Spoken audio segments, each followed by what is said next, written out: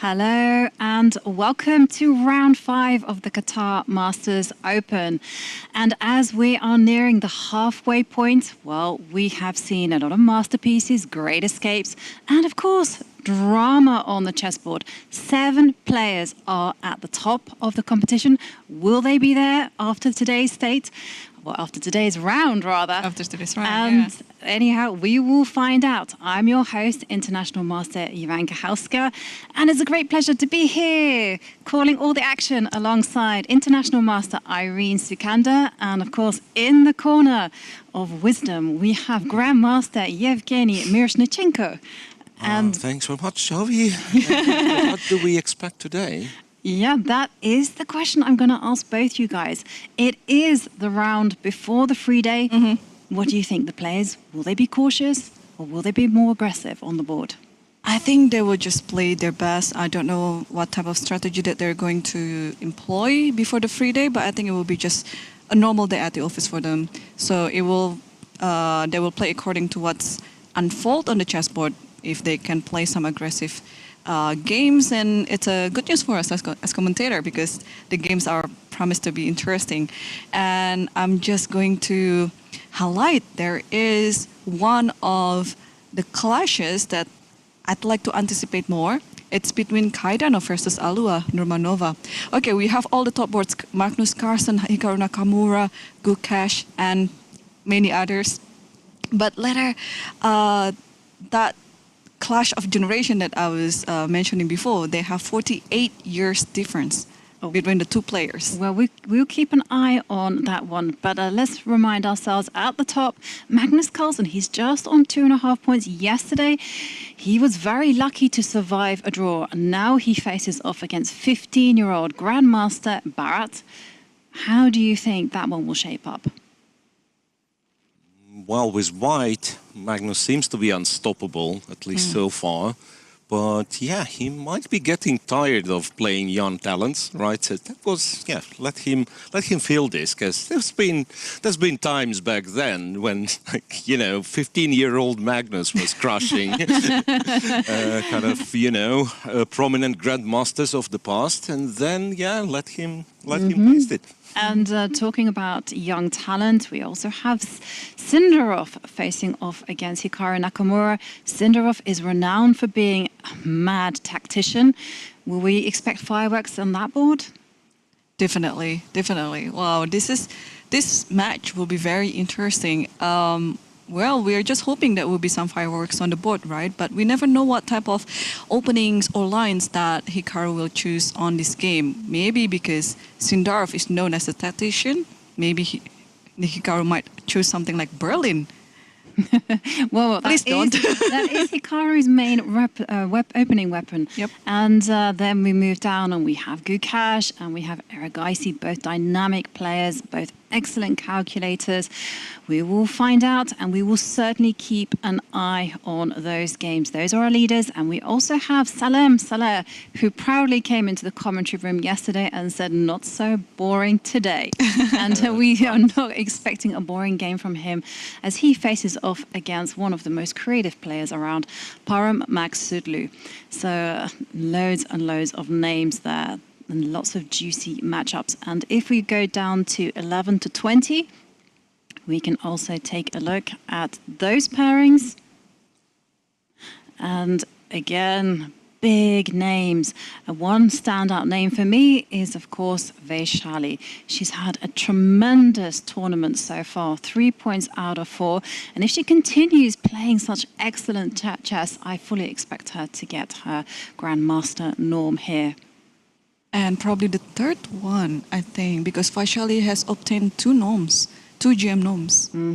Well, lots of delightful encounters, lots of exciting chess lined up for us, and we will see what kind of mood the players bring to the table. Will they be fighting chess today, or will it be caution all around as the players? And there we go.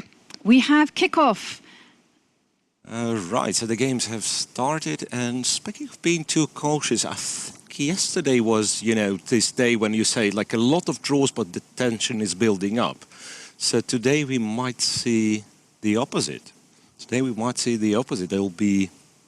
Okay, let me come up with a bold prediction. So there will be a lot of results on, between the leaders. Let's say there won't be that many draws as we've seen yesterday. So you're expecting more decisive results? Yeah, like top 10 boards, there will be more than 5 decisive games. Okay, I don't know why I say this, but yeah. Okay, well, let's check out the start of the games. So first up on board 1, we have Magnus Carlsen. Now he is playing on a fixed board, despite only having 2.5 points. Now, the world number 1 will be very eager to win this one. And let's see what he's brought to the table. Yes. So we currently see this position, E4.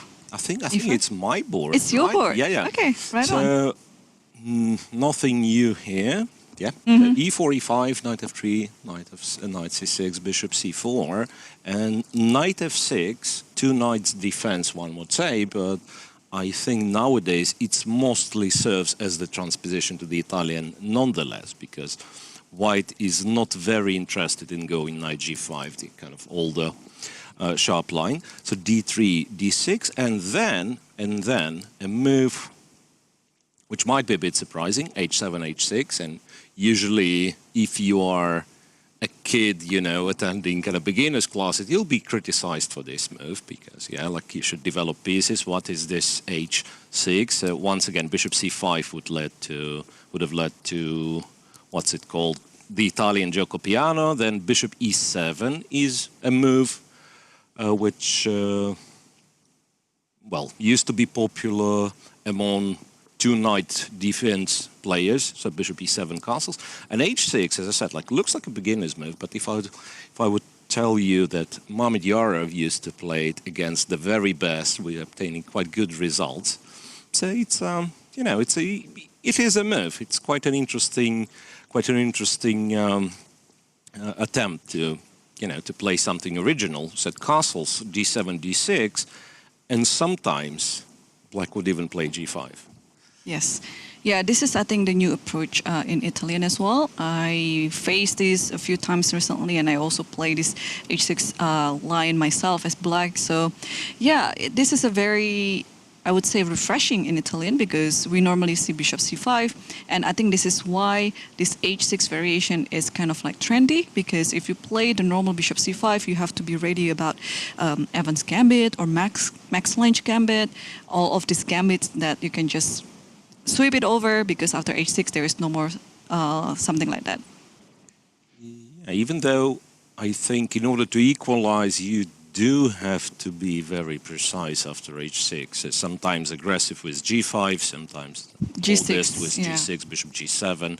Yeah, and Magnus's castle is not the only move, right? Because there've been attempts to play with the long castle with White, not sure exactly what the move's order was, but something along the lines of, say, Knight C3, Bishop E3, you wait for Black to play G6, and then Queen D2, castles long. So this is also possible. Okay. Well, castles kingside was played by Magnus, and a closed game will ensue. We've noticed the strategy also from Hikaru Nakamura. You know, he's employed these very close positions where there's a lot of maneuvering, there's a lot of tension on the board, and somehow or other he steers it into an endgame that's favorable for him. Is this what Magnus is also going to be trying out? Yeah, we shall see. For now, it looks like, if he goes, say, C3, Bishop B3, prepares D4, that's one of those positions where you can say, I'm playing the real office. I don't know, and moreover, I don't care what you're playing. I'm playing the real office, right? And it really depends on what Black's going to be doing, because after C3, I guess G5 at once might be considered. And that's, of course, you may say it's the same pawn just moved on 1 square or 2 squares, but it's a huge difference. Okay. It's a huge difference. G5 would be super aggressive. That's, talking about aggressive, I'm going to move us down to board 2, Sindarov against Nakamura, because Hikaru did not play the Berlin, which is his main opening choice. Instead, he opted for a Sicilian. Excellent dragon. Yeah, and things get even more spicier because it became dragon, like an accelerated dragon. And now Sindarov, if we play through the rest of the moves, has chosen one of the most aggressive responses to the system. Yeah, so bishop g5, bishop g7, bishop e3.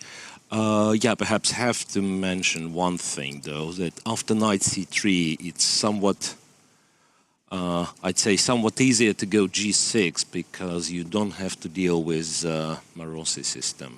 Right? So the knight's already on c3, so that there won't be pretty much there, like bishop e3, knight f6, like imagine the pawn would be on c4, right? So that'd be the Marozzi bind.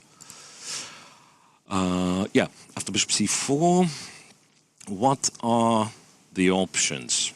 Well, we should explain why bishop c4 is an aggressive system and what black's big idea in the accelerated dragon is.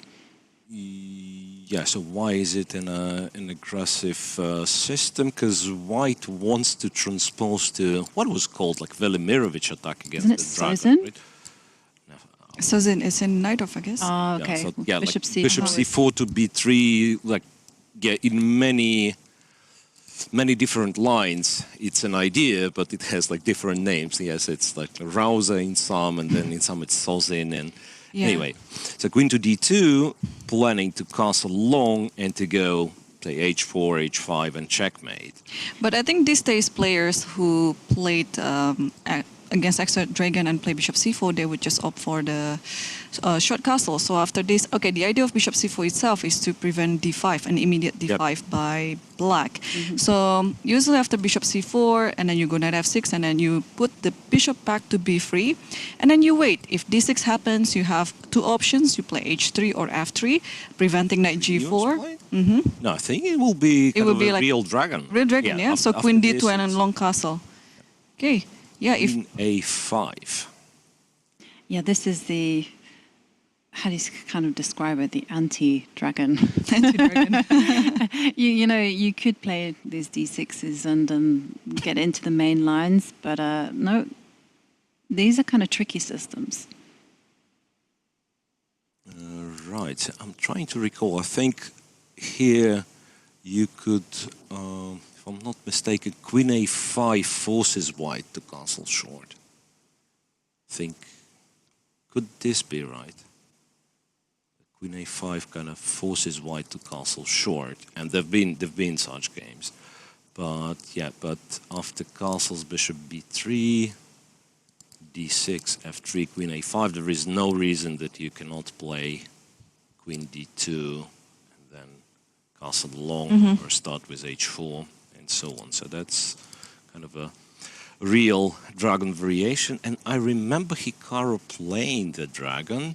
However, it was quite some time ago, and it wasn't with the game that I remember wasn't with bishop c4. So this dragon where black plays d6, d5. And despite this being like opposite castles and so on, the theory nowadays is such that it's a very positional opening in a way. So no one's interested in getting checkmated, and they play in the center. So yeah, that's quite a development. Yeah, it is, and we will definitely keep our eyes on this pairing. Let's move down to board 3. Right, so here, Narayan against Gukesh, and here we have, with a little bit of transposition, so I'm not sure if this one actually has a name for knight b to d7. It's the anti-bishop f4 line. Anti-bishop f4 line, okay, that works for me. So c takes, e takes, bishop to g5, bishop to b4, and I think it's fair to say that it must be Rogozin defense territory with an early knight to d7, knight d2. Knight d2 stops all the, you know, like h6, bishop goes, g5, knight e4 tricks, which is very common in the Rogozin. Say, if I would have played e3, then among other things that black can do, which is castle, c5 play, and so on and so on. But that would be one of the ideas, yeah, knight e4. So knight d2 takes care of that, but then black can switch to playing a sort of a usual Carlsbad structure, Carlsbad maneuvering. So knight to f8, knight to g6, then later h6 to get rid of the pin. And interestingly, in the Ragozin, black does not mind exchanging on c3, right? But now if you play a3, I guess black just goes back. Because what white did, okay, white has won a tempo, right? But once again, like winning a tempo with a2, a3 and going knight d2 is not necessarily very useful moves, right? Because later on, in order to play for this, for this kind of plan, you will need to move the pawn, the a pawn, for the second time. Yeah. So bishop e7, and then knight to g6 and h6 very likely, or sometimes knight e6 as well. Yeah, like knight e6. What was this plan? Like Knight e6, g6, knight to g7, in order to play bishop f5. You swap off the light square bishop. Right. It's Queen's Gambit structure, the Carlsbad structure, right, with somewhat strange placement of both knights, I would say, knight on d2, knight on f8, but no major differences. So it's still very positional, long-term plans, and so on and so forth. Okay. Yeah. It's very tricky opening as well. There are so many different order of moves and similar ideas, but yeah, you just have to be careful because not all the order of moves are the same, although they look very similar. Okay, so far still quite peaceful on this game. Yep. So moving on, board 4, Jumabayev against Erigaisi, and I can see Catalan. 9th move b3 from black, which is not very often, happens not very often. So the Catalan is bishop e7, which is strangely the most natural move in the position, but quite rare, I want to say, nowadays, because, well, I'm not following the stats, but I still think bishop b4 is much more popular, e7, right? Yeah. And I think a couple of boards later we do have the position, the Catalan with bishop b4 check, but we'll see it later. So bishop to g2, castles, d takes c4, queen c2, and b7, b5. b5 is one of the options, of course, so it's not... This is the line where black sacrifices the pawn, right? But yes, gets he very does. active pieces. Yes, a4, and b4 is the main move. b4, but was it is. it here, this kind of Grishuk defense, yeah, an a6 or something, Yeah. so sacrificing... This is the position, I mean, the line that is going to be interesting for both sides. The sacrifice, black will sacrifice the pawn in order to get more activity of the pieces. And this is also, if I'm not mistaken, was the game between Salimova versus Gorchkina in the final of the World Cup. But yeah, I like the other line actually, this before and before is the and main Rinat move. here played knight b d2, where usually knight f d2 is the main line. Or Knight e5. Knight e5, I think it leads to kind of the same thing. Yeah, knight e5, queen takes, and then taking the rook, as attractive as it is, and I was advocating the rook is worth 5 pawns and knight only 3, right? But this one's considered to be, I think, okay for black.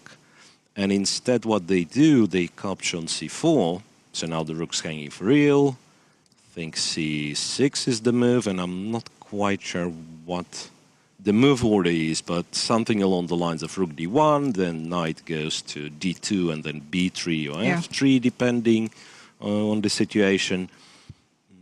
Usually white gets like very serious compensation. Yeah. So in order to enter this position with black, you really have to know something, otherwise it's very tricky. But yeah, and after knight b to d2 and b3, the difference is, as far as I understand, the rook is not hanging. So like with the other knight on e5 or d2, you would just take the pawn, right? But now taking the pawn, black goes bishop a6, and You and the pawn on E2. captures e2 pawn. But this is actually the main line. Yep. And after Queen queen b3. takes b3, Do they black check? will also capture the e2 pawn. It's also possible someone's played knight c6, but let's go with the crowd. So bishop e2. And then after rook e1, What did they do? Yeah, and then black has played 3 games with bishop a6 and 1 game with bishop takes knight. F3. So quite risky, isn't it? Like some jumps to e5 and so on. Yeah, that's how it continues. Knight goes to e5. Knight and then d5 maybe. Knight d5 has been played. c6 is another move that's been chosen twice. So still. Yeah, but that's super interesting, this one. Yeah, b3. A bit surprised with Renat kind of thinking right here, because knight d2 is sort of a sideline, an alternative to the usual, right, knight fd2 or knight d5. And since he played it, he has to be ready for the most direct, kind of the most direct move, right? But okay, he's taking his time, maybe remembering his theory. And let's go to the last of the tournament leaders. And it's the match-off between Masudlu against Salem, who is on 3.5 points. You know, he showed us a very expertly played out draw in game 3. It was very much all in his opening preparation. Yesterday, he also came very well prepared. He's been working with Peter Lecco as a second here in this tournament. What's happened now? Can we rewind to the beginning? Because absolutely. It does look like a theory. It's a Grunfeld. It's a Grunfeld. It's I don't know what would you call it? So many lines in the right? Grunfeld, yeah. Oh no, it's not the main line because knight goes to e2. Yeah, no one knows what's the main line. It changes every couple of years, right? So at some Maybe point, now bishop it's every few d2 months. was the main line, the bishop d. Anyway, so this is the line which was like very popular maybe 10 years ago, and before that was even more popular when Karpov-Kasparov played it in their matches, all the way up to this position. So if once again you would need someone more kind of informed on the Grunfeld theory instead of me, like Peter Swidler comes to mind, or you know, to give you a proper kind of give you a proper lecture on what to play here. But I think very often it would be castles, and instead of knight c6, I think there are other maybe knight c6 is still kind of fine. So this is, instead of bishop g4, you have other moves for sure, like queen c7 is the move. Knight a5 has been played, b6. But the main point is, it's in the Grunfeld, it's a battle between the white maintaining the center and black chipping away. So bishop to g4 is the main line. f3, we've knight seen a5. Magnus have this position with the black pieces. And then after f3, this is an important idea. You have to go knight a5, counterattacking. Knight a5, and then after bishop, so why we could ask, like, why white is capturing on f7, because bishop d3 is also an option, right? And I'm not quite sure if it's c takes d. I think it's c takes d4, c takes d4, bishop e6. And then this line, once again, used to be super popular, this exchange sacrifice. I think Veselin Topalov has played quite a few. Well remembered. I'm impressed. It is Veselin Topalov against Alexei Shirov. And then quite a few games, actually. Seems like they played a match. Right. And after knight a5, bishop f7, if you check this one, there must be Karpov-Kasparov among other guys. And why did white take it with the king? And why not with the queen? Is there any good explanation to that? Is there any good explanation? Is there any explanation? I think c4. knight c4, and with the queen on d1, you can go to b3. Had this one, right? While here, just king f1, queen d6 targets the pawn. Therefore, king g1, queen e6 targets this guy and this guy. queen c2, c takes, c takes. Well, actually, I'm not sure about queen c2, even though it's blitzed out. So Maksudlu plays not spending any time at all. Rook c8 and queen d3. So now what's happening after queen takes g4, for example? That has been played before, and we can take inspiration from our previous games. White tried king h1. King h1. Well, yeah, I'm just quoting the game. Another move that was tried was rook f1. Yeah, Which... like rook f1 is easier to understand, Exactly, to be honest, yeah. but could it be that he prepares the square for the bishop like this? But in that position, you can play rook c1 instead of bishop g1. It's a little bit more... sorry. No, I mean, the rook is protected, that's why. I thought it was hanging. No, it's probably not a great idea to trade the bishop, right? Yeah. Yeah, so like bishop g1, you keep in mind rook c1, of course, and possibly like h3, and who knows, maybe the bishop is going to show from this diagonal later on. Okay, so some deep theoretical knowledge from these two players. So Salem is very well prepared usually, but so seems to be Maksudlu. And, well, whose position do we prefer here? Again, must be equal, I believe, according to computer, right?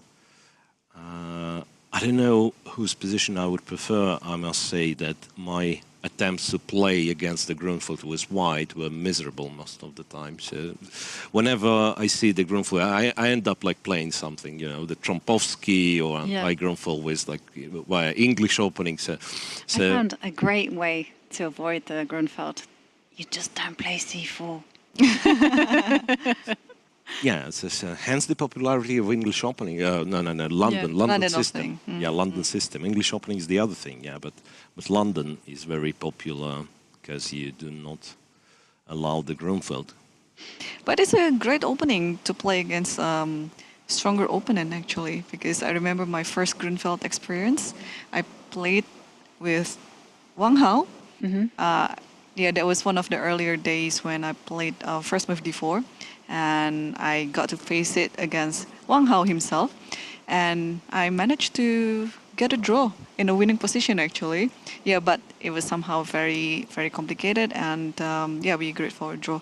So I always like it whenever there's an opportunity for me to play against Grunfeld.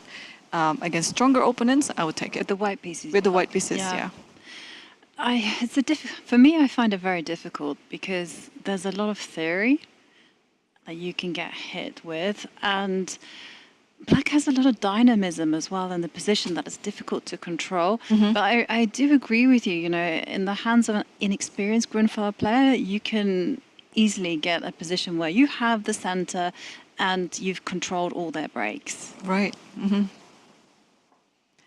Yeah, so shall we move on a little bit? Yeah, let's go and check on the number 3rd seed, Anish Giri, who's playing on board 6th. Anish.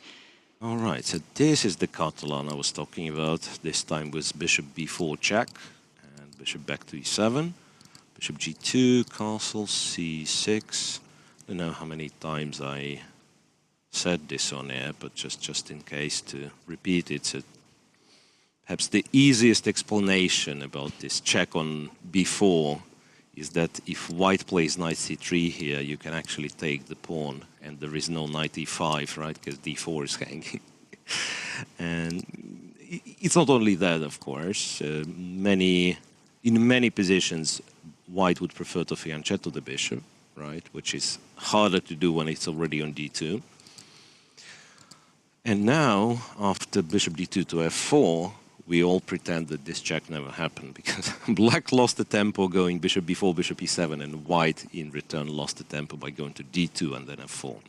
So h7, h6, rook d1, a5. It's a little bit confusing. That's a very trendy idea. Yeah, but combined with h6, I'm not sure. Is it? Yes, Yes. I think it. I mean, I think quite a few people are playing h6 for some reason. I don't understand that. But a5 and grab some space. Yeah, because I think I've seen kind of immediate a5 and even faced it once.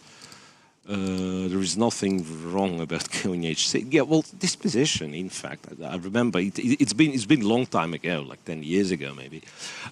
But once again, at some point it looked like it's a very narrow path for black to equalize, and entering some complications and so on and so on.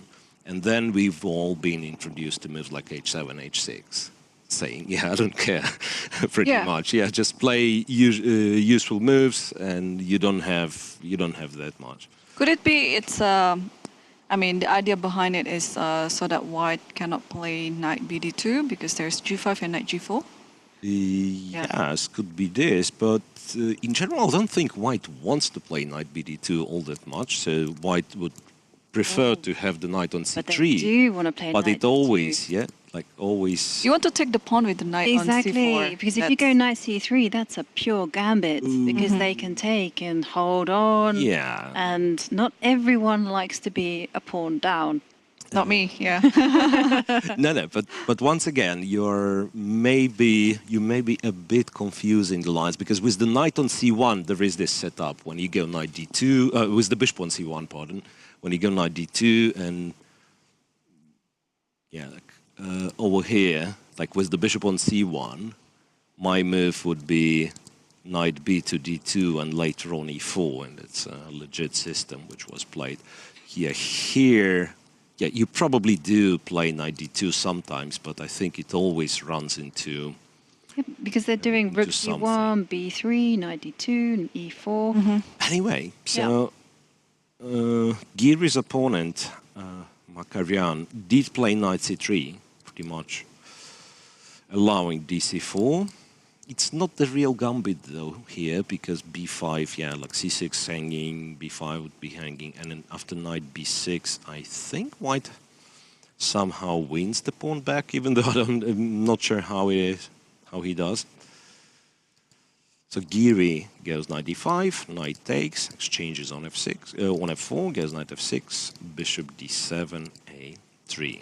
Yeah. And can we talk a little bit about white's pawn structure? Because the first time someone did this to me, I was like, what on earth are you doing? Giving me the bishop What pair. are you doing? Yeah, and the pawns are weird. And your pawns are weak. And then I understood as the game progressed that it's actually not very easy because black doesn't have any pawn breaks. Yeah. Absolutely. So that's kind of, it enhances white's control over the center, and also sometimes the g file will be used. And there've been like very nice examples of white's playing this structure, like going years and years back. That there was a game of Ribli versus Karpov, for instance, which is perhaps late 70s. Okay. You know, I'm nicely putting that one won. in my memory bank because I don't know it. But I know that Botvinnik was the big guy who came up with this pawn structure. Yeah, could be, even though they were not playing the Catalan back then, so it might have been from from a different opening. So yeah, well, the story of Catalan is quite obscure, to be honest, because it was played, I believe, like beginning of 20th century, and people were kind of doing it wrong. It had this image of you are being a chicken, you want to draw if you play the Catalan, because like D file and C file would get open, everything would be traded, and people would agree a draw. Right. And yeah, and then later on, there were a lot of new ideas found, and at some point, like beginning of 2000s, I think the Catalan was, at least on higher level, was more popular than the Queen's Gambit. Okay. The D4, D5. So whilst it's relatively solid positions at the top of the table, amongst the tournament leaders, I can see on your computer, Irene. Yeah. I'd like to bring this up, yeah. Things are looking not quite as stable in some of the games. And I'm looking at Kevlishvili against the Thurman. Yes. Right, So let's check. this is Okay, this is the current position right now, but we can take a look at the opening, the one that you said, nah, this Knight not... G5. Knight No G5, one's D5. interested. Yeah, no one is interesting. Hikaru Nakamura beating Fabi. Yeah. No On one's Knight G5. interested in going Knight G5. So D5 is E played. takes, Knight to A5, a check, and Bishop D3. Yeah, and this is really for quite a while. This is a main move, even though, like back in the day, they would prefer to go to E2. Knight D5, I think, is kind of a theory. Knight F3. Bishop D6, Knight C3, F7, F5. Yeah. I think that there were quite a few correspondence games. They should be, yeah? Yeah, and then of course it's, you understand, like if guys find it interesting to play with computer help, this is complex enough position to play over the board. Shall I tell you a funny story about correspondence chess? Oh yeah. So my friend donated a game to a person, in the name of charity. So it's like, okay, they were going to donate some money to a charity, and then her plan was to play a blitz game or like a half-hour game or something like that. But this person's plan was to play a correspondence game. Which took how many days? Or No, when she heard that, she was like, you know what? No, I'm just going to donate money to charity, and you can leave that correspondence game alone. Yeah.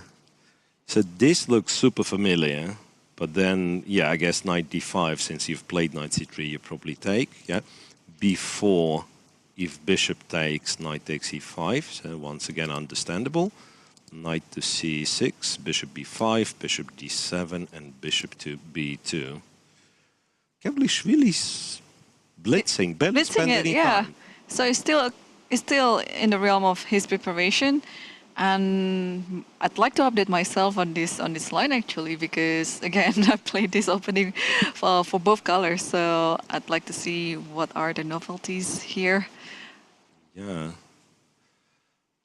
Can we? Oh, okay. Maybe we'll check it a bit later, like in terms of check it in the database, right? It looks. I mean, I'm reluctant to say anything because obviously it's a very complex position, right? And since we see Kevlishvili blitzing it out, it's first of all, it's probably his preparation, but it also means that Seturaman plays good moves, kind of moves that were suggested by computer. Otherwise, Robbie would start thinking as well. Yeah, and I'd like to switch your attention to the game of Samado versus Jordan van Vores. It seems like the Dutch had similar preparation in the Catalan.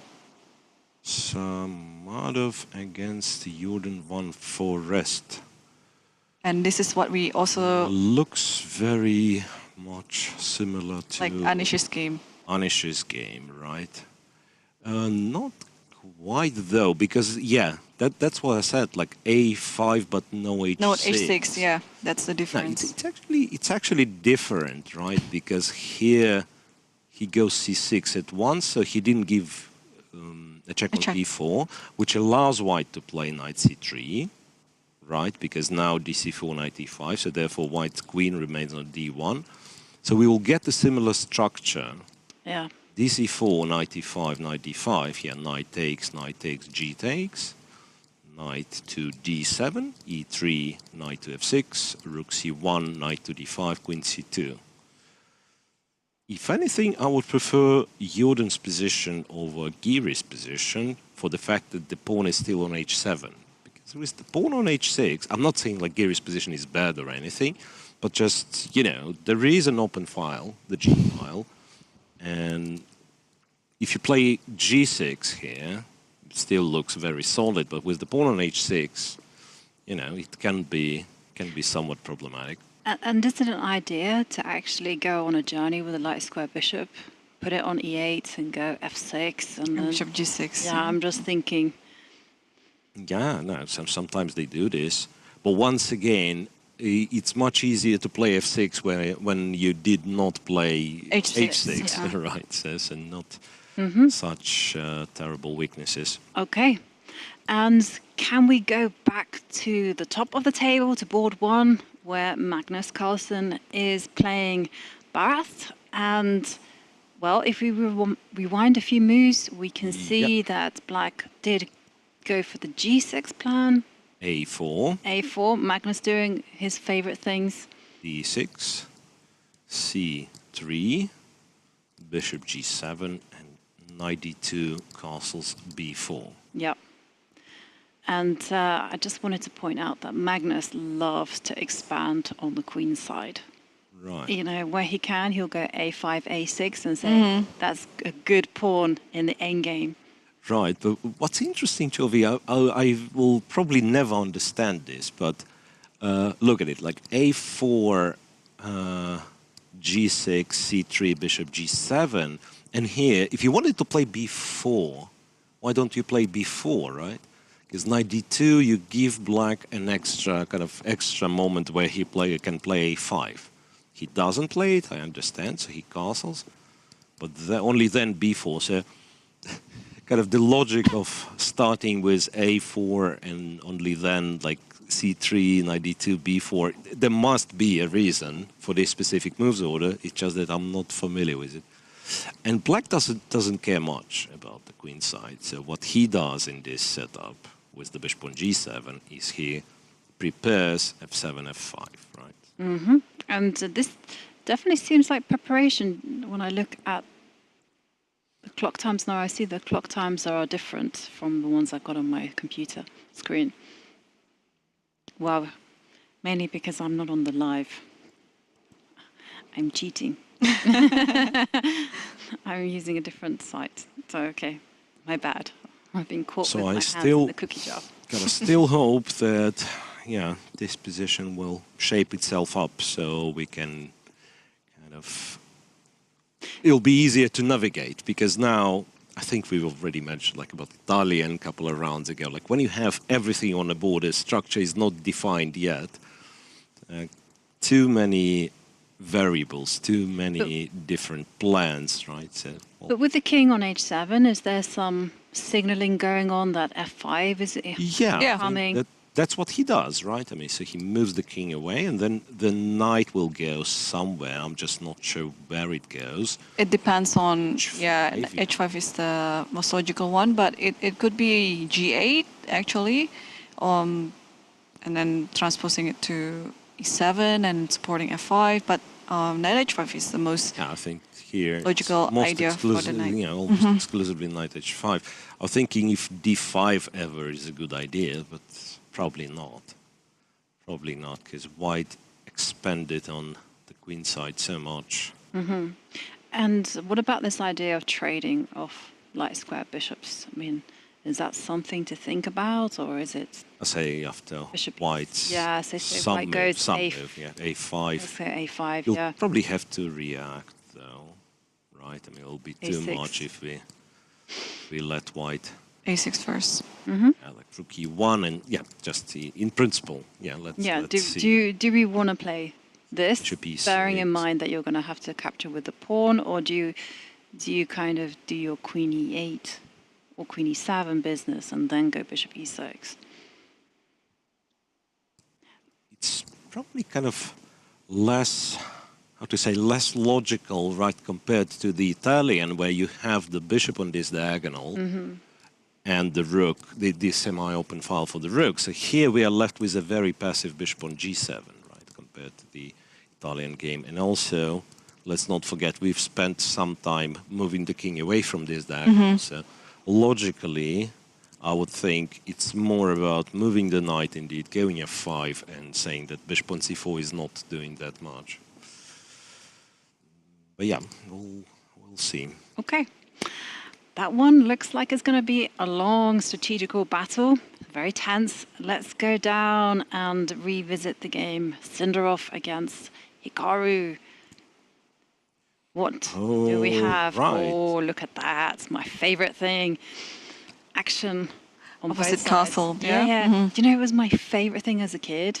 when they taught me that you didn't actually have to castle on the same side as your opponent. I was like, oh, really? And so I would wait until they castled and then I would go the other way. Look, everyone does it, huh? Yeah. At some point, perhaps, because yeah, it was exactly my thought. I'll be clever. Like, I'll wait for you to castle. I'll castle. I'll castle the other side. Yeah. Right. Okay, so queen d2 did happen, and then we see a long castle on the board. Knight takes, bishop takes, bishop e6. Yeah, castles b5, king b1, b4. Knight to d5, bishop takes, pawn takes. And queen b5, so preparing to push the a pawn. And Hikaru is still on 1 hour 31. That's always really scary. Right. Yeah, but the position, I mean, compared to other dragon games that we normally see on databases or live games, this one is rather peaceful. Yeah, because there is still no attack on the king side. This h4, h5, I don't think it will happen anytime soon because white has to prepare against the a5, a4 idea. Oh, is he? He's reaching the rook. It should be rook he1. Yeah, rook he1, because I was going to say... Does it work though? Like, Well, it's actually what's one of the main moves. What's our reaction to a5 though? Like queen e2? Queen a2 or queen d3. 2 or queen d3? Queen, yeah. Offer a queen trade, basically. Yes.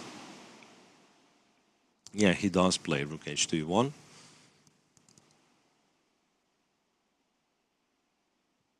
Yeah. Do you think Hikaru will blitz out his next move? Yeah. Yeah, very likely. Very likely, yeah. Rook h2 1 is so logical. And it's also theory. Oh, is it? Yeah.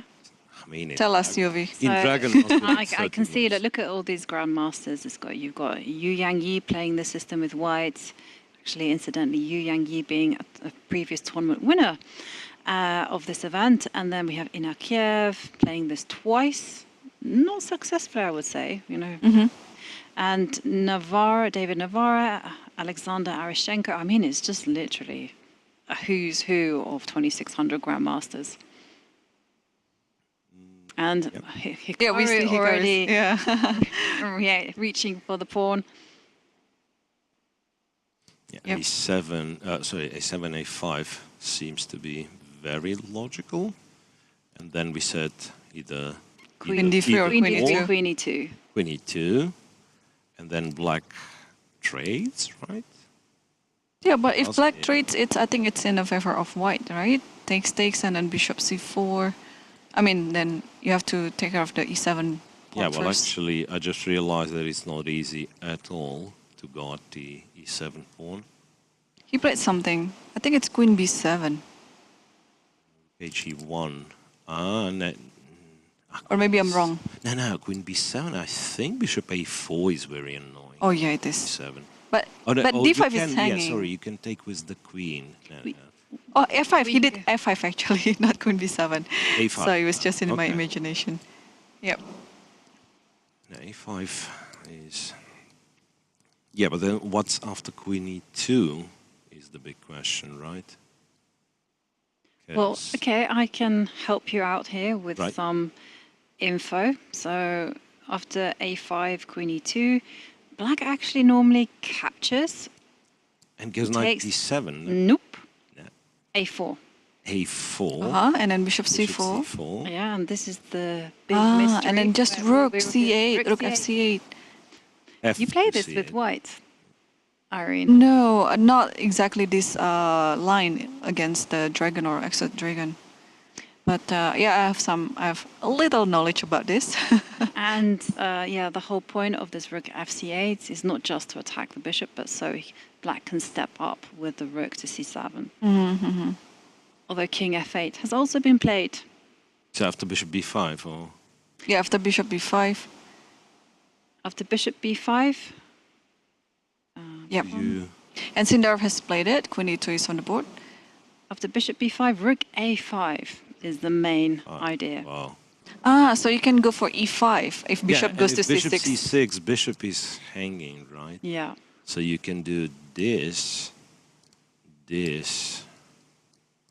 take the bishop. Take the knight and then Take e7. Knight, go e7, bishop e7, rook e7. And this actually looks quite annoying for black, but once again, I mean, if they've reached this position in their analysis, they would know how to make a draw with black. I think it's just rook e5 and draw agreed.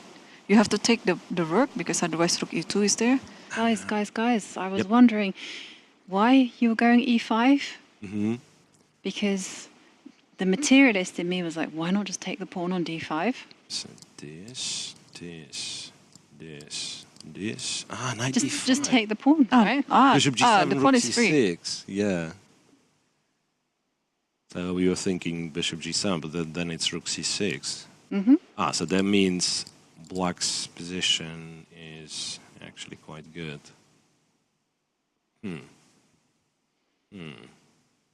So bishop b5 Is not a clever move. is not the most popular move, shall we say? So is it B3. b3? Yeah. e3. And then after AB, you take it back with A. Oh, hang on, what's A4. a4 played? But will Hikaru be happy with this turn of events? 4 bishop endgame. c4. No, he just He needs to win with black against these youngsters at some point. Because you have to remember that the winning score in previous years was like 7 points out of 9, or 7.5 points. You can't drop too many points. I think he'll be all right with the draw. I mean, this position is also doesn't offer so much. And on the bright side, he can have more than a day of free day. Wait a second. So if he makes another draw, then makes him drop 1 point. So 1 point. Out of 5, and he'll have two more whites. So he's on track to score like 7 if out of everything 9. goes according to plan. Like win with white, draw with black.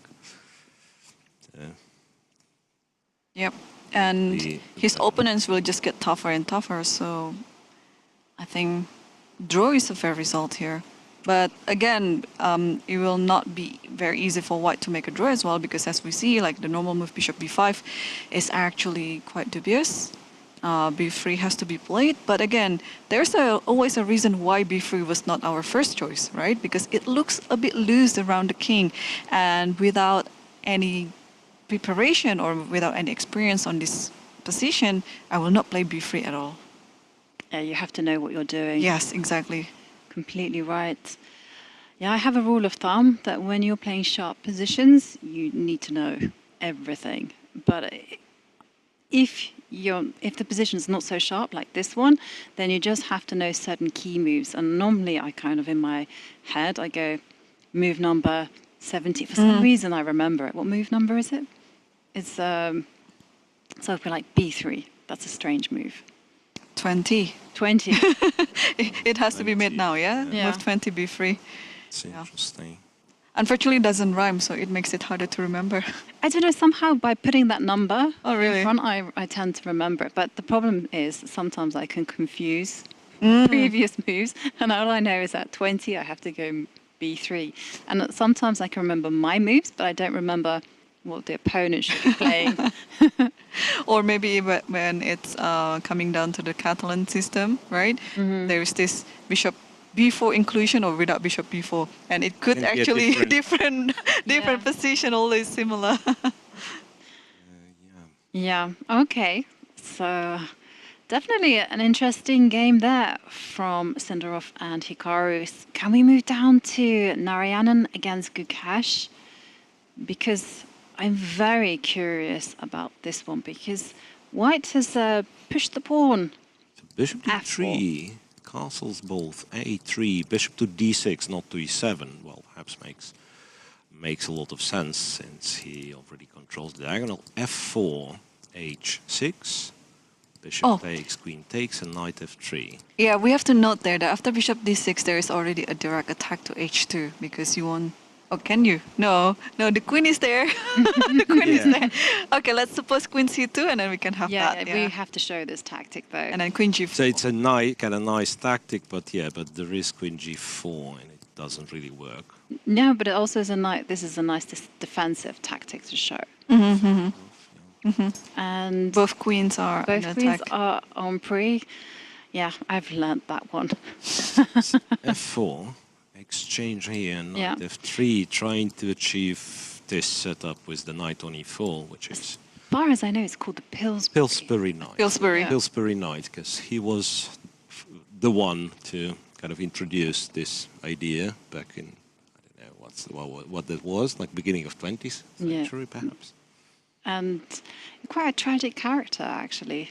You know, he got sick and he just lost his mind. I mean, there's a famous tournament, I think in Hastings, where he started off superbly and then the illness struck and then he just couldn't play chess, basically, and ended up losing the rest of his games. Very tragic figure. But he came up with a system of attack and it's quite a good one. I mean, it's very simple. You put a knight on e5 and then you just let that knight sit there.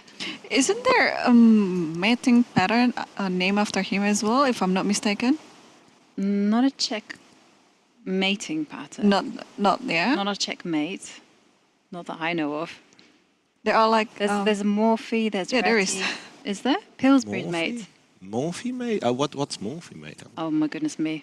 I did like Sure. a course on checkmating patterns and I remember this because some years ago I took a look at the book of How to Beat Your Dad at Chess by Chandler Murray, and then it shows like so many matting patterns, and I didn't know actually chess has that many matting patterns. yeah, It's like 50 or something. 35 I think. Wow. That's why in the book Yeah. I think it was 50. I'm learning something. Oh, So that's why this name struck in my mind. Like there is Pillsbury mate, but I'm what afraid mate it's is it? all- I don't know. It's all made up. No? It's all- I'm afraid it's all made up.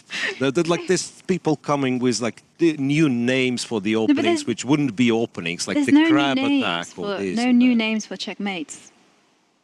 Yeah, hopefully, It's all like you have like the triangle checkmate, I have no idea what's that. the balestra checkmate. Okay. We'll have a break and you'll tell me. Yeah. So, knight was pinned on its route to e5, and after queen c2, it was captured. Also, So, no bishop three- Pillsbury knight for you. No Pillsbury knight for you. Because otherwise, as far as I understand, if the knight would land on e5, it would be very nice for white, not only because he achieves what he wanted to, but also black pieces are really awkwardly placed to kind of highlight the downsides of this setup. Because e4 square, yeah, so that's pretty much the only problem you have when you push the d pawn and the f pawn is the e4 square. And none of these guys kind of controls the e4 square and will control in the near future, right? So by exchanging on f3, black makes sure that the knight is not getting on e5, and the other knight, it's going to take white ages to bring the other knight to e5. Still, this knight has to be rerouted somewhere. Can you just switch then to this idea that you often see in this type of structure? You know, you just try and play a minority attack, or is white hell bent on putting a piece on e5? Yeah, like probably since we've committed to this f4. Yeah, but how are you going to get a knight Won't to? be. No. I'm just Oh, saying yeah, it might be too much, like having the e3 weakness and also pushing the queen side. It could be that it's like say black goes rook to e8, and I can kind of already see some dangers, you know, like rook e3, queen d4, or Yeah. especially if we go b4 and these guys are hanging as well. Who knows? Maybe some tactic already works for black. Okay. Yeah. So white can't get greedy and grab space all over the place. Instead, so how are you going to react to That's a rook big. e8, g4? That's a big or question, queen yeah. f2? I mean, That's a big question. I don't know. Do I take this guy? Probably not. Do you grab space with? I would grab the knight actually. Bishop You would? e6. Well, that knight is a But then bit like annoying. f takes, and then he wants G5. he yeah. wants g5. Yeah. So, Yeah, I was kind of hoping to go f5, but yeah. So say f5 is yeah, not. And if you were to go queen f2, Yeah, this could be, and then like given E4. Yeah, E4 or maybe is in the in air. some positions. G4, and I'm gonna start singing "I Want It All" because I do. And you want it now, Oh right? yeah, exactly. Knight to G. Yeah, then I'm gonna go Rook H3. Rook H3 I- and Knight I'm not too proud to make that move. F5. And you'll go G4 Yeah. this time. Yeah. Awesome. Bring it on. Yeah, and you go G4, and there is no. You've made sure there is no. You guys are figuring out my style. If I can put a piece in the middle, I will. If I can push a pawn, I will. If I can make some trades, I might Yeah, I mean, do. I can go for a funny line. I mean, I'm not sure how good is it, or is it any good at all. But say I'll take the second pawn, right, and D4's hanging, and I think I win the third pawn no matter what. And after Queen F2, Queen there's Rook F2, E8. Bishop H2 as well. Ah. But I like to try but I Rook wasn't E8 sure. first. Yeah, Rook E8 is just a good move, I guess. Rook 8, King H1 though. And then you still don't have. Yeah, maybe Rook E8. And Rook E3. I mean, it's like an interesting attempt, right? Mm-hmm. It's a bit of a 4, and then say take the. If I take the third pawn, then it's probably playable for black. And guys, Yep. a little bit of interesting developments. If we go and quickly check up on the game between Sindarov and Hikaru, you see that Bishop B. The bishop is on Bishop Yeah, B5. B3 was the most popular move, but instead Right. Bishop B5 And now, as you Rook informed A5 us, could be Rook a possibility. A5 is very, very annoying move. And I'm just gonna have a look at the clock times. Hikaru Well, not use any time on the clock, whereas Sindarov under 1 hour. yeah, but worst thing scenario here. Okay, we only saw Bishop C6, but what happened if we just go to the opposite colored endgame with Bishop takes F6 and then Bishop C6? Bishop C6. I think it's still a very balanced game. Yeah, could be. So A3, B3, right? Or what do we do after A3? Yeah, B3 looks good. Or would it be possible to play Rook E4 and then just... E4. Yeah.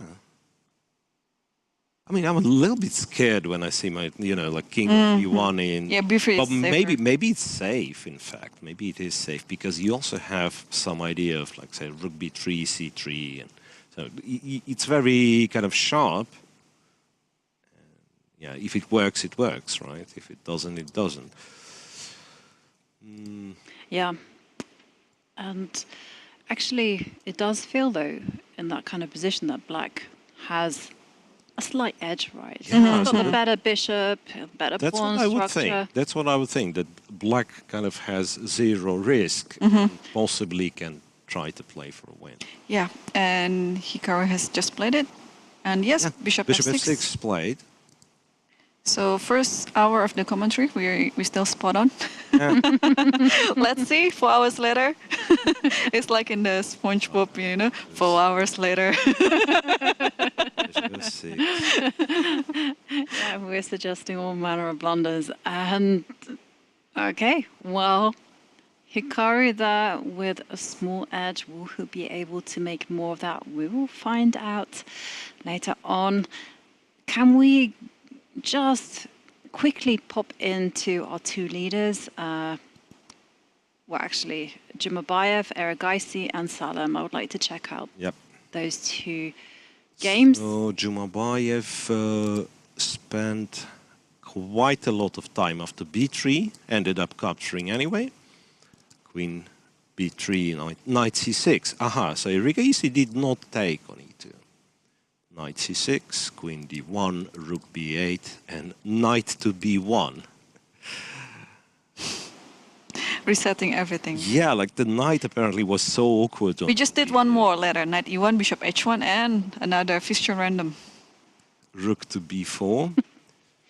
So it's the line where normally white is the one sacrificing the pawn, but black didn't want it and instead sacrificed the pawn himself.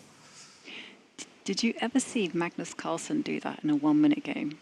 He went, I think, knight f3, knight g1, knight f3. He gave his opponent like 11 moves or something for free, and he goes, okay, that's enough. And then he And still now managed starts to playing. Still managed to win. Yep. Yeah. That's 1 minute game, though. Yeah. And here in our tournament, he got crushed in round 2, not giving his opponent any tempi. I think we can quickly take a look at the Kavlishvili's game versus Setoraman before our first break, maybe, Yovi? Yep. Yeah, because this looks like, again, this is the position and line. Let me see. Wait, I'll bring the position up. So what do we say? Kavlishvili, Setoraman. Yeah, but what do we say about this one? Erigaiski. Oh, Still Because, complicated. yeah, like knight c3 perhaps returns the pawn. And as much as black is active and so on, he at some point he probably has to start cashing on his activity, right? And it's hard to imagine like black winning anything but d4 pawns. So probably will take the pawn, and then we might see something equalish. Strangely, like the pawn's going to disappear, some pieces trade. So, but yeah, for now very complex. And blah blah, where it was Kavlishvili with Setoraman. That's the one. 2 knights. Bishop d7, bishop to b2, and the question how to defend the e5 pawn was answered with short castle. I'm not planning to defend anything. Take it all you want. Yeah. Bishop And takes, he did. Bishop takes, knight to e5. Whoa. That's brave stuff. Rook e8. Yeah, Rook e8, that's but I guess you very just brave stuff. support the knight with a pawn. No problem. Honestly, I thought bishop takes was the line, but yeah, Kavlishvili is apparently still in his theory, right? But over here, yeah, apart from rook e8, which seems to be like a very pleasant move to make, yeah, like if you go d4, there is a check. But there's only one check, right? Can you just play c3 and then castle C3, afterwards? Yes, you can, but Looks like maybe white is consolidating everything. maybe black's consolidating Yeah. it well, right? Like go back. Well, So- hang on, you can go. Eddie, you don't have to give up the pawn, please. Don't be so trigger happy. I want to go f4. f4. I like my little guy. I don't care if you go bishop b5. I'm going Yeah, to king f3. no, but I thought like rook b8 that Okay. must be quite annoying, I think. Queen c2. Queen c2. To bishop Maybe- b5. Yeah, king f2. King f2, a check, I'm not also sure whether the g3, g3, yes, this. and This rook is kind of stuck for some. Yeah, there should be some compensation to this position. What really interesting is Kavlishvili doesn't really spend so much time. So Yeah, still, so he goes f4 yeah, confidently Lots to f4, and Queen b6, to b6 and a3. stopping the castle, and then a3. So he's in the same boat with you, Jovi. So Yeah. so once I want the pawns, these my pawns. Yeah, I'm not giving them away that easily. yeah, but there is a problem with. There is some risk though. Wouldn't you agree? Yeah, Some for sure. I mean, a5 is in the air. Also, Even d4. Yeah, now that I'm thinking, d4 it allows white to castle, right? But then, like, how many pawns are we up? 2 pawns. So, if there isn't anything better, black can consider capturing twice, and perhaps even this, like with black being much more active here, even this could be not so pleasant for white. And now with some d3 check, rook e2 ideas. So after a3, what happens if black plays d4? Yeah, that's a serious question. Oh, can you go Queen e2? We need 2. Perhaps. And long castle. But yeah, but are we? That's exactly what I wanted to ask. Are we planning to castle no. We're planning to. to give a check, maybe? Right? No, unfortunately, that doesn't quite work. But yeah, actually, Maybe, right? check, Yeah. check, and then a long castle. Yeah, we're in business. Yeah, could be. So like a5 in view of I think maybe you can check. Well, there is no maybe. check for sure, and then. And now. And then you say, I changed my mind, right? I mean, you went a5, I'm castling short, which actually might be annoying because now knight f7 is a huge threat. Yeah, so. wait, but then you.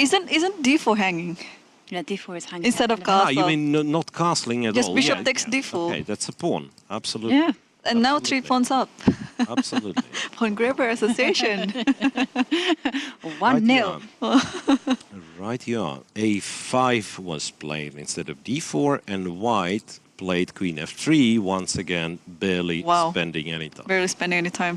That is such a nice preparation. But I think this is a very cool stuff to also mention to our viewers that Robbie is currently studying in St. Louis. And as you know, in St. Louis, they have 3 universities there. Yeah, so Webster University, St. Louis University, and Mizzou, the Missouri University. And they have so many strong grandmasters who work together as a team. And, you know, if you have such a very cool environment to work chess together, you can just share your preparation, and then you also have a team to look after, you know, the opening preparation or end game or even middle game. So maybe this is like one of the perks. And also here in Qatar Masters, we have also Gregory Oparin. Yeah, he's Fabiano Caruana's. Fabiano Caruana's second, and also a graduate from St. Louis University. So yeah, we have quite the number of people that are. I think St. Louis has got more chess grandmasters than any country in the world. Maybe even a country. Yeah. I was going to say city, but yeah, that's quite an impressive feat that has been achieved there. And, well, this is a very sharp position that Robbie seems to have worked out, but we will definitely be keeping an eye on this exciting game. And, well, it has been quite tense, quite thrilling start to round 5 of the Qatar Masters Open. We're going to take a short break, but don't go anywhere because we'll be back in a few minutes with more of the chess action.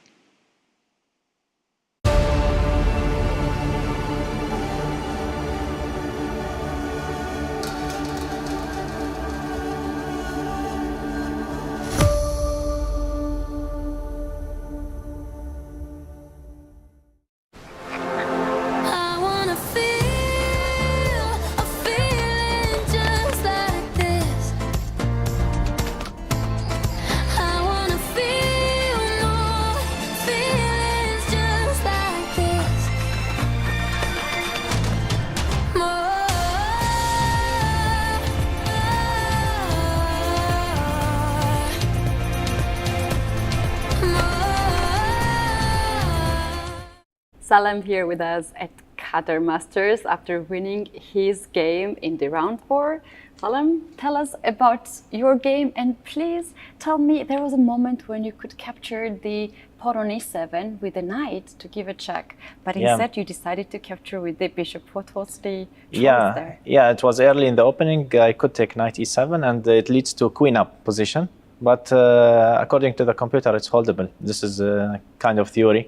So bishop e7 is the better move, at least according to my analysis. And later on it was interesting. I think I have probably big advantage after the opening, but I didn't know how to convert, and probably I lost all my advantage at some point. It was a very difficult game, in fact, yeah.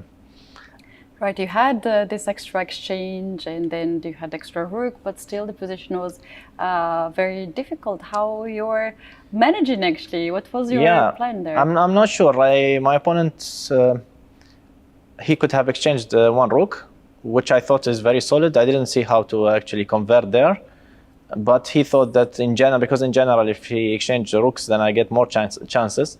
So he was trying to keep rooks, which I feel gave me chances. Of course, he's also keeping his own chances because position has potential. If I play a bit wrong, he can get winning chances as well. So I think that's partly also why he kept the rook. I think he, at some point, maybe he played ambitious, I'm not really sure, or he was just thinking that I will just not change rook. and this is what it led to him. Salam, you had the training sessions or camp with Peter Laka. That's what Yeah. Peter told us before this tournament. He And revealed then- the secret, Yes. And now he's here. Can you please tell us what is the daily routine that you two have at this tournament? Okay, daily routine. Actually, I have. I'm waking up very early, which I mean, Peter is every day complaining about it. He's dying by now, waiting for the rest day. Yeah, we are always chatting, going for meals together and walking and so on. So it's good support by Peter. Of course, he's also helping me in preparation. So yeah, it's nice to have him here.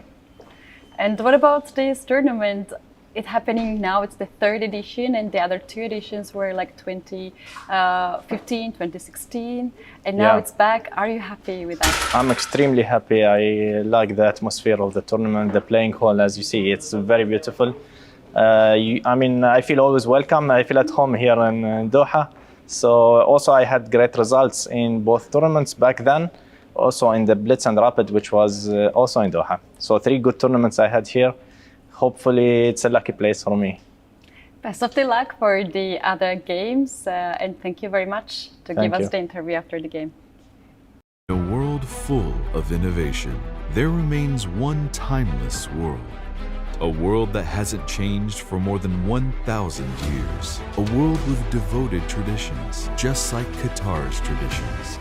Qatar stands as a notable example of blending traditions with modernity, much like chess. Join us in Qatar Master Open 2023, where you will witness the best chess players go head-to-head in a tactical battle. If you wish to succeed, you must brave the risk of failure.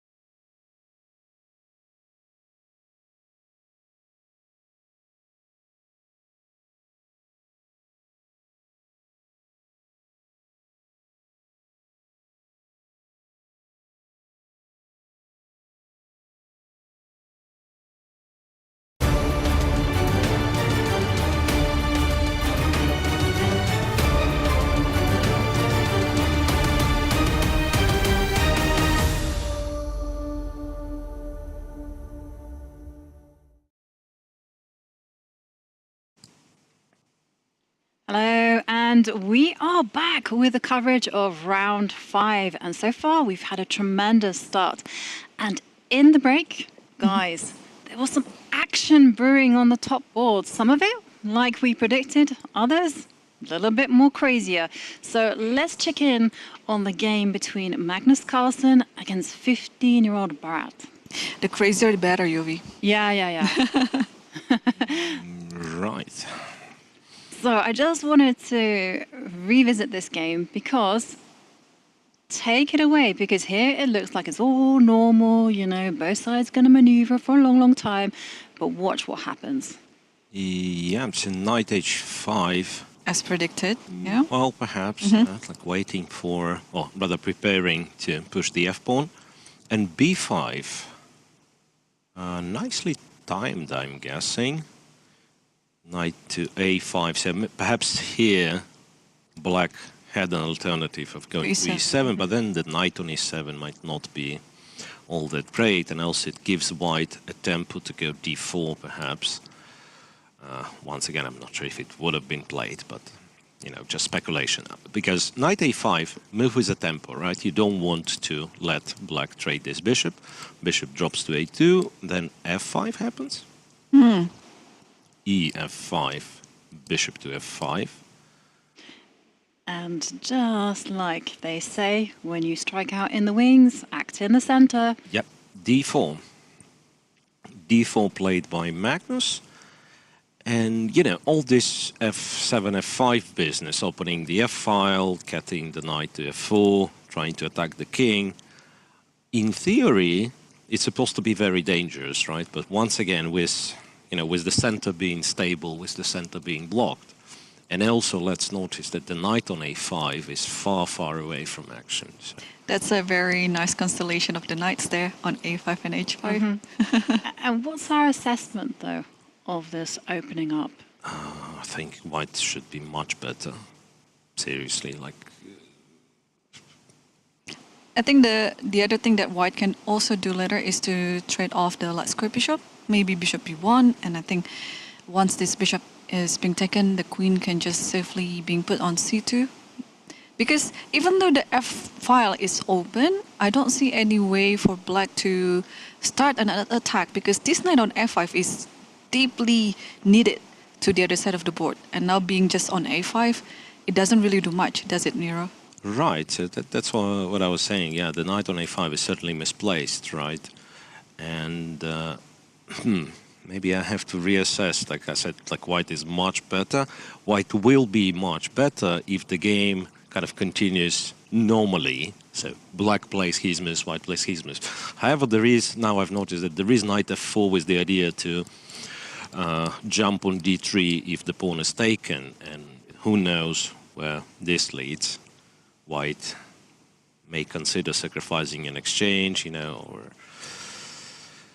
don't know what the move is. Could be just rook e3 and so on. So perhaps this is the line black should be opting for, because anything slower will just give white the initiative. So that's the feeling.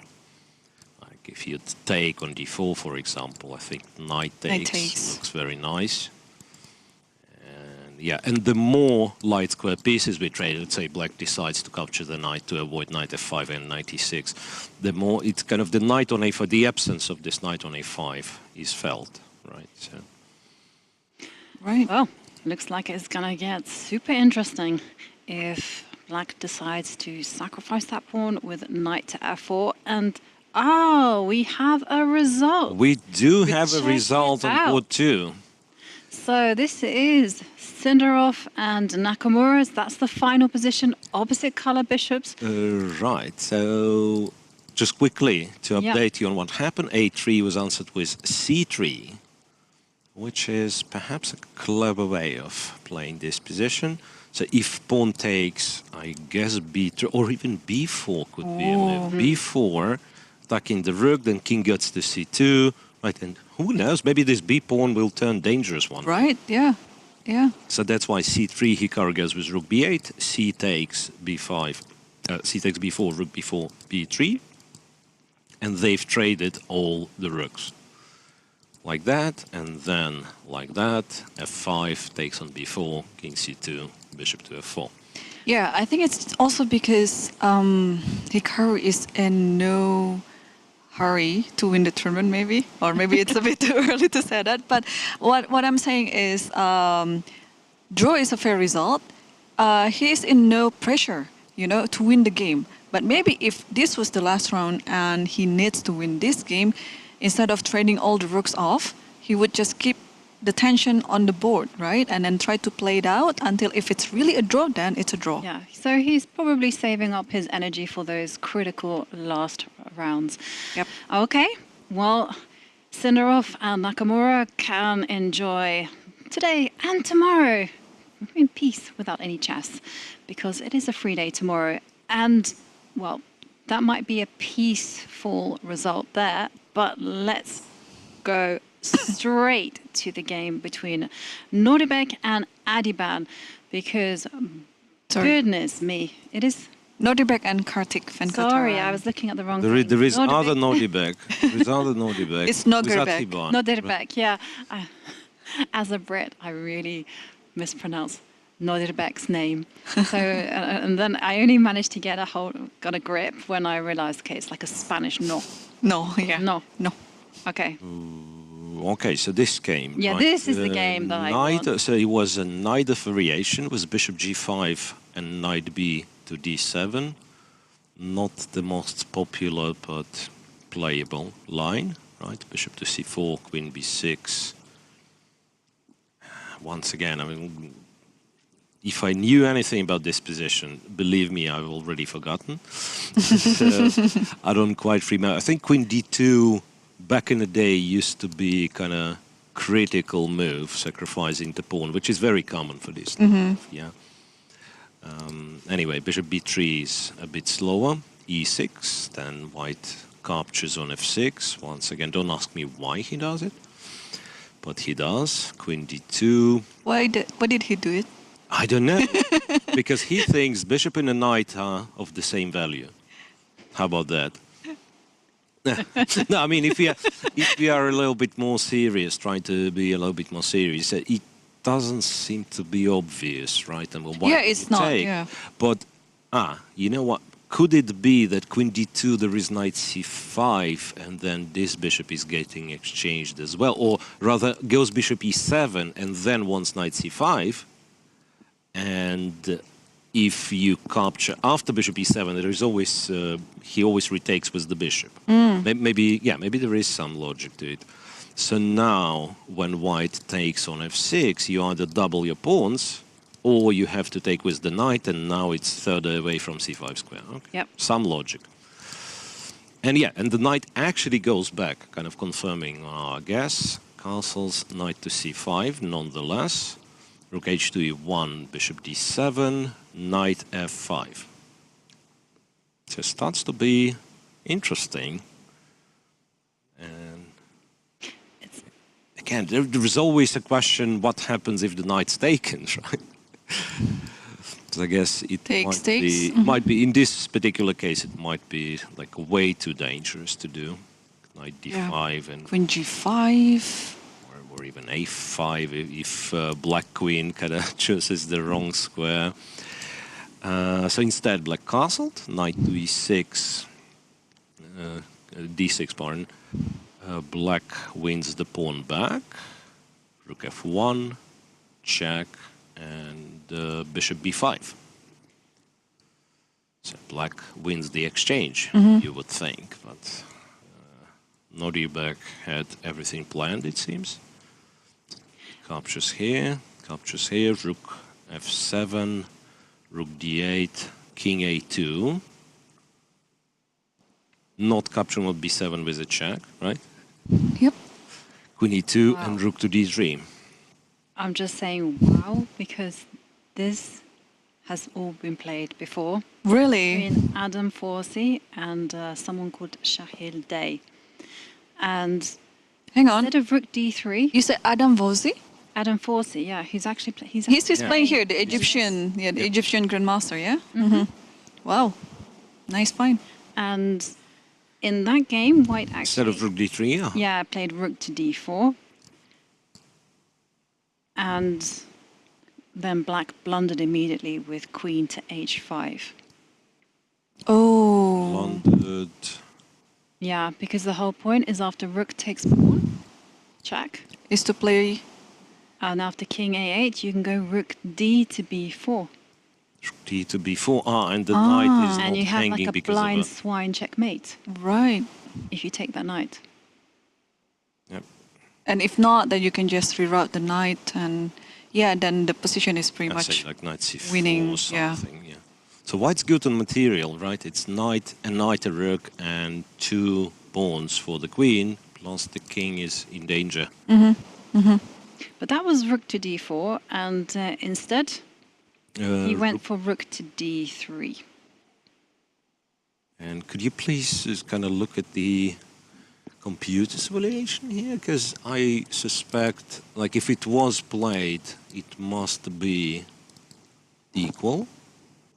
Strangely, like, otherwise one of the sides would not repeat. That's what I'm thinking. Yeah, the computer's evaluation after this queen sacrifice is that it is 0.2 advantage for white, which is not that a lot.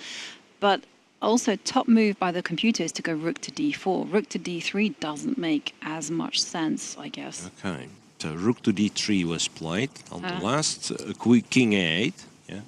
And king a8, the computer is just looking at queen takes pawn, which is what we looked at as well. Break, and there we just thought rook c3. But after king a8, right? now... Rook g7 was played, so white Yeah. captures the g pawn, and still the c2 pawn can be taken, right? Yeah. Queen c2. So maybe the idea was queen c2, rook c3, and... But now the king is on a8, so... I think. Can you go like queen d2? Maybe? Queen d2, then maybe we can play e5 first, yeah? Establish this. I What think else? you Also can Or knight I b7. go take- on a shopping spree. Yeah, knight b7 is also there. Yeah. Okay, and how is this position after knight takes b7? Say queen d2, knight b7. Scary. This is, I don't know if it's the proper assessment for this one. It looks scary for black. I don't see black winning this one for sure. Okay, and so say for instance, if you try to Rook d7, let's say. rook d7, 7, yeah. d7 is the... Okay, there is one fun line. Ah no, there's nothing king funny. takes knight after that. There's nothing funny. No, I thought rook d8, but then there's a check from a5, so that would be a lovely cross pin, right? Like this and this, but regrettably there is queen a5 check. And lost on the spot, yeah? That, then after rook to d7 and knight of the knight being on prise, I guess you have Do to I have to I think you have to change? take. Yeah, but then I no longer Then you put your knight on c5? c5, Five, I would guess. I was also Is I was thinking a5 to go knight c4 And then e5. anchor the knight. I teach all my students that. I'm a big fan of rules. Yeah. I mean, c5, it's also kind of stable, at least for now. But yeah, but maybe a5. Maybe a5. But okay, is this enough to win? It doesn't quite feel like the rook and knight are the best duo around. I think you just have to play like a caterpillar. slowly crawling up this king or a3, b4 and so on. Just try not to get mated on a1 later on. Yeah, it's white who is trying. Yes, yes. Black has no business of winning this game whatsoever. And it's certainly white who is trying. How easy it is, no one knows.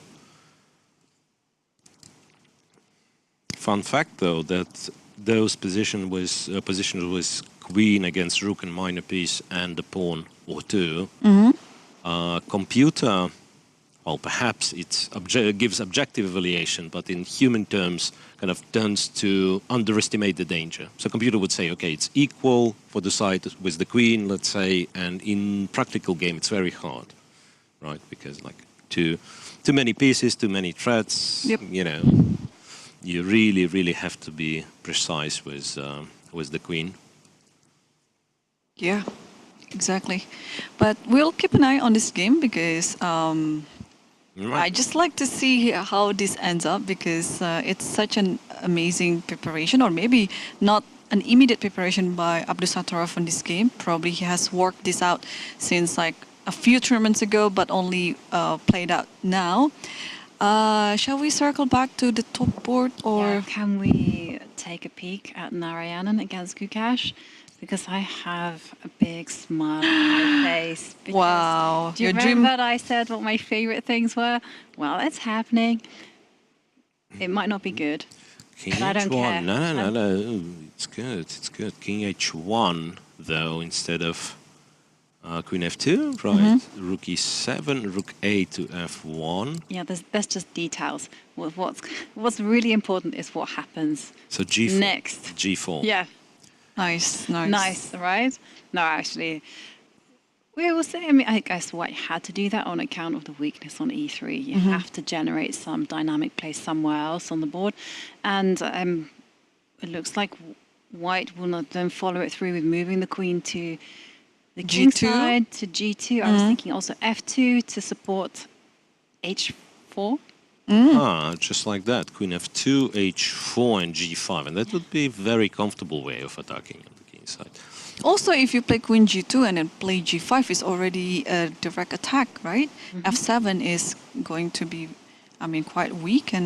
But I like both ideas. The Queen H4, I mean Queen F2 and then push H4. It's also nice. I'm just a fan of protecting all my pieces. So when I look at G4, even though it's looking very good right now, I just want to protect it. Yeah, that's why you're grandmaster level. That's exactly how modern day grandmasters play. Look, here's the question, though. What does Gukash do here in the meanwhile? So he's to move. E3, we applied as much pressure as we could, it seems, right? There is no more piece that it can attack E3 anytime soon. Yeah, what I think Gukash can do is try to prepare for C5 because it's obvious you cannot really play in the king side so much. It is white who is controlling it. So I think what black can do is try to play in the center and a little bit to the flank. Yeah, but how do you do it? It's because B6, I think C6 pawn can be taken. So knight moves, knight D7 maybe. Knight to D7 and then Queen G2, we said, right? And now Yeah. Queen H4. Queen H4. But Queen then H4, it's there's rook rook H3. Yeah, so that's What a pain. Now you go Really? C5. C5. Well, the G4 is That's like G5. G5. G5, yeah. Yeah, the queen is a bit cramped there. Yeah, looks like super scary, right? It I know, It is. it's no longer scary. It's actually it's trapped. losing, yeah. It's actually trapped. Yep. Could it be that he's just in trouble, kind of underestimating the whole thing? Because it didn't look that scary over here, Rook E8, H1, but maybe, just maybe, Rook E7, Rook E8, despite looking kind of active and so on, maybe it was a waste of time. And also, the queen got kind of trapped a little bit on F6 because of Rook on E7. Anyway, very interesting development. Narayana, not, you know. Oh, it's very dangerous for black. The knight needs to be somewhere on D6, ready to jump into E4, but it's nowhere near that square. Maybe I'm just wondering whether you can set up something passive, like... G6. Yeah, I was thinking G6, just so that you're able to... Yeah, it could be... You know, and if Not he bad, goes but- queen to G2, then you go... It really is miserable, right? Knight H7. Or Yeah. knight E6. Maybe no knight e6. 96. You- I was a you're- bit scared of this, but maybe F5, knight yeah. g5 is there. Maybe knight g5 is there. But in fact, knight h7 might not be that bad because it kind of does its job for now, right? It stops g5. Okay, I beg your pardon. I can play h4 here. Yay! Right? And Okay, well, and Irene. then you'll go. At least I get my h4. Take And it. then you go. Take No, it. no, but take it. Take it, rook And then h3. I have a H3. plan. Right. Don't worry. Back. It's a non-materialist plan. So when you take on Back, right. h6, I'm considering going rook takes E3, yeah? Now, Which is in an ideal world, I would have calculated this one out, but I didn't. Just no, intuitively. rook e3 is. Yeah, this is is a actually good try. quite decent idea. Yeah. It's a good try, and moreover, it might be just a good, kind of good position because f4 is hanging as well. Yeah, Right? and d4 too. d4, okay, if I play g5 here, I don't think you can take on d4, yeah? Because there's bishop g6.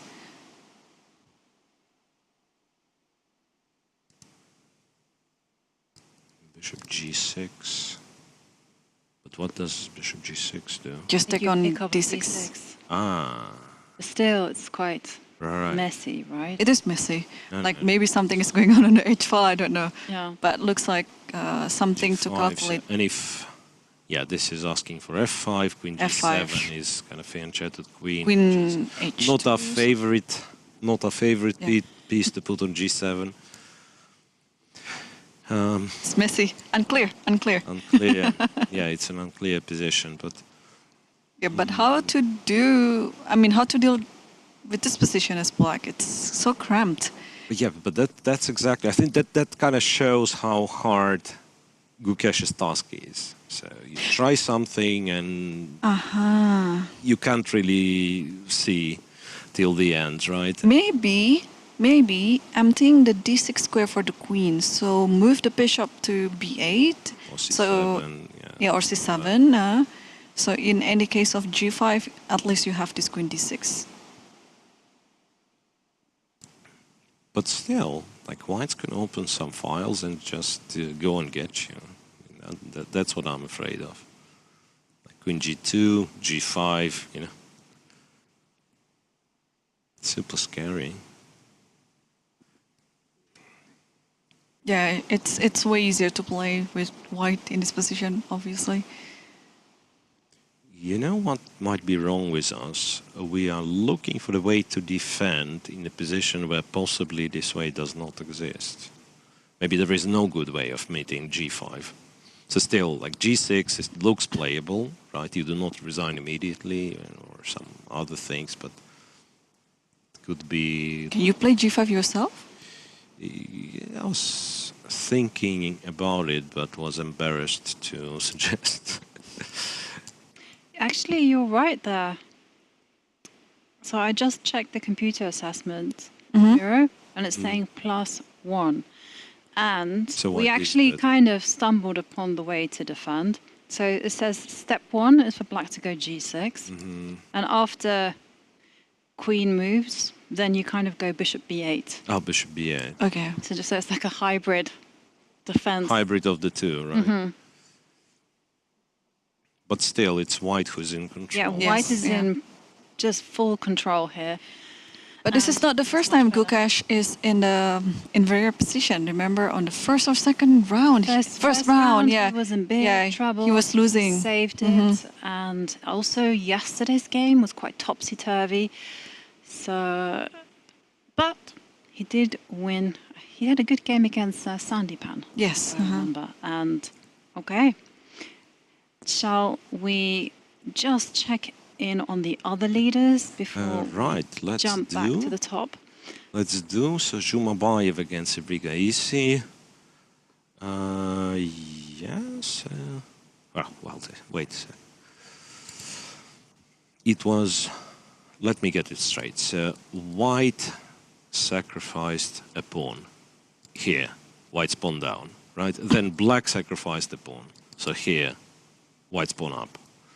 Then white sacrificed the pawn again because Because here, in our current position, white is a pawn down. However, he is to move, so he can take any of those two.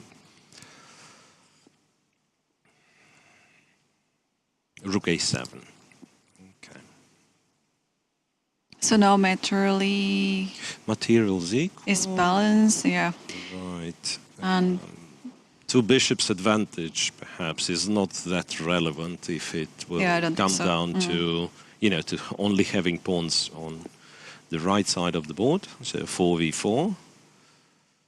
So the only question is, like, how do we deal with the fact that c7 is attacked? Bishop d6, I would guess. Bishop d6 is a solid way to meet the threat. Yeah, I'd like to put the bishop on d6 and then to pile against the b2 pawn, I guess. Right? Maybe, no, there's no There's bishop d2. Yeah, Is there no bishop d2? the stupid pawn is hanging.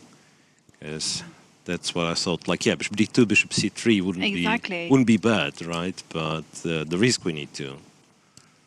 And on the next move, I'm guessing, if, say, white plays bishop f3 to guard the pawn, then after rook b4, it's very hard to develop the bishop at all. Ah, you have rook b7. Yeah. Yeah, you do. You do. Well, and if I do it other way around, like rook b... Yeah, I don't have an answer rook to that one. b8... you have rook b7, but not as good, yeah? Yeah, well, technically you can play rook b7. It's not against laws of chess, yeah. No. But you have bishop d2. Yeah, you still have bishop d2 because takes bishop c3. You have bishop d2. But anyway, like, we are exercising in small tactical tricks, but what should be the evaluation of this one? Because I would think black should equalize, no problem. Also, But black does have the opportunity of going rook c4 as well, just to Yeah. kick the queen around. rook c4 is there. Yeah, it feels like the position is quite level, to be honest. Black has the initiative, Yeah. and that's enough to hold the balance. Right. I mean, I'm not sure. Could it be that Evgenij is a little bit more kind of ambitious than that? So he won't be happy with holding the balance, but then I'm not sure how do you play or win with black, right? Because white still, like, it's very solid, has two bishops and so on. Yeah, it's very likely positions roughly equal. Okay. And Salem with black against Masudlu. This long theoretical Grunfeld, and wait a moment. So Salem had, like, I think 1 hour 20 or something, just a few moves ago, right? So all that was played relatively quickly. And then he captures the pawn, and he goes knight c4, bishop g1, a6, a4, bishop h6, some, like, unusual moves, rook b1, queen d7, rook b4, and here, just how many it is, like 5 moves later, Salem is down to 35 minutes. Yeah, well, not an easy position to calculate and try to understand. Yeah, he spent about 20 minutes to take on the pawn on g4. On g4. Yeah. So it must have been something new, right? Once again, here you really need, like, for this Grunfeld stuff, you really need someone knowledgeable who knows the theory, because it's very hard to, to figure out what exactly goes on, right? I mean, if let's say it's just the position we have, and then what?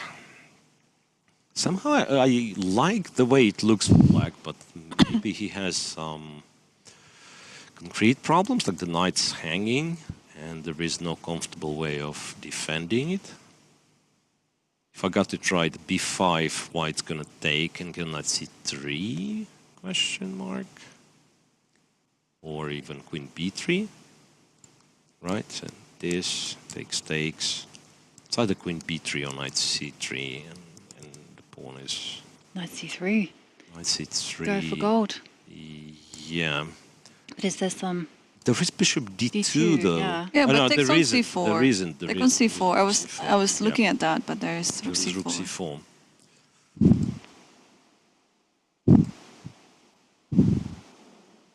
Yeah. So this must be his problem then. So if b5 is not good, then what do? Like they go back to a5? Probably not. Yeah, but If you if go you to go d6, back- I think it's e5 followed by check and takes is what we are worried about. Yep. you So have to go b5. What about just protect it with a queen? Queen c7? c7, yeah, could be. But then once again, after queen b3, so your piece is stuck guarding the knight, and it's also pinned, Yeah. Well, you right? So do have- b7 is. No, you can't move the No, knight. I think knight f5, yeah. No. Knight f5 has to be played, maybe. But if you go knight a5, white just has a massive center. And very safe king too. Yeah, I'm just, I would be playing d5, swing the knight in towards the center at the right time. There's also kind of little trick, because I also thought like d5 and wanted to say white strategically winning because the knight is cut off and so on, but maybe knight c6, and there is still some jumping. I don't believe it.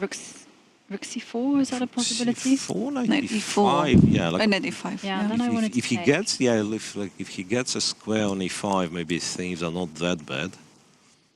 It's a massive center, but maybe not that many pieces to support it, right? So that's why I'm saying, like, Grunfeld, no, I don't know. I don't know. Position's unclear, very hard to play. Because they being Grunfeld players, they do one really bad thing to you. They force you to calculate, and this is very hard. Maksudlu, though, is capable of calculating a line or two.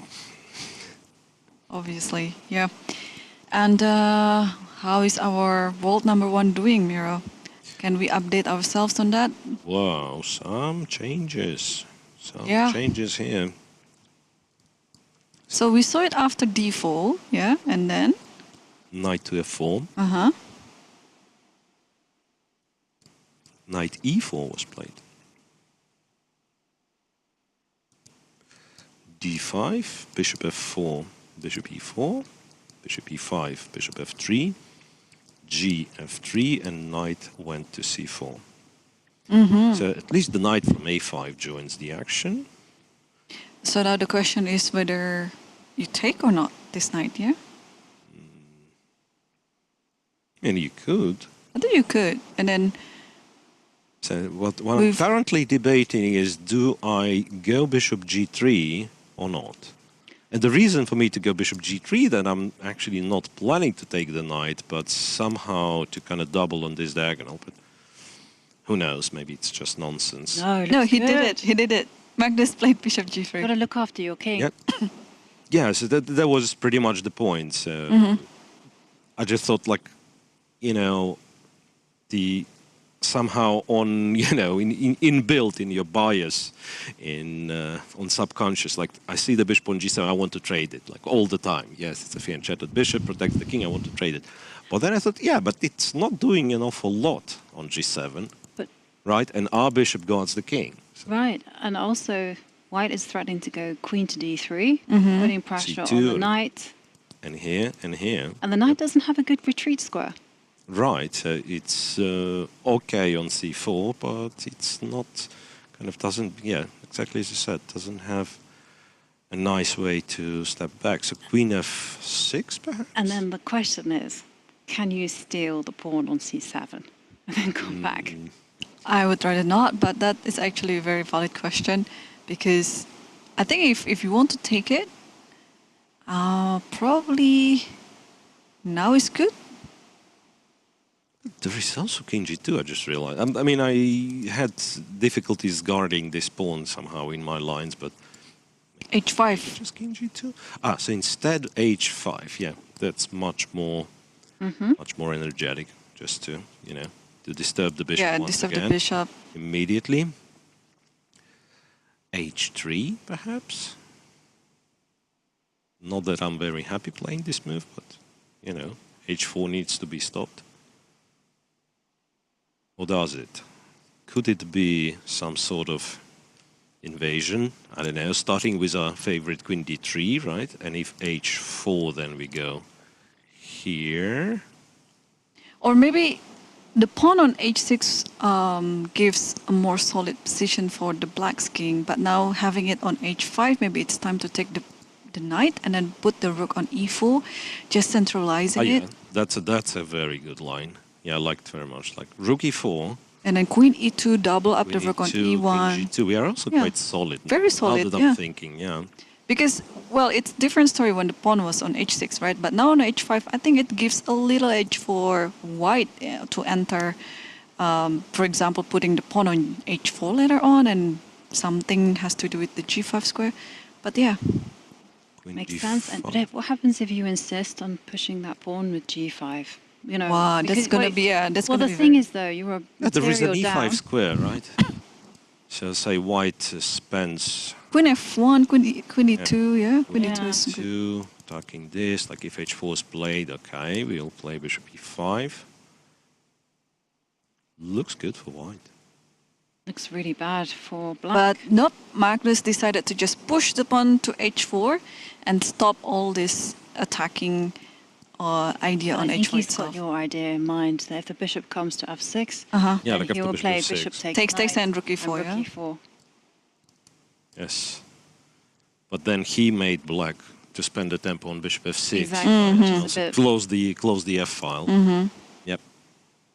Yeah, and now the pawn on C4 is quite weak and could potentially be the target of attack in the future.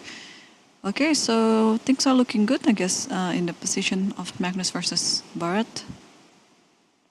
okay. Looking good for the world number one. And there was a really fascinating game down on board 9. And since It was I don't have between yeah. Visak and Kartikian. Kartikian, sorry. Uh-huh.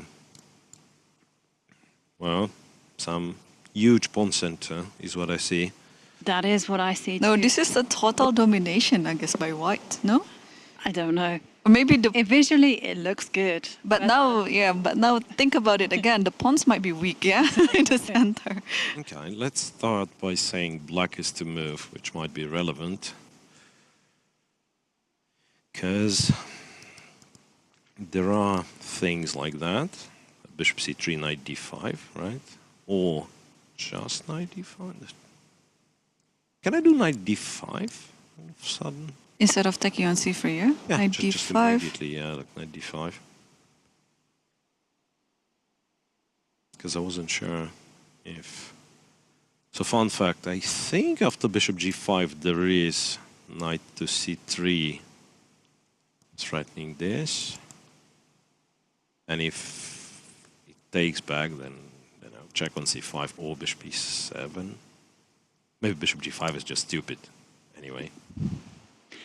So if black takes the pawn, what does white do? It's almost working to go bishop takes pawn.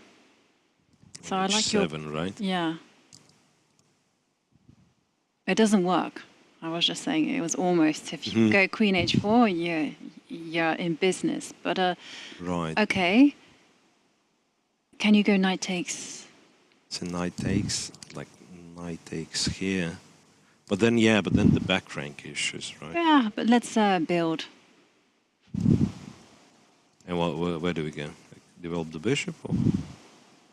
Because my worry was, like, if anything of that nature happens, then black just stops Stops with all the knight attack, g6. right? I mean, knight g6 will cement everything. Right, so maybe bring the knight to the center? Knight e4, Knight right? e4? Not changing, yeah. This makes sense for sure. Yeah, maybe that's the point. Maybe that's why. Maybe that's why if, yeah. That's why maybe I want to take the knight. Because my knight from f8 was successful in defending against He took d5. he took d5 without taking the c3 knight. Took d5, and he will regret it. Maybe. Maybe not. Maybe that's the best move too. That's today's cliffhanger. Will he or will he not regret this? Knight. Let's go knight to e4. Let it rip. E4, yeah. And now let's. What about queen b6? Check. I guess to h1. Yep. Yeah. Now knight to g6. Knight to g6. Want some cover around the king. Actually, yeah, looks super solid. But you can go knight to g. Knight 5. g5.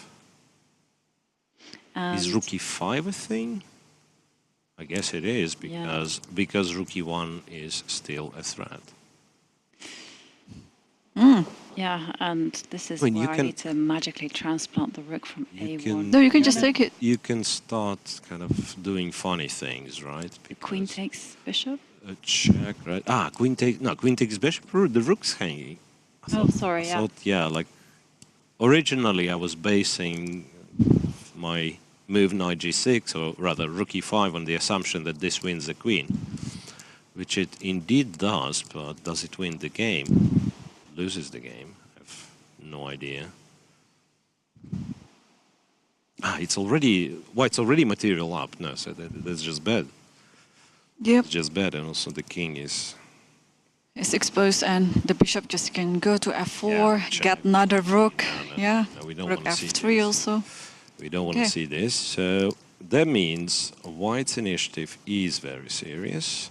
And after knight e4, we have to take into account that knight g5 is a threat. So, Okay, but that line was queen b6 check, which looks, yeah.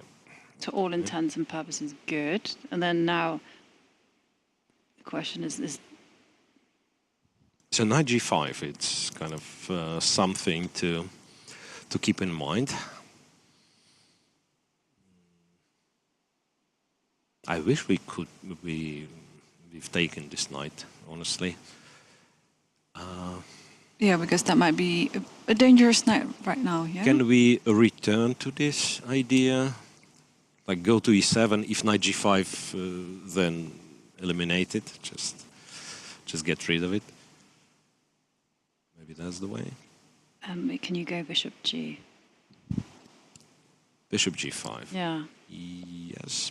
Then there is now dark square bishop, and maybe this is playable, unless I blunder something, which is very often the case. Well, you have queen, knight takes pawn. Knight f7, Yeah. and this Queen check, f3. right? And now your king And goes take on out d5, yeah. into the open. But Yeah, fair enough. But you have knight f6 here. yeah, Knight f6, pawn takes, queen d5. Queen d5 then, right? We are taking the pawn, right? Yeah, but I have queen e6 after queen d5. and then you go rook f1 check. Yeah. Says, oh, And king g8. and then queen. And then you take on b5 now. And yeah. now It's better for draw, white. better, No, maybe- I think it's better for white it now. probably is better Yeah. for white, but the game will probably fizzle out into some draw or D8. something. It's going to be hard because this one is still like a lot of light square weaknesses, right? But I think if we are showing, tactical variation, they shouldn't be more than 3 moves long, because I know how many things are left behind the scenes, and I'm sure we are missing something like really serious. After Okay. 94. Yeah, one way of doing it would be not to give a check, but to go to e7, because kind of saying I can always give a check, but then after knight g5, who knows? Maybe I have some. No, wait. Then after bishop g5, at the very least, I'm no longer running into knight f7, right? Because the knight's protected for now. Yeah. I think my approach in this game, if I were white here, is to play knight e4 and think leather. because there are just too many things to calculate. And if you just spend so much time on this move, and then you might not have enough time for later because, you know, black could go queen b6, black could go bishop e7. But one thing for sure, knight e4 looks good. Play it and think just later. Yeah, I agree with you. I would first of all check the forcing moves because this Yeah. is that type of position. And no forcing moves. Okay, away we go. Put and the knight captures. on e4. Right. Check captures and threats, yeah. Threats harder. Oh, well, very dangerous position for black. Can we go back to the Abdusattorov game? Yes, we absolutely Just again to can. make a spot assessment because this is a very intriguing piece imbalance. A queen against the pieces, right? So the b7 pawn survived because black just played rook to b8, rook c3, and queen to h5. What does that mean? h2 is under attack, queen a5 sometimes, queen e5 also. Yeah, the camera got the wrong nodded back.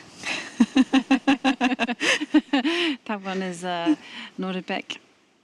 Yakuboev. Yakuboev, yeah. Yakuboev, yeah. Yeah. Against Adiban.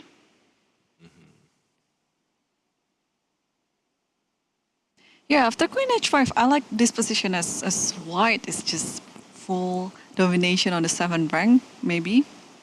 Not now, because there is a perpetual. Queen a5. Yeah, queen a5, queen e1, and this might not what Abdusattorov has in mind. So, can we play something like, I don't know, we'll see. Okay, first of all, h2 is under attack. Do we protect it or not? Or do we do something about it or not?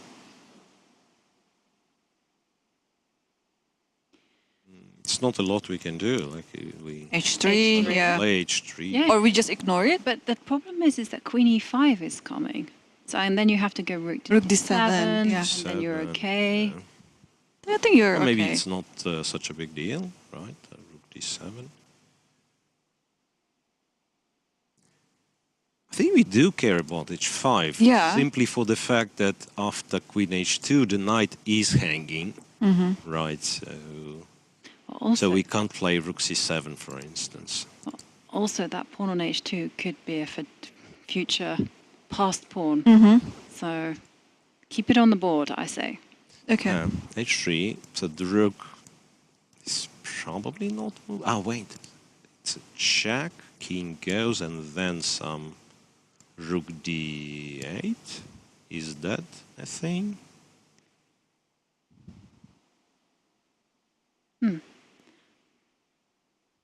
That is crafty. I guess you have to go rook d. But rook d3 allows this silly perpetual. Yeah, that's a perpetual, but there is also queen e5. Probably not. Probably just a perpetual is enough. Well, you do have knight f7 after queen e5. Yeah, queen e5, but that's exactly what I thought. Like queen g7, and what kind of position is that? Because black might be like all of a sudden having some chances, because in both cases doesn't matter. If you take it with the rook or the knight, you might drop g2.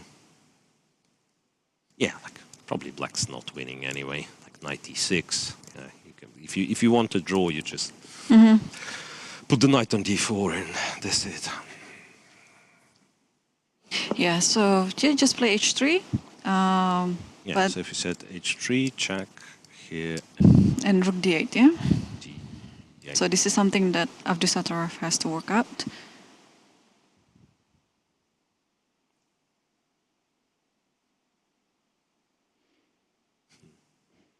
Yeah, maybe h3 is too slow then. Maybe Maybe we go b4 b4 and to kind of give our king some space. Yeah, and and queen takes h2. knight Queen b5. takes h2. Some flashy There moves. is a little bit... Kiss to Irene there for spotting the lovely checkmate. Yeah. You mean Yeah, If okay, taken, yeah. beautiful. it is, but do we have any threats though? Or it's... Yeah, you're threatening knight c7, check. Hang on, no. takes- My threat is to play, if you play something like h5, let's say, yeah? I want to play rook c6. Oh no, rook c6 doesn't work because you take the knight. We already know that you're creative. It's the creative We now. already know that you're creative. But Yeah. I mean, you could probably you achieve can the go same rook idea. Yeah, rook a3, Yeah. yeah. That's what. Again, Yeah. it only works if, say, if black doesn't pay attention at all, because now I no longer have to defend the b7 pawn, right? So I can move this guy. No, I think it's better to play just knight c7 and b5 in that position. Hang on, why do we not Why do we go rook, move the knight rook from d3? b6? Why don't we do this and this, right? And then go- Wasn't it the idea from the But very also, start? isn't the idea to go Rook d3? b4? Before b5. Yeah, Yeah. b4, b5, sorry, yeah. So that's why you want to play... No, I don't need to go rook d3. I can go rook d7. I rook don't. d7. It doesn't matter as long as that knight is stable. Then I will take the wrecking ball to the black defenses with b5. Yeah, fair enough. Mm-hmm. And this Even after queen e5. Queen e5, you still Yeah, go b5, yeah? b5 is not easy to stop.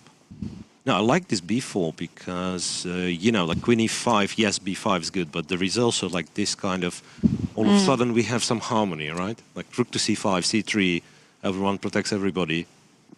Nice and chill. Yep. And Nodubek is still thinking, I guess, right? Yeah, he's still thinking.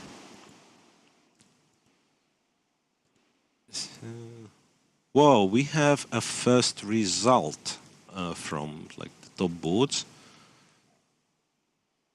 Aditya Mittal winning against Laxman in 24 moves with black. Oh, okay. Shall we check? Yeah, Yes.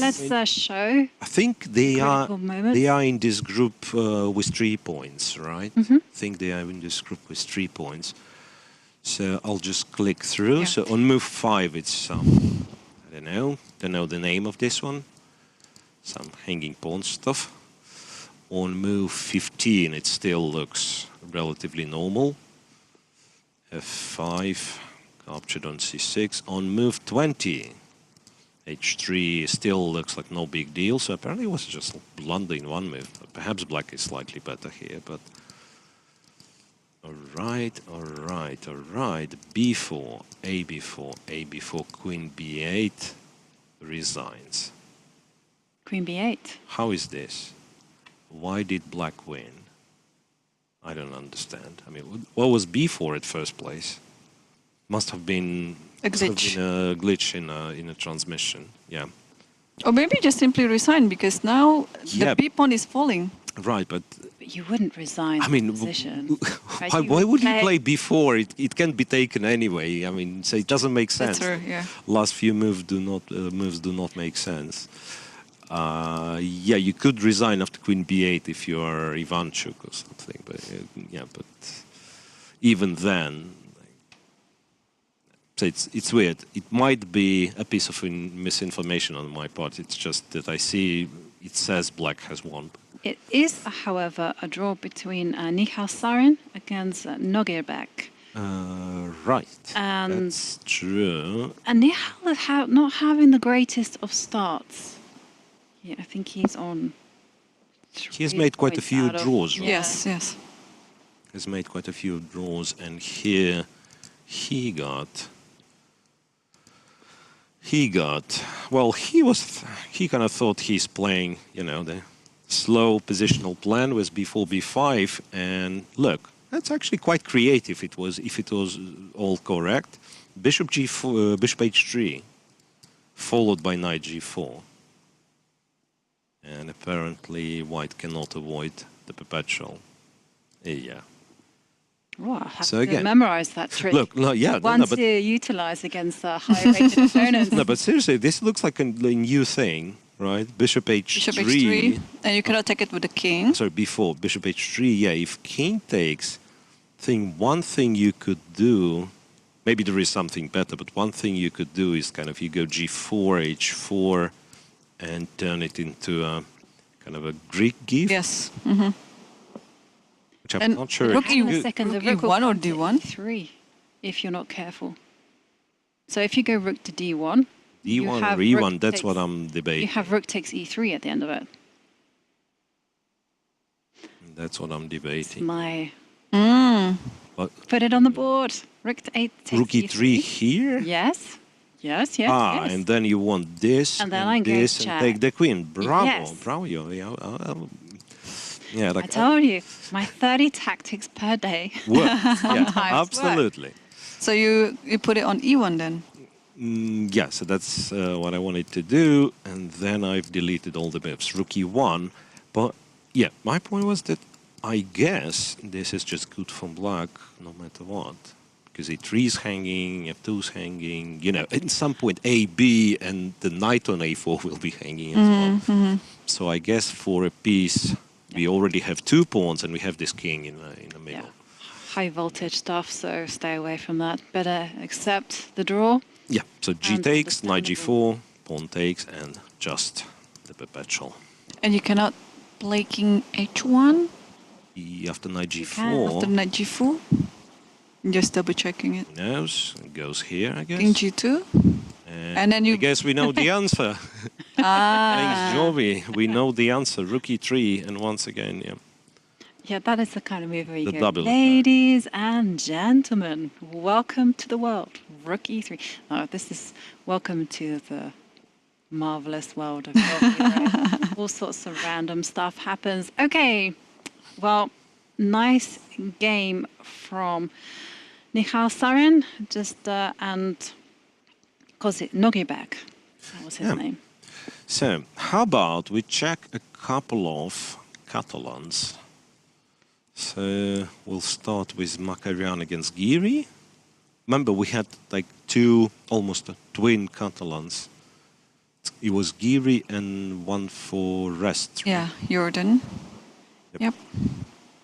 So this is how Giri's position looked like. Oh, look at that. Didn't Yeah, I so- predict Bishop E8? Right, so he did go for And your, F6. for your maneuver F6, and then yeah, the bishop's looking to be deployed to H5 or maybe F7. Who knows? And White went F5 himself. What's going on? Still kind of like White, to be honest. A bit more. I don't know. I know if White has a bit more center is a sentence. More central pawns, more control in the center, right? So these guys are getting exchanged. I don't think E5 is a great idea because Queen E4. I mean, takes, Queen E4, that is. So, Also, isn't it just a pawn?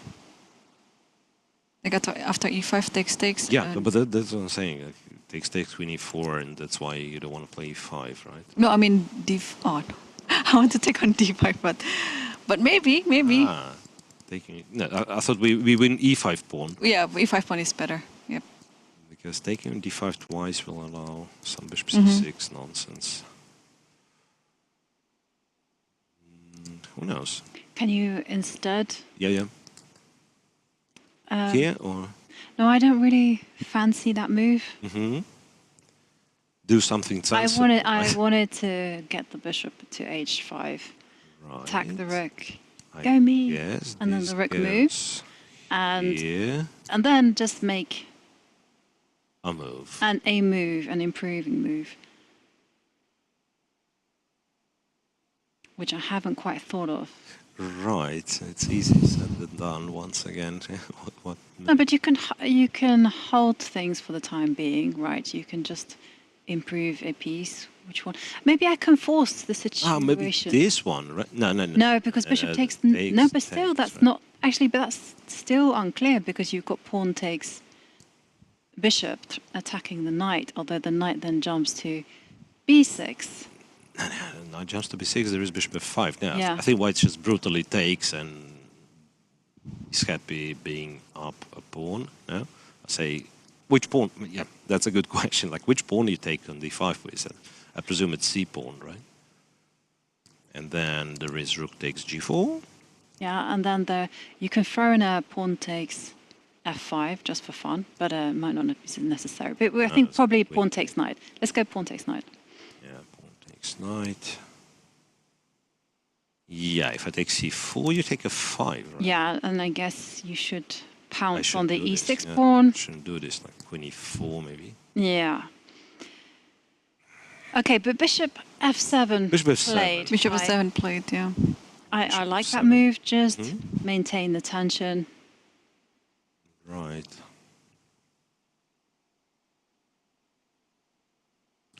Would look for, say, rook g1 or something. And the other thing is, I feel like the knight on c4, which was our kind of pride and glory, no longer doing all that much. So maybe to think for the way to reroute this knight.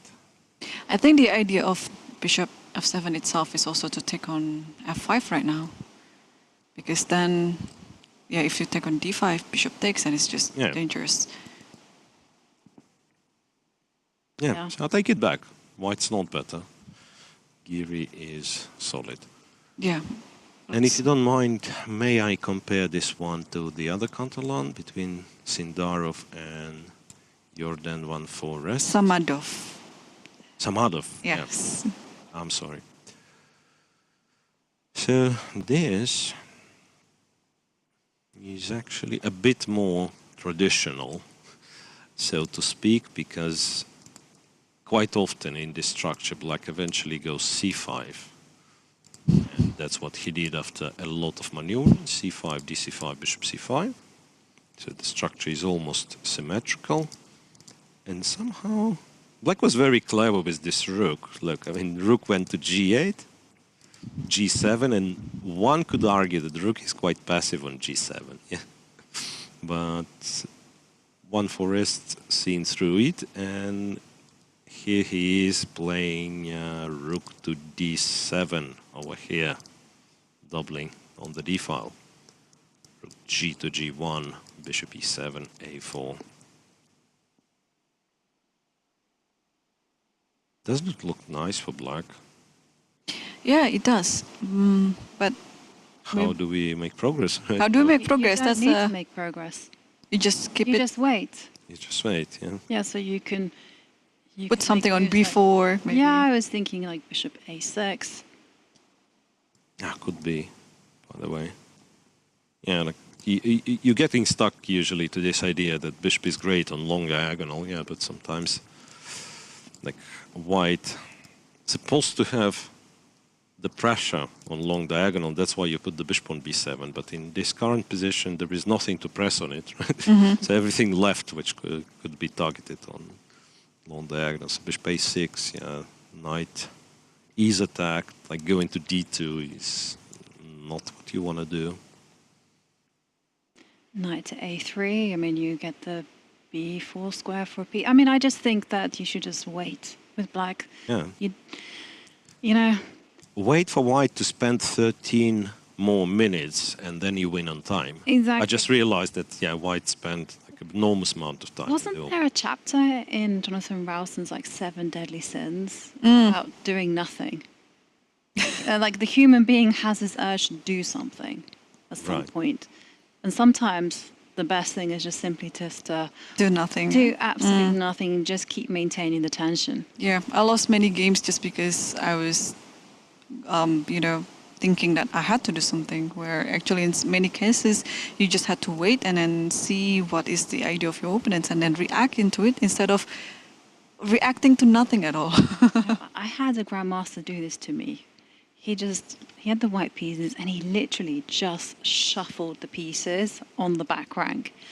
And every move I was like, I don't get it. Is he playing for a draw? Is he not playing for a draw? And in the end, I spent so much time trying to figure out his nothing moves that I ended up like trying to complicate things, and I got into a mess in time trouble. So, speaking of time troubles, I've switched. Oh, do we have one? Yeah, I switched to Magnus's game, and his opponent is in time trouble. Down to 2.5 minutes. Oh, wow. And also his position doesn't look all that promising. Can we just rewind? And Yeah. how we I'm got sorry. here? Yeah. So h4, and black decided to go a6. So to disturb white's kind of stability on the other side of the board. Bishop takes, pawn takes, queen e2 was played. Swap the pawns, went queen d5, so now both pawns are attacked. Queen to e4. Very Magnusy move, I want to say. Kind of centralization over material. Queen d5, trade on a8, and rook to b1, so he does win the pawn back. Moreover, now he's going to take b7. c7 will be a target, and if you move the c-pawn, guess what? The rook on the 7th rank, combined with queen on e4, bishop being ready to go to e5, it will, it will be a very, very strong attack. Yeah. And if anything happens on the back rank, the king will be just very safe on g2. I like this double pawn in the Well, will it be safe? So what did black do? He went queen a5. Queen a5. So threatening the c3 pawn. Yeah. So the big dream of putting a rook on the 7th. Maybe it takes the... Yeah, but let's check. So if rook takes on b7, And queen takes queen c3. takes here, And now you've got to look say after we the back go, rank. Yes, but how serious is it? Yeah, actually, I could get checkmated. Let's put it on the board. Rook Rook a1 check. Rook a1 check, because also the rook was hanging. Yeah. So rook a1 check, King to goes, g2. say And now G2. I'm going to get very excited and threaten mate and Queen queen c1. c1. And And Magnus is the beast, so he would be immediately calculating rook takes bishop. Check. Yeah, rook takes bishop and queen e7. And then And I King think g8. we win, right? Yeah. And then it's this check. Yeah. And then at some point I'm like going to... bishop e5, yeah. Yeah. King h7? If queen f7. 7, Queen and f7, then either and then bishop I f4 or e4. But yeah, not to spoil the fun, can we just take on d4 instead of queen c1? Take on d4. And, Yeah, after rook a1 and then king g2. wait, Rook b7 here. well, what is it? Takes here, Uh-huh. takes here, takes here. And then rook c7 and rook a1, king g2. Yeah, but But we can... there's a pin on the 7. I thought the rook was still on It b7 doesn't for work some on reason. so many levels. I mean, there's the pin. There's There's a also pin, there's like a bishop pin. e5 and everything is... Yeah. Exactly. No, but I don't know. In my no, in my you mind, thought there probably was the rook was still on still on b7 and the pawn was on c7. Yeah, yeah. But wait, but does it mean that after rook b7, sorry, I keep deleting the wrong thing, rook b7, because if queen c3 is not a move, that means it's a disaster. So if queen c3 doesn't work, I think it's just game over, but I don't see how it does. Like rook a7. What happens if you just grimly hold on? Because I feel like... No, you can't how even do hold you- on. Yeah, that's... No, I was thinking, okay, so queen takes c3. I get a passed pawn. That's the dream. And this is the reality. And now you go rook to g8. Yeah. Okay, there's bishop e5. Yeah, first Yeah, of There's all. bishop e5. There's bishop e5. I know. There's rook c6. There is also, once again, I won't even make a move, Okay, but kind of try to talk you into the idea that black's position is bad, because if you think of it, let's pretend we play the endgame, and my rook is behind your passed pawn, and I have some weaknesses, rather, black has some weaknesses on the king side, and Yeah. we keep silent about weakness being the actual king, right? So I think, yeah, I play king g2. I'm sorry, I'm playing the endgame. No, probably that's a bit too much of showing off. You'll have queen d3 or Yeah, queen d3 was the idea, especially after rook c6. but still, yeah, still, it's... Yeah, no, I was just looking at ways to grab material and perhaps generate something with the queen by itself, but nope. No. One thing I could think of... One other thing is you could go rook... No, you can't. I was going to go rook rook a7. Wait, Yeah.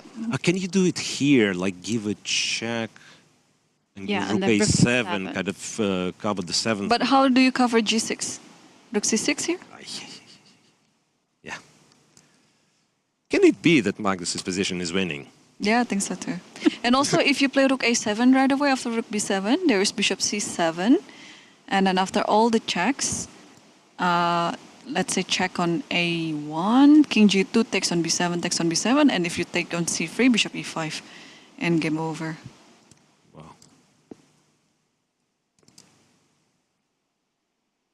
Right, you are. Yeah, so after rook b7, then it's just a winning position for Magnus. Looks like. Even though he did not play a move yet, so he doesn't want to fall victim of, you know, kind of his own, I don't want to say strategy, but what happened yesterday. Like, his opponent thought the win was in the pocket and made a careless move, like, I'm winning, your queen, resign. Yeah. So he pretty much, I think, tries to avoid something like that. So something that looks too winning, but like,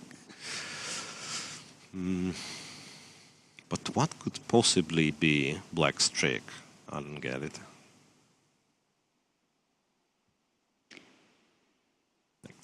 Is rook c8? No, I mean, Oh, you can't. it's like not even And move how you is seriously. how is everything after rook takes b7? You just go rook a7, and you grit your teeth. Yeah, like and you try to Irene survive provided this. what us with this line, yeah, bishop c7, Bishop which c7 is- apparently works. And before that, I was just thinking of rook b8, which might be winning as well. Yeah, I think it's winning too. E6 is, yeah, but bishop c7 is just much more straightforward, right? You take, and after this check, you go here, right?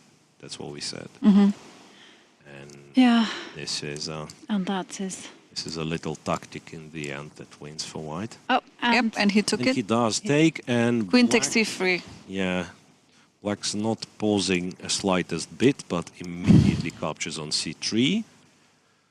Rook takes c7, Yeah. so he was calculating this line, I believe. Yeah. Rook a1 check played, king. King g2.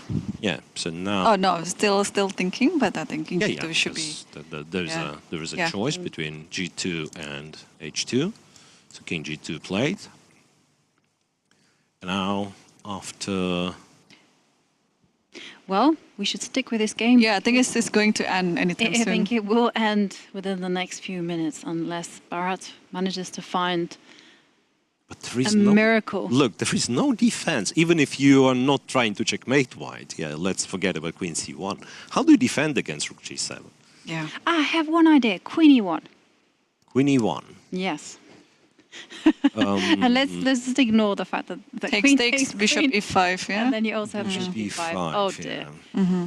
Yeah, that's not going to win awards. Yes. I think Bharat will try queen c1 in this position, and after Magnus take on g7, he will resign. That's my prediction. What about you? Queen c1, rook g7. And then- maybe we'll let Magnus There is play. also- To checkmate him? Wait. There's also rook e1. Let's not. Rook Okay. e1, yeah, let's not get overexcited. Yeah, there is rook e1. However, after rook e1, you do not have all the threats you had, and there might be Just takes a and bishop case e5. that I'm still winning like that. Yeah, let's play that one out to the end. Let's show the. But where the conclusion. king's going, The king is going to run. can't go to h7, No. right? Because it's Queen b7 Queen and e7 checkmate. It's going to be checkmate on G. Let's just show that. To one. f7 then, yeah? We always show so checkmate. this and this, right? King, whatever it goes, it's queen g7 checkmate. So this is out of the way. h6 doesn't help either, because this, same checkmate. One by one, we'll try. Oh, he did. He did rook e1. Rook e1. Yeah. So Okay. we'll see now. So king f7, let's try. King f7, queen, Queen b7, yeah. Queen b7 or queen d5, yeah? Well, b7 works. d5 perhaps works as well. And you can go like to e8. I have a nice line. If you run up to the king e6. You see d5 and queen g7, right?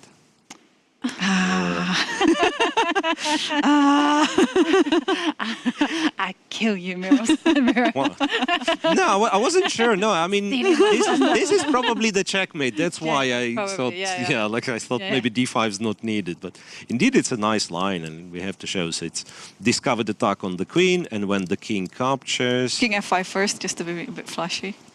And queen Well, f7. then we know. No, then we we go- take the queen We take in the one move. And then this check, and the queen is gone. Yep.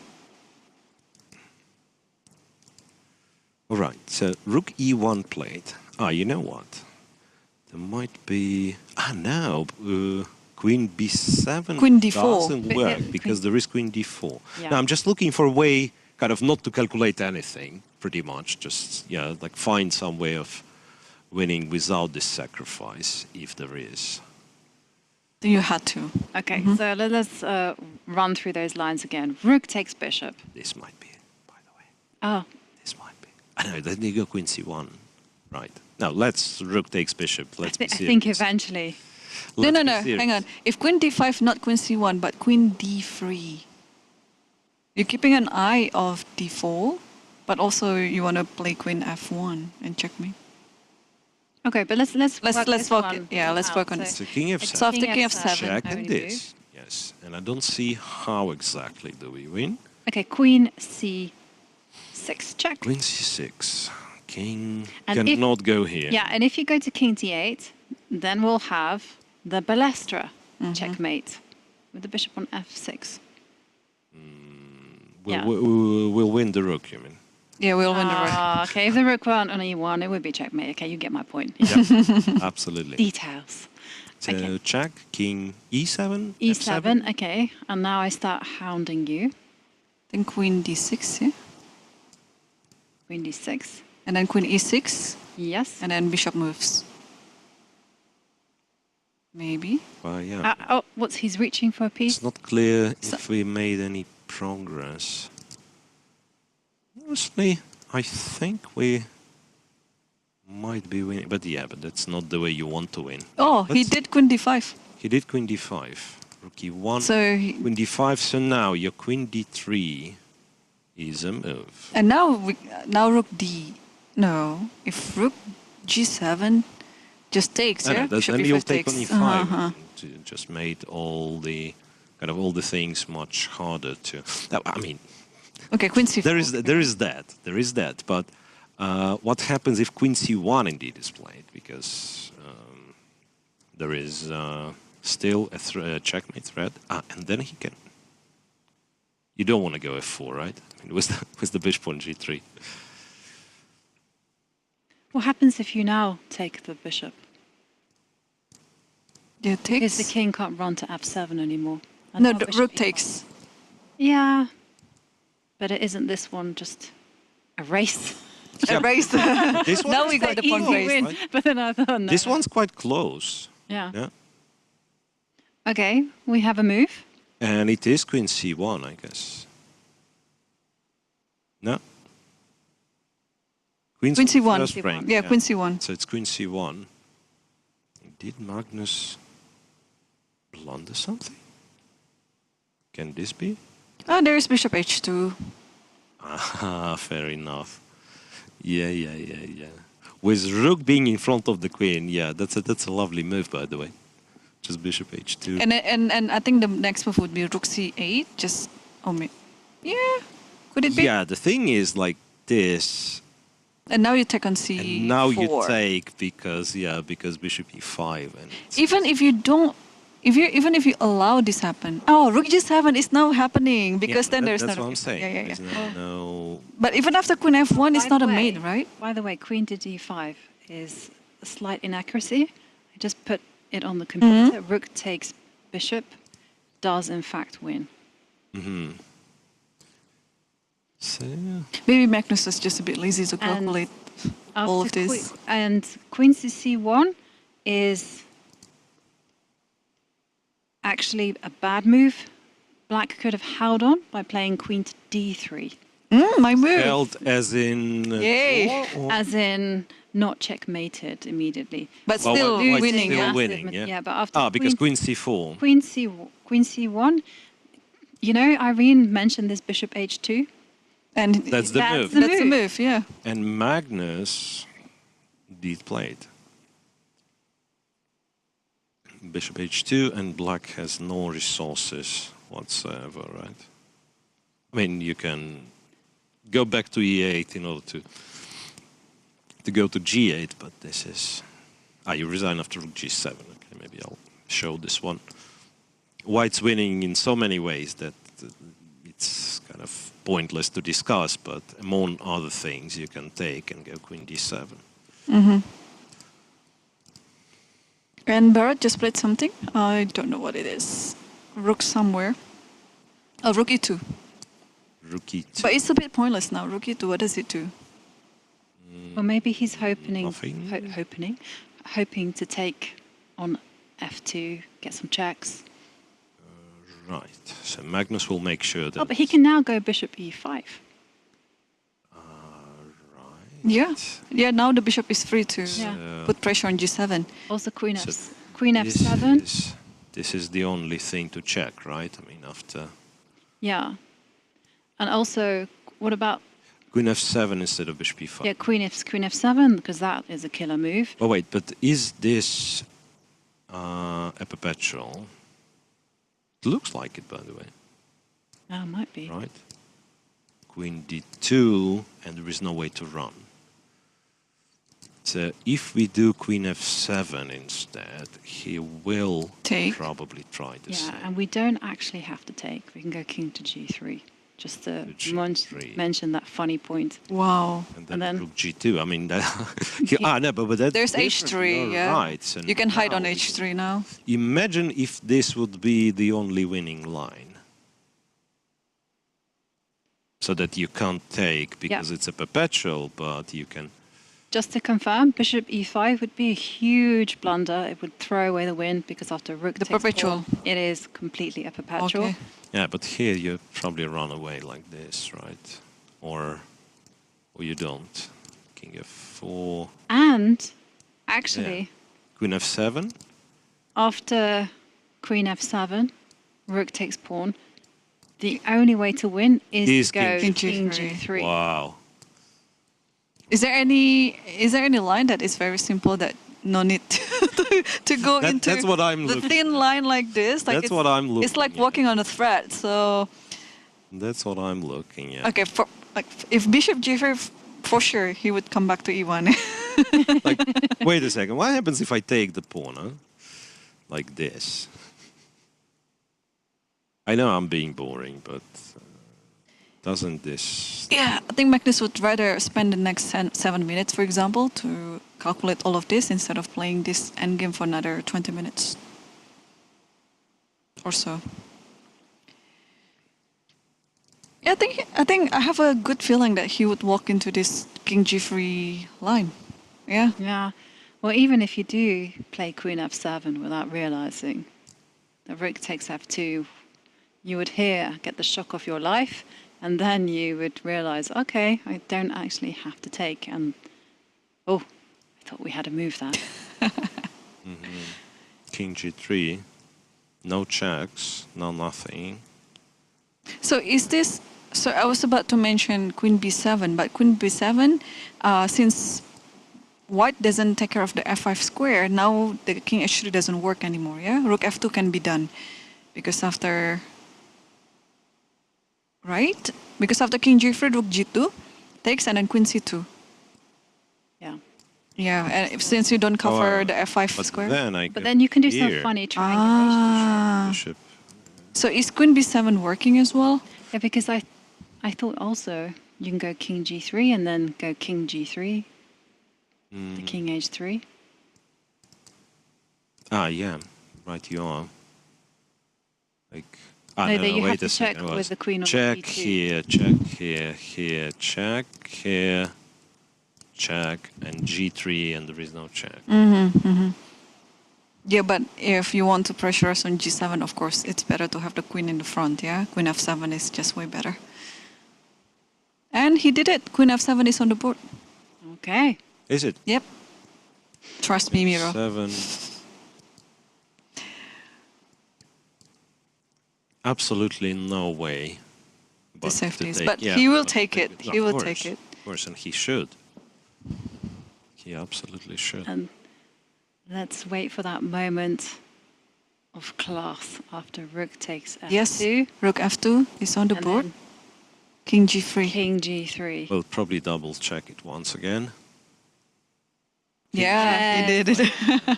Bravo. Yeah, he will is not the miss world this. number Yeah. one for good reason. Yeah. Well played. So that means, well, it's always a good day at the office if you win a game before the free day, or if you win the game also on the last round. It's just, it gives like nice feeling, you know, that you could enjoy the next day without really having to worry about anything. So Wait a second. we have some move there. Queen Queen to h6. So you would think, yeah, let's take the rook, right? Okay. But then the queen d2 is still a perpetual, but queen g7. Queen g7 takes everything and takes on f2. No, don't take everything. Just take the rook. Be cruel. No, but yeah, of course, you exchange on g7 just to make life easier.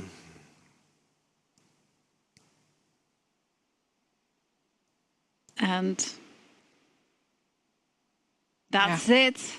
Resignation, and Magnus Carlsen wins with the white pieces. Just a very classy game from move 1 until the finish. To find that king to g3 was such a nice touch.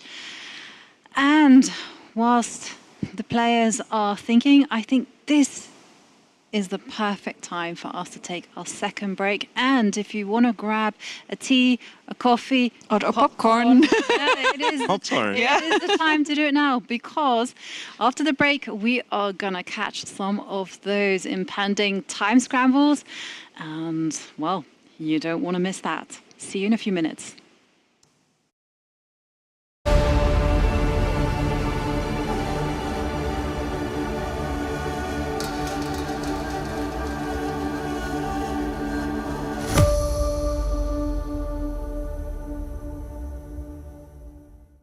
Hikaru Nakamura here at Qatar Masters. After round 5, he made a draw.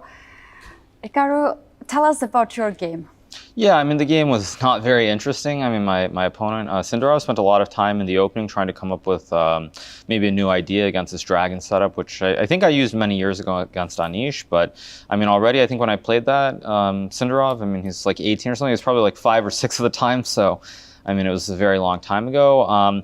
And I think, the game followed my file basically to the end pretty much. So I didn't really have to think at all, except for maybe one move to play this rook c5. But I mean, there wasn't much for me to think about, and my opponent had the white pieces, so it's not a bad result for me to draw the game. There are a lot of people around your table today observing this game, and we have also witnessed Anish Giri coming on the board and smiling, and you had also smiled him back. Was that the reason, because you played this That was game? the reason, but you know, there was another thing also. There was another game that I noticed that had the same position as my game. There was a game, I don't know where it was, but it was like one of the Indian guys was playing the same position up to queen b5, and so they were following our game, which was also kind of funny. But then also for Anish, like he was smiling at my game, but then also Anish and Jordan Van Forst were also playing like the same game too, or something very strange as well. So there were a lot of things to find funny today. Oh, wow. And that was probably the reason why you have not spent that much of the time, right? You had like more than 1 hour right now in the end of the game. Yeah, I mean, again, other than when I played a3 and rook b8, I didn't really have to think. I mean, sorry, no, a3 and rook c5, I didn't really have to think for the whole game, so I was just walking throughout. But yeah, I mean, it wasn't very exciting, but that's how it goes. And there was one moment when your opponent played this c3 move. May I ask, why don't you just capture this pawn on c3? I think if I take on c3 and he goes b3, long term it's very dangerous. I mean, again, for a computer, I'm sure that it will say it's a draw no matter what you do there. But I thought for a human, Basically, c3 pawn is never going anywhere, and then white has this passed b pawn. You can go like rook b1, b4, or maybe rook e4, b4, b5. And again, a computer will probably say that it's very easily holding for black, but it didn't seem obvious to me, and I mean, there's no reason to take that risk at all. Okay, and what about tomorrow? There's a day off for the chess players. Do you have any plan already? Not really. I mean, I think I'll probably go stream some and, you know, do stuff like that. I don't have a plan. I mean, I think in general, I'm trying just to save the energy that I have and trying to enjoy the moment, because it's been quite a while since I was here. But overall, the whole atmosphere has been very pleasant. And so I'll just try to relax and keep the good vibes going. Thank you so much, and good luck to the second part of the tournament. Thank you so much.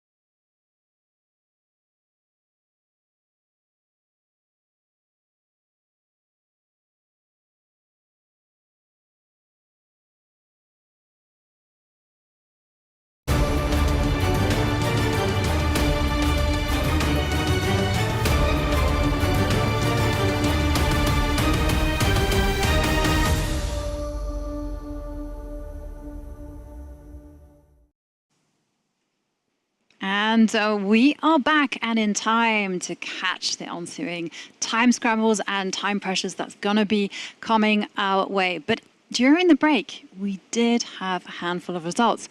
We saw Magnus Carlsen, of course, beating Barrett there in a really, really classy game.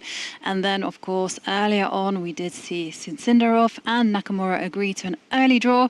But during the break, there was also a draw between Jumabayev and Ergaisi. Right. Yes. And I think we're going to have a complete set of the results so far. You can see 3 results decided there. And from boards 11 to 20, have there been any results? Yeah, Yes, there Robbie have. Kevlishvili. Oh, end up with a draw. That was a sharp opening, but it did fizzle out to a draw. And of course, Aditya Mittal recording a win. But before we take a look at some of the games, can we just see how Jumabayev and Ergaisi agreed a draw? By shaking hands. That's what you would presume. I think so too. By eye contact. Yeah. Or some knock on the under the table. Yeah. Hey, draw. In fact, it didn't take them long to, to swap all the pieces. Right, as soon as we'll get the board analysis board on the screen. Yeah, bishop d6 was something that we've predicted, and then white went with an immediate rook b7, which was answered with queen c4, and queens were traded off. Bishop c5, some cheeky, or my pawn. Bishop f2, right, don't take it. Rook b3, knight e4, and perhaps, yeah, white decided. Black's too active, let's just take, go rook c3, go bishop b3, yeah. Okay. And yeah, that ending soon. And Yovi, To a draw, yes? there is an update on the game between Makaryan versus Giri, and it looks like it's no longer winning, or better for Giri. Oh, hang on. Giri with the black pieces was winning at some point. No, it's not winning, but it's just we thought that It the wasn't. position was okay-ish. Okay. But now it looks like white is just better. Let's go there immediately. So queen d4, queen d7, queen h4. And white says it's me who attacks on the king side, right? Yeah, I mean, look at this position. It looks like it's okay. It looks solid enough. But right? then, Kiri take a look after a decides few to moves. Capture, goes b5, goes d5, c5, queen e3. And maybe this is the blunder, because if you protect it with rook to c8, then this pawn will be just marching on. I think it could be bishop h3 even that as well, one, because yeah. this one's falling Yeah. last. So, f5, we have d6. so he decided to just give it up. Yeah, so he could have blundered something badly, because after d5, you can't take because rook c7. So when did he kind of lost the ground? Because It must have been queen a7. So if we rewind, b5, rook c1, so Yeah. it's still kind of okay. maybe even I would say b5 is inaccurate because, well, but the But then, pawn on but then a, its pawn's hanging, right, and the knight somehow. yeah, but still somehow. Anyhow, b5 was played. The rook did drop back, and now after queen a7, where Giri c5, thought, queen well, e3. putting pressure on d4, but that is a disaster. Takes here. He will have perhaps some kind of compensation in the form of blockade on those dark squares, but still it's a That's healthy pawn. Yeah, it's a healthy pawn, and the b5 pawn is also very weak in the future too, even now. Yeah, so, wow, this could be an upset of the round if things turning as good as now for white. Yeah, and Giri has to go into hustle mode. He has to keep the queens on the board. And like Miro says, try to get some compensation by getting the knight Be to like f4. queen I thought queen d8. d7, Queen d7 could be the move. because right? I was Sorry. slightly concerned if the queen came back to b8 that white would go, I insist on trading queens with queen But- c7. Yeah, but if I insist on trading... Yeah, I know, I didn't have a here, it's response probably either. the same, right? Because queen g4 you can try to run for some time, but then eventually the queens are getting through. Yeah, and the rook is coming to c7 as well. Giri in trouble. And someone who was in trouble a while ago, and that was Gukash against Narayanan. Where is it? It's on board three. Board 3. Ah, whoa. Yes, so Gukash with the black Stuff pieces. happens. And G4. we left it, if we can G4, rewind. yeah, and we actually had this one, right? And Queen G7. And yeah. I just said that it is not our favorite placement for the queen, right? G5, Knight H7, H4, and he plays C5 because one needs at least some form of counterplay. Bishop B5, Knight C3, so now D5 pawn's hanging as well. Knight D5, Rook E4, cheeky. H3 and Rook E5 now. What's going on? Material's equal for now, right? So that means E takes D4, wins a pawn. Yeah? It does. It does.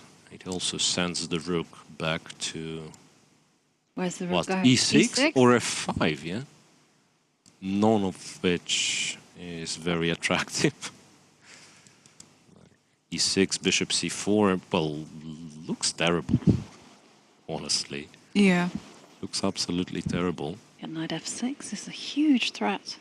Yep. No, you can't. You have to put your. But if you put your rook on F5, then Sorry. Just takes and then Five. take. Yeah, well, you probably take, and what do you do?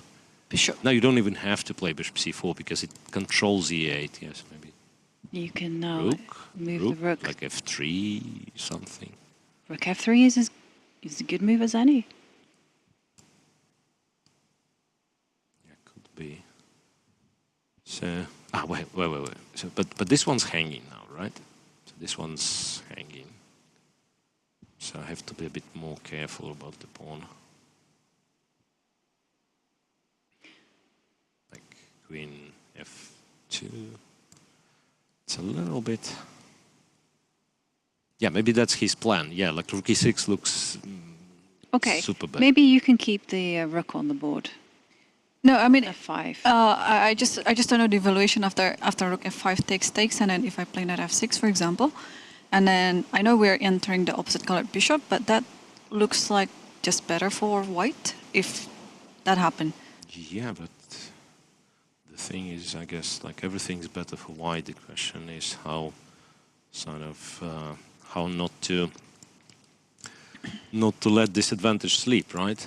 I presume this is like really good. However, is this pawn alive? Ah, yeah, Rook D3, right? I thought Bishop F4, but then Rook D3.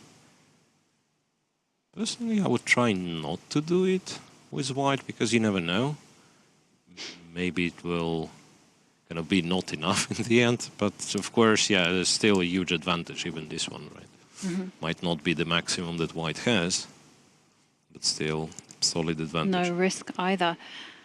And also to give you an update of another game that we were following, Abdusattorov did beat Kartik in that queen versus pieces, rook and right? knight. Yeah. And he did sacrifice H2 or give away H2, Rook F3, so this is the way he doubled, yeah? And E5, and slowly, Rook's getting to the 7th rank, G2, Rook H7. Looks like black had no chance, to be honest. Yeah, all the initiatives Captured for on white. B7, yeah, that confiscates everything. And this, I'm not sure how exactly do you win. I mean, you win for sure, it's just that Where are you going? so many options, right? So if you go knight to Yeah, it's like Knight knight C4 C5 wins, C5, knight sorry. C5 wins the queen. Knight A5 is even easier. Yeah? The fork will be on C4, I guess. Oh, you go here, yeah. and then you go to B5, and you pretend to be alive. But yeah, I mean, there must be some checkmate. Yeah. Yeah, I'm too lazy kind of to find it, but there must be some checkmate to this and It looks a5. good enough. And Thing. some tactic alert on the game between Yakuboev versus Adiban. So we can move back a few. Yeah, There was you the move some sacrifice. yeah. There's some sacrifice on G6. So this is what happened, and King H7. Okay, we can take a look from beginning. E1, Queen E7, Queen A6, and the check, Check and then take on G6. G6, Bishop G6, can't take with the pawn because E7. That's why King takes, Queen G8 check. Wow. And let's figure this out. So if the king goes to F5. F5. F5 Okay, or H5, let's go H5 first. Just to H5 first. H5 first. It looks like some self-made, but probably not. Yeah, Oh, if you go H5, you've got Rook D4. That's a And that's That's it. a that's killer. it. That's it. That's it. Yeah. That's it. There is no way to stop. And if you go King F5, King F5 is a little bit trickier, right? King F5 is a little bit trickier.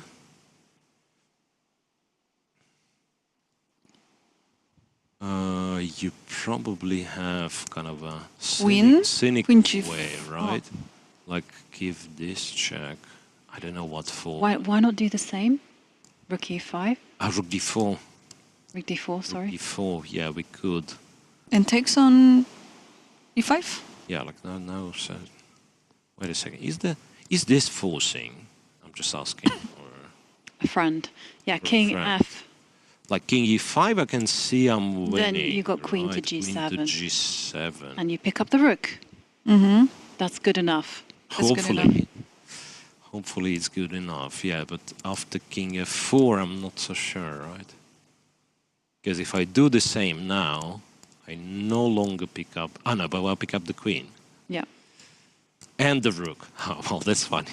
And the Rook on the way. That's funny, Queen and the Rook. So Rook D4, and after King F3 I thought this works. Mm-hmm. And it's a mate, right? Okay, C6 is there, but Yeah, C6, Queen takes. yeah, it's a mate. King E2, Queen E4. Yeah. So does So it this is mean- on his forcing. Does it mean rather- that it's forcing a kind of forced win? Wow. G4. What else? Ah, wait. This is the square, technically. This is Do you the still square. have Queen A8 Ye- check? Queen A8, and then Queen H8. He's gonna take this guy. And Queen H8? Queen H8, but then but the there is F-pawn is not F6. pinned. Yeah, that's my big problem, that the F-pawn is not pinned. I have to be careful. So King F5, Queen H7. Okay, that's what he has done. Queen H7. It's kind of forcing this king forward. King E5 loses to Queen what we G7. already know. Queen G7, and either pick the rook or after Queen F6 go F4, King F5, G4, win the queen. And otherwise, king has to go to the fourth rank, But then and the then it's rook D4 check. So game's over. Game over. Game over. Game over, yeah. Yeah, Queen G7 is on the menu after that. Wow, so it's forced win. Adiban about to make a move. And he took on E5. Yeah. Took on E5, got nothing but Yeah, do. he already realized that he's losing. The hand is already reaching for the queen to give a check on G7. Oh, wait a second. This young, No, but there is there. Queen F6. Although you've got F4. you know, after Queen F6 you've got F4. F4, yeah. still F4 is there. Hmm. And after King F5 you've got G4.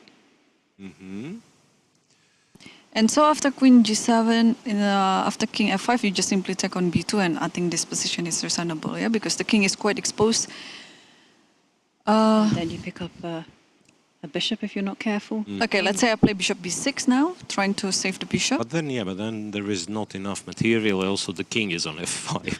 And actually, you can put back to G7 and then try this again, right? Because the king cannot come back to G6. Yeah, so that's the biggest problem. Because I thought originally, kind of looking at it from a5, that maybe black has some slight And advantage that's it. And he resigned. by taking the pawn. resignation. But then, yeah, Queen Yep. E5. A great tactic there from Yakuboyev. Yakuboyev. No, he didn't miss anything. When the tactics are being served on his plate, he didn't miss it at all. Because I thought that opposite card bishop, okay, it looks like very dangerous, of course, but I didn't expect it would turn out this way. Yeah, No, I mean, he found like a lot of tricks, and especially this one. It's not that trivial. Look at this queen, and like it goes to a6, to c8, then to g8, and in some lines back to a8, right, to checkmate the king. So that's lovely stuff. Okay, well done to Yakuboev, showing another Uzbek talent. Can we The top board. catch up with Magsudlu against Salam? Remember, Salam He's one of the leaders. is one of the leaders, 3.5 points out of 4. All right, so knight a5 indeed was played. d5 and not knight c6. Maybe it wasn't a good move after all. Salim preferred to go bishop f8. Well, some ideas of e6 perhaps. Knight d4, e5. Almost looks like you've won material, but white has d takes e6. Queen here, bishop here, queen f3. So there is queen f7, right? I mean, bishop d4, there is queen f7 and I guess e7. Yep, looks like it. Or trade in e7 and rook f1, rook b1. Yeah, never mind. Rook f8, queen c3, queen e5 because the knight was hanging. h3, rook e8. Once again, queen f3, threatening checkmate. Queen f6, queen e2, queen e5. Interestingly, though, white seemingly given a tempo, and he already played h3. But what Salem says that you can't really improve your position a lot. The knight on d4 is kind of hanging in the air. If it's moved e6 falls. Impressive. Let me find a way to self-destroy white. Yes. I want to play good moves, but yeah. Let's try queen moves. I want to get my queen to the back rank. Can I play queen f3? That's what, I think that's where we were. Yeah, my queen f3, queen f6 was Okay. at some point, yeah, they've repeated. Rook f1 was just played, yeah. I didn't realize we are that close to a time trouble, like for instance in this game. 8 minutes for Masoudlu, 5 minutes for Salem. And how many moves do they have They're to on make? move 32, so it's not massively serious Yeah. time trouble, but it's a complicated position. And you do not want to be on the defending side with so little time. Rook f1 played.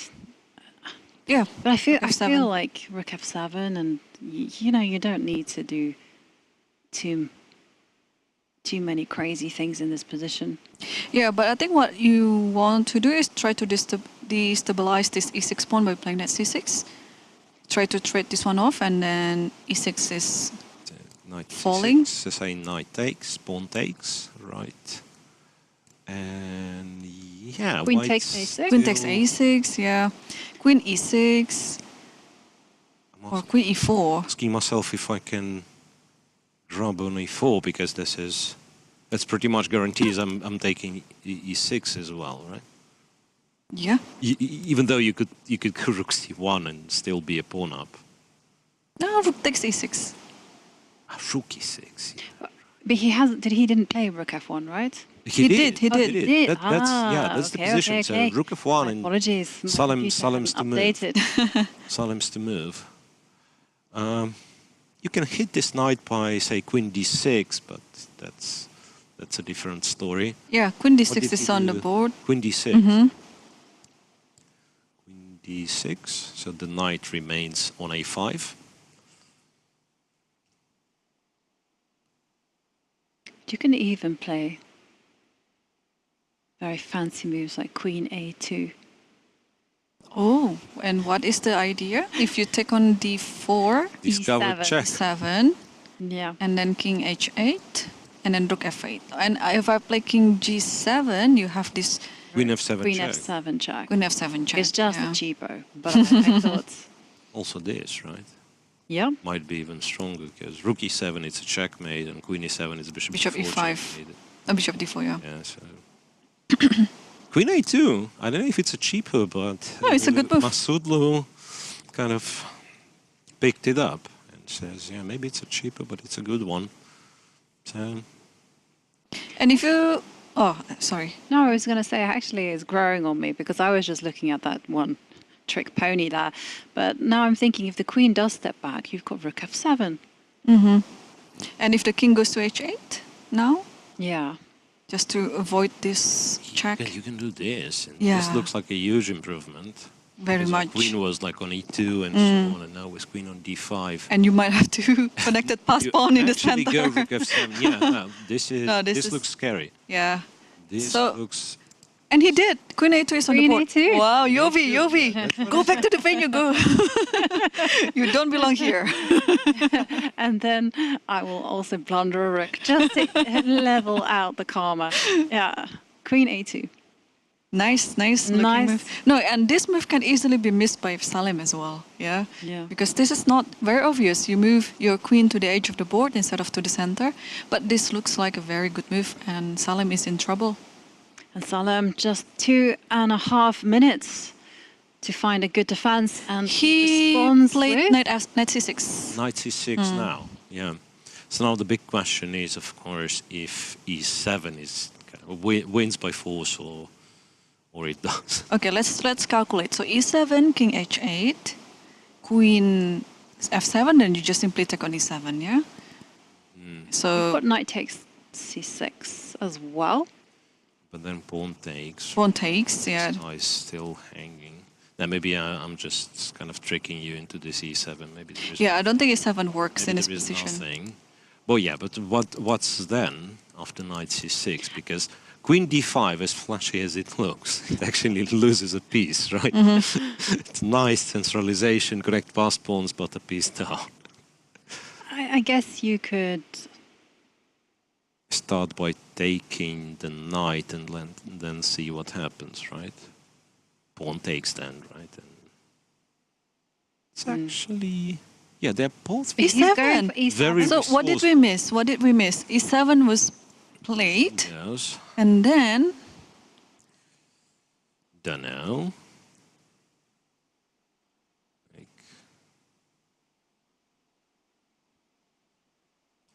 96 possibly. I understand it's not an immediate win, but if I trade the bishop on g7, maybe I have something.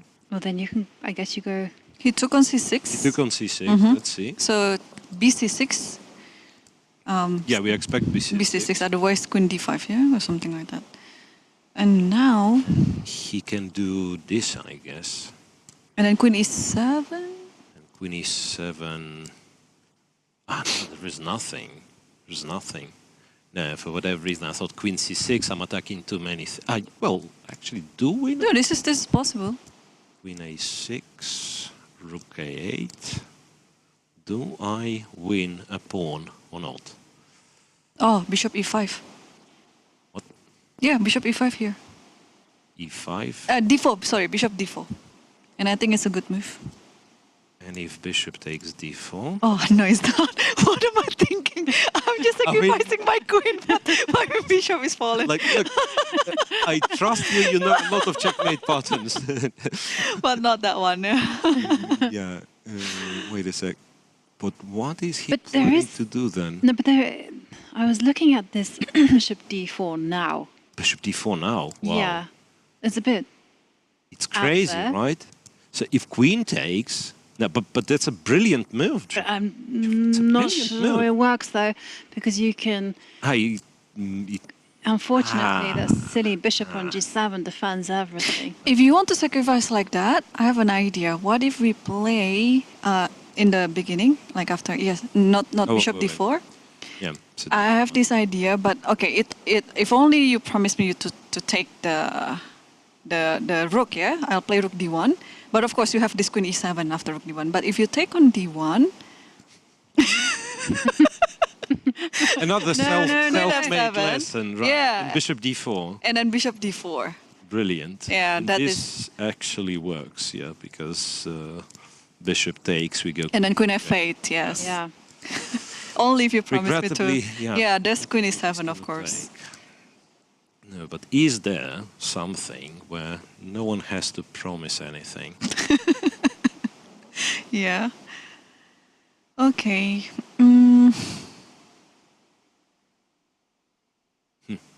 Not easy. So the bishop on g7 does Could Parham miss something? job. Because e7 is quite committal. Oh, he played queen c4. So he actually goes for this line. Queen c4. So again, what was Queen takes e7. Yeah, bishop c5 is a threat, right? To take. So it's queen e7. Queen a6. And he takes on a6 immediately. Take on Takes e4. e4. And you can move a5. a5 is... And yeah. then this a pawn supported by the bishop all the way to a7 might be super dangerous. Black really needs, if he can, create some counterplay against the king, because otherwise I think it's very bad. Yeah. Yeah, the black's king is not too safe. The bishop has to guard it all the time on g7. And yeah, things are looking good for Parham Maksudlu. It's never about the quantity of pawns, but about the quality. And Yes. that pawn on a5 is deadly. And I would also like to dash back to the game between Narayanan and Gukesh. Right. Well, a lot of Because development. a lot of developments. Yeah. So rook f5 that was something that we looked at, and queen f2 indeed was played. Rook went to c8, rook went to c3. So now traded, and white made sure that d4 pawns well protected. Queen g6, bishop d3, queen e6. Here, c4. Well, f4 and knight takes f4. What does that mean? Well, the first question I'm asking is what happens after bishop takes knight? I think he has to take on h7, right? So queen f4, it's a check, and the bishop is lost. So that's why he has to take On bishop h7. f4, bishop h7, king h7, queen f4. And is there And any now perpetual? queen takes c4 is what I wanted to do. Yeah, that's Because what I thought. there's just one check on h3. Kind of perpetual Or is maybe. very No, there's e1. unlikely. Oh, yes. E1 and then queen e2. There might be some perpetual here. But Queen here. Maybe the king can hide. we'll actually go back. No, you cannot go for there. No, it's queen e2 and then there is queen e6 and e2, checkmate. Queen f3. Can we show it? Yeah, okay. So if king goes here, and there've been examples, like There have been you know, like examples. There. I don't want to draw against Irene, so I go king f5. No, no perpetual for you, and you are getting checkmated all of a sudden. Yes. Right, but queen f3 seems to stop all the checks. You can still, luckily, capture c4, but maybe now that if you think of it, maybe it should have kind of. We should have done this with the king on h1 still. Yeah, because I just wanted to point out, it looks like the king is not safe being in the middle, but the king can hide on h5 as well. Yeah, that's one more thing. One thing that I always do in queen and pawn endings is I always try to plan a safe place for the king and a safe route. And another good rule in queen and pawn endings is keep the queen centralized. Absolutely. Okay, so it looks like this game started out as a complex game and could just fizzle out as quite a balanced queen's endgame in the end. Is it? I think white was up a pawn though. Takes queen c4. White's still up a pawn, isn't it? Isn't it white who is kind of trying to win it? It might be a draw, but still, like queen e4 and say go with the king. Nonetheless, yeah, we are reaching this one. Yeah. Bishop h7, And queen takes f4. And the bishop on f4 already taken. Yeah, and this is the decision for Gukesh to take on c4 or give a check first. He took on c4. Yeah. And tried to defend this queen's endgame, which I think should be a draw because the white's king is quite exposed. Queen e4. Ooh, he's reaching for the pawn. h5, going for the kill. Yeah, fair enough. Yeah, for whatever reason, I thought h5 you lose this pawn after a few checks, but it's hard to come up with with the one kind of one single check. So queen d5 or queen c6 if you want to give a check, yeah. But then after king h2, queen a2 check. So queen d5. And just to give you some breaking news, is that Vaishali beat Vohidov. Wow. So she moves on to 4 points. Wow, officially, yes. Yeah. What a performance by Vaishali. I mean, she has to keep distance of Magnus, this half a point, right? He won, so she had to win. She had no choice. Yeah, if Magnus is lucky tomorrow, he will play against her. Right, so that's... Yeah, I'm just playing through the game, and it's just a very classy game from Vaishali. Well done. Well done. So h5, I'd still say Gukash is in quite a bit of trouble. But yeah, we'll see. So b5. Then you can try to... I thought give some checks. Yeah, it's not clear if you achieve much.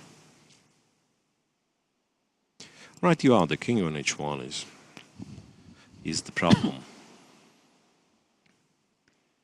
So he goes queen e4 check.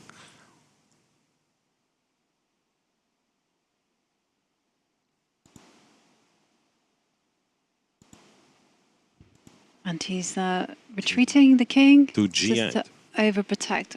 Oh no, he hesitated, but you got to touch. You got to move the king. Right. And he has time to think. 90 seconds for the 40th move. 40th move. And there we see Anish Giri looking at the position. But why did he hesitate? I'm not sure what's the alternative, to be honest. I mean, do you really want to provoke h6 with a check? Probably the answer is no. Okay, king g8. King g8. G8.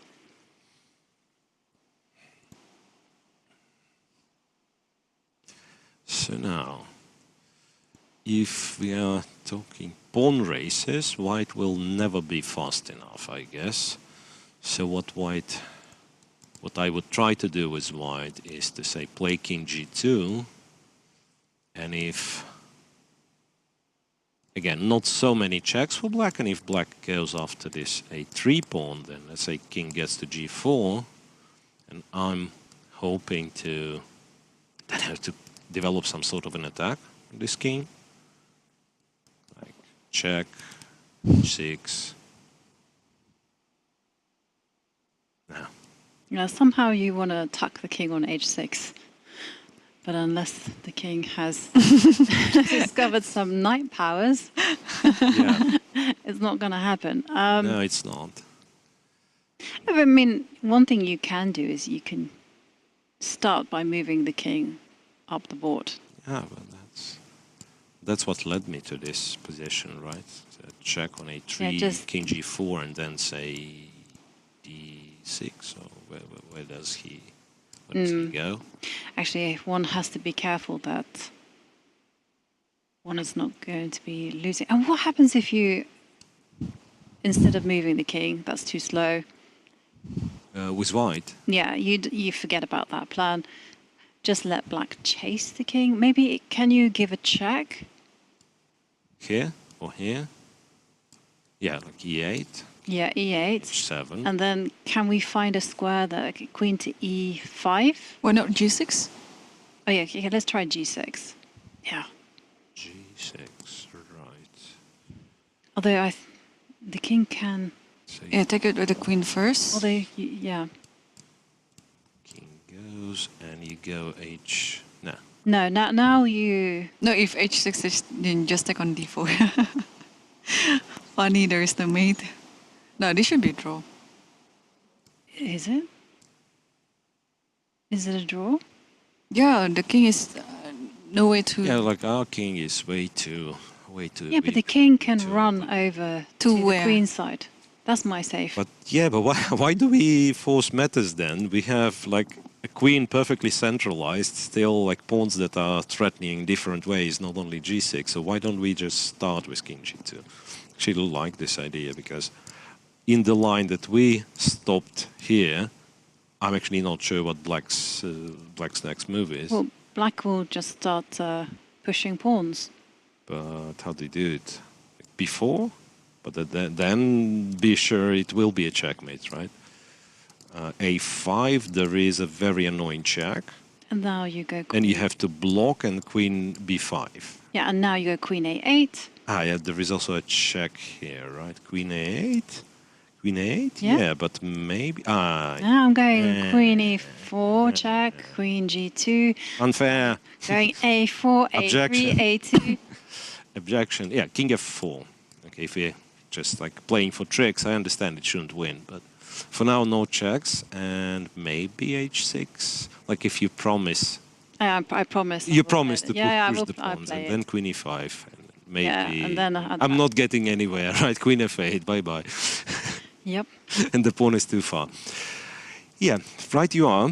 It should be a draw, objectively, but at the same time, as we like browsed through the lines, we found a trick here, a trick there, so it might be a draw, but white will continue playing. Okay. And can we also go to the game between Makarian and Anish Giri? Yeah, Right. we've left They've that one. Yeah, they've passed the time control, so... And Giri kept the queens by going queen a6. And some would argue it's an ugly move to make, but at least the queens are on the board. Queen c6, back to c5, back to a6, bishop h3, knight f4, bishop f5, g6, and d6 was played. That's a fancy move. Okay, first question. What happens? What happened after take the taking? Yeah, let's see it because that's the critical line. Gf, I think queen f. Yeah. Queen f5. And now... Rook d6, right? Yeah, I was thinking rook takes d6, but then I didn't quite want to give up my knight, or Giri's knight, rather. Giri's knight, yeah. But what else do you do? Yeah, Like you f6 is such Yeah, I know a... the knight doesn't have a good role in life, so give it up. has no life at all. Well, that's a good move then. This d6 is so nice. Well, we'll see. Rook takes pawn. Rook takes, queen f4, Queen f4 check, takes. and yeah, and white's a pawn up, all the pieces more active. And h6, kind of, yeah. and h6 And it's a is checkmate really idea. hard, if ever possible, to protect. Maybe he's just winning. Just wins. I had this great line when it comes to this type of position, because white is a pawn up, and as compensation, has the attack. Right. Yeah, like white is... And I had this from black's perspective, and so you would go, yeah, I'm a pawn down, but my position is bad. Yeah, something like that. So queen f5, rook d6, nothing else really, right? No, like, okay, this would be a checkmate. How to do it, I have no clue. Yeah, rook d6. Just queen f and then f4, absolutely Yeah. forced to take. Yeah. so that bishop on f5 cannot be taken then. Otherwise, this line is going to be on the End board. the game, yeah. But yeah, but what to do then, Okay. Do not despair. I have a plan. right? Queen a8. Queen a8. Woohoo! Go me. No, the idea is just simple. I want the bishop to move, and I want to grab the pawn on e4. But then Yeah. he probably does something like... I literally have wait. improved the position. No, you No, cannot do you that. did. You take, and you take on e4, and you trade the queen. Yeah, but that's only because you dropped your queen back. Well, what do I do? Yeah, you can leave it there. You say- mean like I'm still, or Yeah, the black still I not threatening because queen f5 is the can't same. take bishop because queen f5 is still problematic. Okay, so maybe you try to attack f6 then. Queen d4. Oh, he's reaching. Yeah, I think queen a8 has to be the only move. I mean, like f3 is one thing to do, just not to care about this diagonal any That's true. longer. Giri is about to make a move, and he has to make a move. Queen a8. Yovi! Queen a8. I told you, it's very good for the chess bingo. It's actually really a lot of fun to follow chess and try to predict the moves. I don't know, I was playing in some tournament online and they were doing this competition where you could just have Guess the people, moves. yeah, guess the moves, but you know, there were players like me. So, and it was quite funny. I don't think anyone got a high percentage for matching my moves. I like this move f3 after this, so that the queen can be flexible. Yeah. But wait, but is there, in all honesty, is there any... No, there isn't, right? So take stakes. No, wait, the rook is protected though, so now I can go g6, and after queen f6 I can go rook g7, so this is the difference. Rook c7? So the rook was hanging... Yeah, I'm not saying black's position is brilliant, I'm just saying that he can block with the rook, and before that he couldn't. Yeah. Takes and d7. Yeah. D7, it's game. Where is this knight when it's needed on f2? Too far away. Too far away. Yeah, so f3 seems cool. And funnily enough, Anish Giri's opponent is actually just an international master. Yeah. But born in 2004 with a rating of 2548, I don't think he will be staying an IM for too long. No, I think he already. There are many players like this that are already getting all the norms but didn't bother to apply. Wait a second. So instead of playing my fancy schmancy f3, he practically blitzed out queen d4. Oh, he went for my idea. I don't know whether it's good though. So what's now? So let's take a look with this. So bishop line takes on the bishop. Yeah. Queen f6. bishop cannot be taken because let's check. see it. And then If rook to g7, then I think just take this guy. And take on f4. Rook blocks, I guess, right? Or king e8. I mean king g8 is there. G8, yeah, and takes. Queen takes knight. Ah, yeah. And queen Here, e4 takes. You're kind of alive, yeah. So that's. Wow. Ideally, you would. No, but b5. You'd prefer. You go this rook c5. Take on Yeah, I b5. understand. Yeah, I understand, but. You just go rook d5. You wanted. No. This is fine. This is good enough. Rook d5. Good enough. Rook d5. You double up. You put threaten d7. Rook c5, Yovi. Take the other pawn. Yeah, that doesn't matter. But yeah, rook d5. Because he'll go rook b7. You want rook g1, no? I would want to play rook g1 because I know a little bit about rook endgames, but not like 4 rooks endgames. Yeah. I mean, So this is rook just g1. easy winning. The king will come up to e3. But we wanted more. No. We want the win. We wanted more. He's the boss, yeah? All right It's then. my career. All right then. What Reading to from history. do if we cannot take the bishop? Is rook f8 ever a move? It could well be forced, but I'm thinking there's queen can come back to e3. No. No, but that's that it's allows the same pawn takes thing, bishop. right? We might be winning. No, but in the other line, the end game. There were some pawns. What about putting a rook? No. Deploy it on the 7th rank then. Rook c5. It's a bishop. Rook c5. No, that doesn't look good. It's too fancy. Takes and a knight e6. Too defensive. Yeah, but that's what I'm saying. Like after rook f8. I have an idea. Bishop c8. Wow. And if we take? No, it didn't work. Oh my God. No, wait a second. No, it can I work. was Why not? thinking- It kind of does. No, but queen d8. Queen d6. Oh, look at that. This and this. Accidents happen. Yeah, exactly. Okay, well, there you go. Right. The bishop c8, right? And then accidents, they happen, Rook d6 and there is queen e4. Oh, God.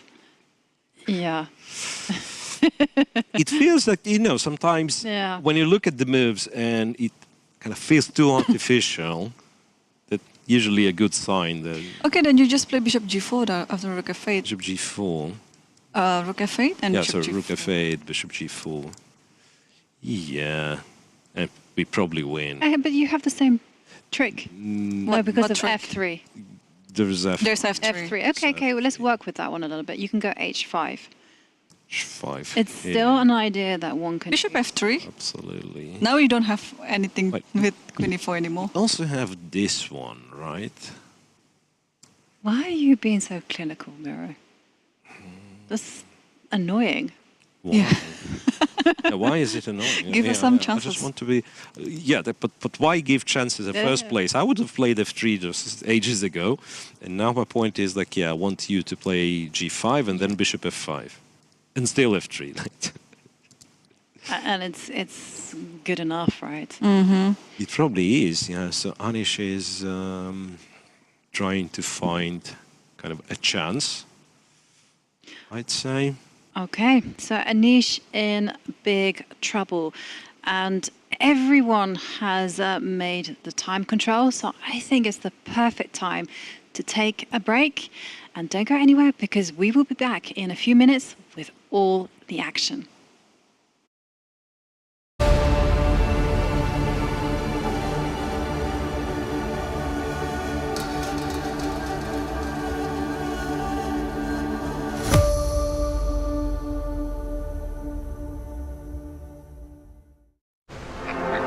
I wanna feel a feeling just like this.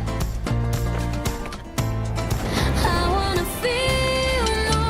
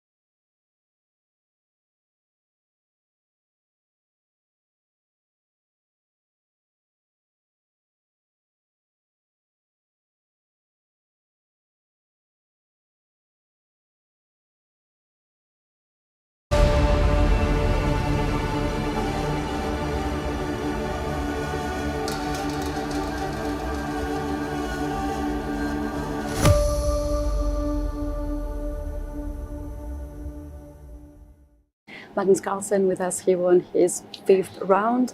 Magnus, how was your game? It was all right. I think he chose a very dubious plan with knight h5, because he kind of has to put his knight on a5. Otherwise, I'm very quick with d4, and I think with the knight on a5, it's very hard to imagine that black is okay. And I think the way the game proceeded, I mean, I just got an extra pawn, and generally I should have a safer king as well, but yeah, he found some resources. I'd missed this idea he had of rook e1 from afar, and honestly, like, I wasn't so sure if I was winning anymore, because he could have, I think, forced an endgame where I'm 2 pawns up, but it's not that easy for me to win. But yeah, fortunately for me, he had very little time, and he went for a direct try for perpetual, which just didn't work. What about these double pawns? How safe was your king at that point? Generally, I felt that my king was a little bit safer than his, because I do have double pawns, but I have sort of more pieces protecting, and bishop on g3 is really a good defensive piece. So I mean, there are always tricks, but I didn't feel in general that my king was particularly unsafe. Tomorrow is a day off. Is there any particular plan that you already have for tomorrow? Yeah, I'm gonna play some golf tomorrow, which will be nice. Generally, I desperately need a rest day, because I mean, I was supposed to have like 3 days here before the tournament, but then I mean, I had twice the travel plans had to be changed, and honestly, like, I didn't get so much rest in between the club cup in here, and then I finally arrived just the night before, and I've been feeling a bit worn out the last few days, so get some rest. The score is bad, but it's not disastrous, so it's all to play for. Right. What is usual daily routine here at this tournament? How do you spend the first part of the day and after the game? It's been a bit different. Like one day, or actually 2 days, been playing some golf with my brother-in-law and sister, and also Benjamin, the other Norwegian plays here. First day when I played golf, I felt really good for the 3rd round, and yesterday I was just tired. Too much sun, too little sleep. It's hard to play, but otherwise I think, like, mainly plan is just to chill at the pool, eat a bit before the game, and then go play. And the final question is about the whole situation here at the playing venue. Are you satisfied with some of the changes that we have now? Yeah, I think the changes that have happened have improved the situation a bit, and I definitely feel more safe, and I hope that other players do as well. Thank you so much, and good luck. Thank you.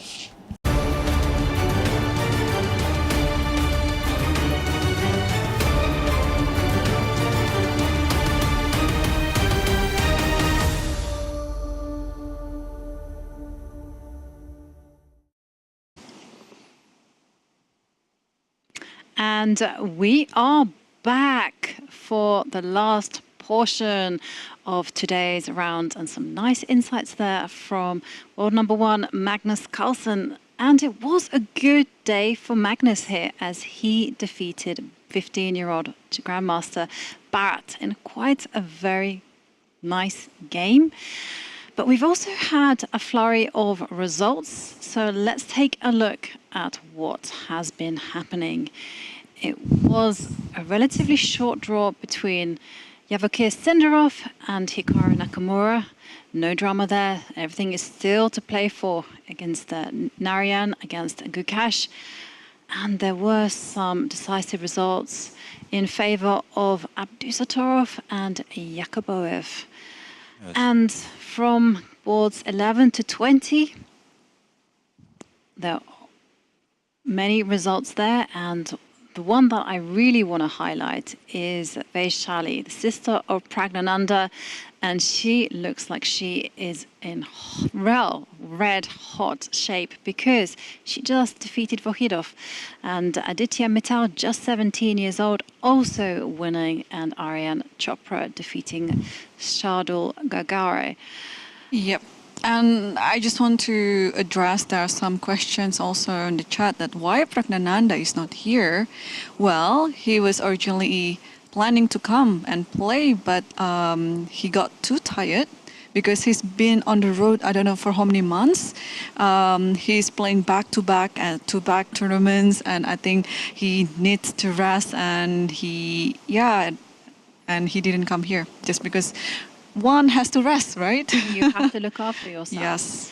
And talking about rest, someone who cannot rest is Salem, because he is one of the leaders with 3.5 points. But take a look at this position, and that pawn on A7 spells trouble. Right. Well, what happens here, it's really hard to comprehend. I mean, we've seen this position, right? A5, and said that the A pawn will be very hard to stop, which has to be true. And I think I've mentioned something about black trying to organize counterplay, and that's what Salem did. So G5, rook to C1, and he goes C5. Rook takes, and G4, trying desperately to get to this king. Queen C6, queen has to go back to E7, because if the queens are off, then the pawn promotes. A6, G takes, and then you'd expect white to just take back, but A7 was played, and after this check, he captured with the king. And I have to say, during the break, I checked this position a little bit with the engine, and this was one of the top choices, so white is winning. Even though, when I look at this position, I see that black can give a check on E2, but you can come back. It's not, it's not obvious. Then you come back to H1. Hide on H1, despite the fact that no pawns here, but rook covers H5 conveniently, queen covers the diagonal, and nothing can stop this pawn from promotion. So queen E2 would be a terrible, terrible check. What else? Let's play hide and seek. Let's hide the rook so that if you are promoting, there'll be a little check like that. I don't know, maybe I don't have enough pieces. But the king can run to the F. Runs to F1, and that's precisely one check left, which is queen F7. And you can block that with your queen F3. Queen, with one of your queens. Queen F3. Wow, too many queens, right? Yeah. I mean, I wish some tactic like this would work, but nothing. Yeah, absolutely nothing. Right, seems like white's winning. So perhaps this is what he has to do, kind of passively cover the 8th rank to stop the pawn from an immediate promotion. But then it means he's not going for any form of activity anytime soon. And I guess rook like to rook B5. Rook F. F5. Yeah, it's possible as well. Could be the move, but rook B5 as well could be the move, because rook E2, once again, it's only one check. And, well, if you don't go rook to E2, the plan was simply to go queen takes rook. Queen takes rook, and then rook B8. Yep. Yeah. Let's say H6 is played. And If H6 is played. And if bishop E5 is played, I guess you would attempt to take... Well, now you can take the... Take everything. Take the rook, take the bishop. Wait a second. I'll take the... Actually, you can even take the rook. Yeah, No, that's I don't think you can. Yeah, you can, and then you take the bishop. Take the bishop. Take the bishop, but there will be checks, right? I mean... Yeah. I'm sure we can hide. I'm sure we can hide, and then at some point... But okay, I wouldn't this do is this. unnecessary. Seriously, I wouldn't do this. No, not to mention there is queen E5 and you're a piece up, but that's the true. game's not won. No. There's no need for any of that. Or like what Miro usually say, a bit showing off too much. Yeah. There is also rook to... Yeah, like I was thinking this, but Yeah, this works, and then after that you go... does it? Like black has this silly check. And we King go H1. here, and after that we... Bishop D4. Bishop D4, yeah. So originally I thought the queen, but then you take go king G7. There is bishop D4, queen E4, a check, And there is no perpetual, no? No. The queen can come shouldn't back. There shouldn't be, yeah. And somehow with 2 queens, we should be able to run away. So looking quite grim for Salem. Okay, so what about Gukash?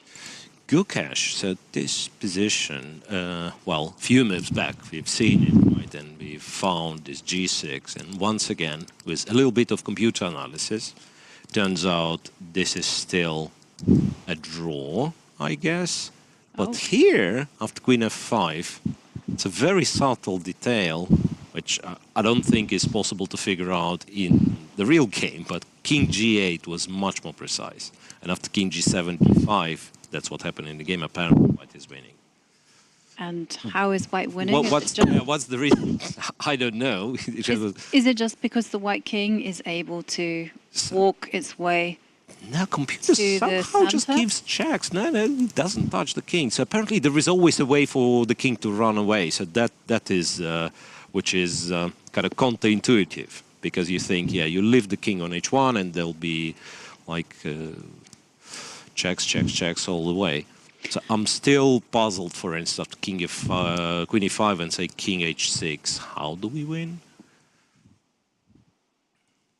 Do we just go D6? What about D6? And pretend that there is no such thing as a perpetual check? Well, because now the king goes up. And we go up. Right. And Queen G3. Yeah, Queen G3. Oh, but Queen G3, Queen H1, yeah? No, King H4 though. No, King H4 is good. Because I think we don't need Queen G3 at all. We'll move somewhere in, if allowed, and we probably will be allowed. I say, yeah, I'm not sure. Well, you might see this one. Well, one thing that you can do is just put bishop pawn B4. Oh, no. Forget that. Queen H8 checkmate. In this, no, wait. It's an unlucky moment. Yeah, we had some moment when we could push. Glad to have you back. What's wrong with you guys? No. All right, and we are headed towards this position. So Queen E5, King H6, D6 was played, and let's see how this unfolds. Mm-hmm. Well, that would be big news indeed, because if Narayanan wins, he takes the sole lead. Wow. Because Salem looks like busted, yeah? Yeah, it does look like he's busted. And Jumabayev Regaisi is a draw, as well as it was a draw for Sindarov against Nakamura. So I wasn't that far off with my prediction that there will be decisive results in top 10. Yeah. By the way, B4 is played. After D6, B4 is played. Okay, so this is a smart move. How exactly do we win, though? It's cool and all, like saying, yeah, the D pawn is unstoppable. But how exactly do we win? Because still, the king is on H1. I guess you start with Queen to H8 check. And then King G5. I'm trying to get a situation where I'm thinking of Queen to G7. Okay, actually, first of all, let me clarify everything. Let me go pawn takes pawn. Yeah, that's fair. Yeah, let's get rid of these guys. Yeah. And now, so I'm trying to advance the... Yeah, but maybe let's think of what we have to do here. So one task is not to get perpetual check. So queen has to got some squares at least around the king. We want to play D7, but the pawn has to be protected. Queen C6. Well, we can get that by giving a check on... No, we cannot. Yeah, like 2 checks like this allows us to play D7, but I'm not sure about this part with a perpetual check. Like King H4, D7, I don't know. What yeah, okay, let's start with this. What happens here? And now the king is kind of exposed enough, so if you try to stop the pawn, they're always going to be like a couple of checks and D8 protected, right? And in terms of avoiding the perpetual, I think we have a good chance, right? because queen c6, it's this.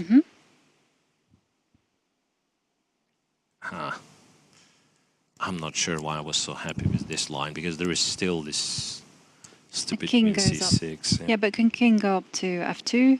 How we get close? I'm gonna- Yeah, right. The staircase. No check, goes up. no check. So we run here. And now you can even go king f3. Or king f3, yeah. Threaten checkmate. For whatever reason, I thought we go here, but king f3, yeah. Something along the lines of this, yeah. Okay, instead of giving checks, can we just, where was the queen before? This, When the king was still on h1? yeah. Okay. This was when we gave a couple of checks and one d7. Yeah, I want to put my queen on d8, but I'm worried there might be some attack there. Okay, let's give checks there now. Let's give check. Yeah, checks there, and then check on b6. Oh, no, b6 could be queen f2. All right, queen c1 was the check that is Yes, possible. yes. Yeah. c1, we go here. There is queen d2, however. Oh, no, there isn't. There's Sorry, queen f2. There isn't. So queen c6 is the only check. And now king f2. King f2. And now queen Check. yeah. And now king King f3. f3, so And there's no stalemate. no queen And there's d8. queen to g4. And the pawn's alive as well, yeah. And Yeah, check is contact. So it's just game over. Yeah. you kind of wish that you don't have the pawn on b4. Then you Right. can go for some stalemate idea. Queen f2 check. Yeah, here it would have been queen f2. Yeah. That's the Yeah. case. Yeah, that's the case. Well, also, if that pawn were not there, then you can go queen b3 check and keep the game alive. But okay. A, B, it's A, B. happening. A, B, A, B. Abba. No, Abab. A, B, A, B. Abab. Abab. Yeah. Close though. ABBA Yeah, would be a name of the band that Yeah. you're looking for, right? that's what I wanted to say. But okay, so yeah, this game interesting. Queensland game is always interesting. I don't know if we are going to stay here for 8 hours like what I had in my last Queen and Games game. 8 hours. Mm. Did you have to take a bye in the next round? Because No. I can imagine that's incredibly draining. How did you do in the next game after that? I didn't think I lost actually. Mm-hmm. Yeah, it was such a. Yeah, we played at. We started playing at 2 and then finished at 10. How many moves? So here, 160 something moves. here we are deep in the end game, but there are games in top 10 that barely pass the time control. So like Giri, Makarian with Giri, it's move 45 still, And with queens on the board. yeah, and let's so have on. a look at that. And of course, we will keep you posted on the game between Narayanan and Gukesh. Aha, so Giri, look, decided to go rook to g7 in this position. Makarian captured on f6 and king to h7. Alrighty. And bishop g4. Yeah, I thought like this pawn is, you don't want to give this pawn. Yeah, but you But- can because But it turns out you can. Yeah. Yeah, Because queen e4, it's F3. f3 and the knight hanging, and, And the rook's so also. does the rook. Queen e3, and then if you carry on asking questions, just take. rook e1. no, you take the rook, right? Take the rook and then rook g1 if you are threatening for g2 mate. Yeah, there is rook g1. I No, like rook e1, I would you ask go knight to knight. the question as well. I mean, Yeah. that's a bit of a problem. But yeah, queen e3. No, you feel like that there must be something for white. There must be something for white. So just take this one and queen f2. Yeah, Rook g1. you defend, and there is Nothing. no, Nothing. not enough pieces. Simply. And the rook is coming to c8. Yeah, so looks winning for Makarian. Impressive stuff. And there is another game ongoing in the top 10 between Visak Kartikeyan. Kartikeyan, Yeah. This one. So when we left at Hall that while ago, it was in a very complicated middle game. All right. It's now a double rook ending. Yeah, it's all because Fisak didn't play knight e4. Yeah. Yeah, this rook's endgame, okay, black is a pawn up. Should be a technical win for black, I think. So Also G2. Last move was rook f1. Isn't it like a blunder or something? Yeah. Because I have a question. What happens if this rook Yeah, takes? take this, yeah. This rook takes. So if you take on You can f7, take rook on g1, that's If the you idea. take on f7, Still rook g1. it's rook g1. Takes everything. Yes, exchange and king to f7. And I think King f2. king f2, but then King we are e6. in a square of this guy. Mm-hmm. But white is in a square of this guy, and then he goes h4, right? And this is something you have to calculate. Okay, so And you have to calculate it carefully, because it might be that it's black who's in trouble. No, wait a second. Maybe. no, c3 now is fine. Why is it fine? And g5. Because you check it. And h4. And c2 first, or You h4, don't Yeah, You h4 don't is need the nice. same thing. Mm-hmm. You don't need to. C2 works, h4 works. Yeah, you're absolutely right. But okay, this has to be calculated. But Oh, he After- took. Wait, after second. He already took on g2 with After the. After G5, you can go A5, A5. Yeah. A5, yeah. A5 was the thing. And this is what you need. G4. This is where you need. Yeah, you need the pawn. This is on- C2. C2, and then C1. No, wait. I'm being stupid. No, C1 But is fine. I'm still the second one to promote. No, No. wait a second. I'm second one to promote. That doesn't work. Doesn't make any sense. Well, no, Wait a second. you step Relax. Relax. So what's going on? We said G5, right? Instead of c3, Okay, can we but just we're play getting- king d5? Yeah, but here, this Instead one of. is- we can agree that this one is very complicated. Absolutely. So maybe we don't dive into this king and pawn ending, but instead have a look at the double rook end. He captured with the other rook.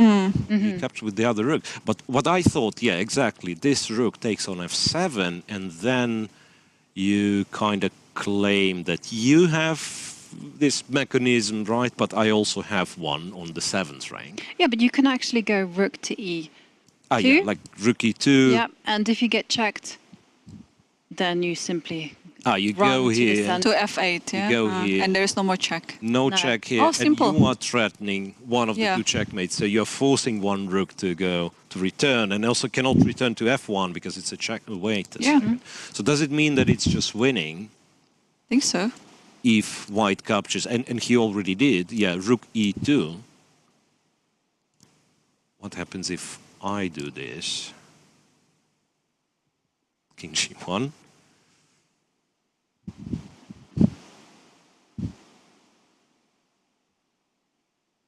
So I'm only gonna block when Okay, you would check, right? give a check first on e1, and after rook f1, rook e3.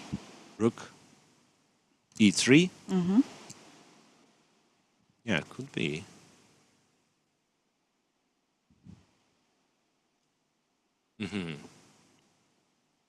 But then say Yeah, you want to get that, yeah? something like this. Yeah, the back rank is And it's super terrible. tricky now because now you have like check and you win a tempo, right? When you give a check, you give a check. Now you're not getting checkmated, so you can say play a move, and then but it's I don't know how to play this. I mean, I've never seen this in my life when both kings are caught on the 7th rank. So usually it ends up with just immediate perpetual. But if you can actually play it, it's super tricky. Okay, guys, can I update you on the Gukesh game? Right. Because now I have the computer to help us with this Yes. very complicated endgame. And funny enough, if we were to rewind a few moves, Yes. the winning technique was actually not to go AB, and not Queen F6, but to play Queen E3 check. Queen E3 check. Yeah. Now this is computer stuff. What mean? Yeah, exactly. This is computer. And after king takes pawn, Yeah. it would be a loss because you would check from h3 Okay. and then go d7. Force was the king to g5. The king is on g file, and then you go d7, and you go to h2, and you have one of the two counter checks. Beautiful. And after the queen goes to d4, let's just say, Yeah. then you go queen e6. Queen e6 with a check, And right? Oh. This is the perfect construction according to the engine. Okay. So a b4. I don't That think didn't changes happen. much. No, well, apparently after AB, it's queen e3 is still the winning Yeah. mechanism. But queen f6 is not. But queen f6, no. And queen f6 was played, and what we analyzed as well. And here it says it's equal. So here black should capture the pawn. And we were looking Yes. at queen f5. Queen f5, that's exactly what And happens in the game. Now the key is, I think we were looking at king h4. Now king h4 is losing. Yes, we figured this one out. But king h6, right? But king h6 is drawing. Because after you go d7, queen c6 is possible, and there's just no checkmate. Hang on. And queen h3 instead of d7, isn't it the same?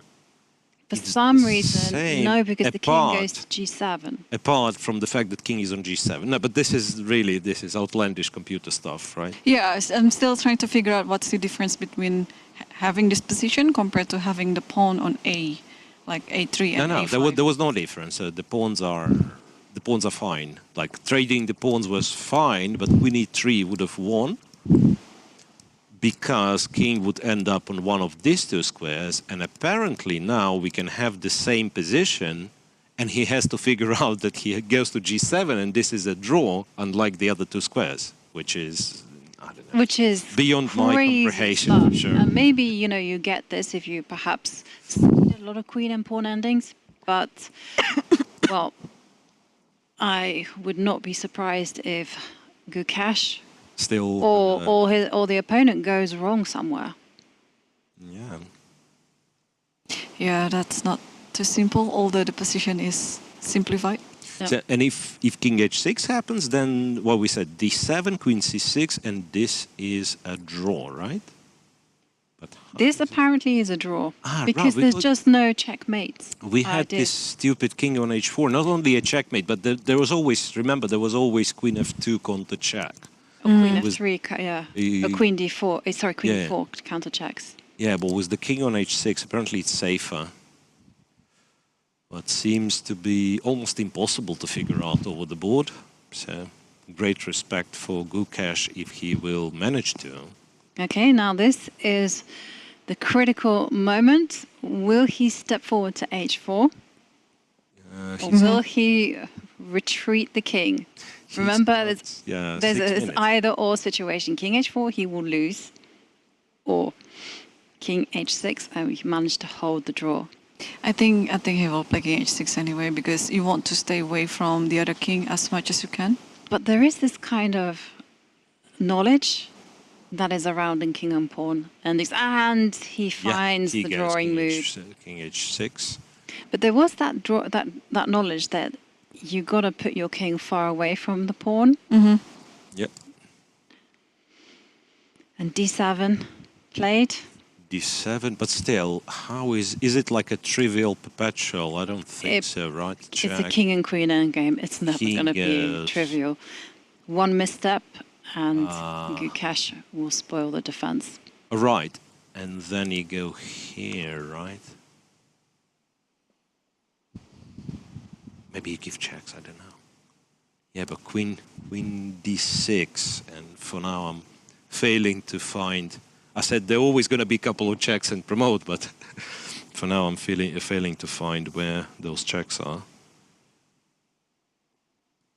Super complex. d7, he's still thinking, and he goes with queen h4 check. Jovi, but now, would you update us after queen h4? I think you can just go queen d8, no? And stop it there. That's a big mistake. Yes, There should be a big. That is a But huge how mistake. does Queen D8 help you? I don't know. It's always going to be like a check Queen E8, right? Oh my God! Okay, can I just show that Yes. Queen H4 is a big mistake? Instead, he should have played Queen C6. Queen C6, right? Check, and that was in fact the only drawing move. The only move. Yeah, Oh. it just goes to show how insanely complicated this is. So Queen H4 check. So what's now?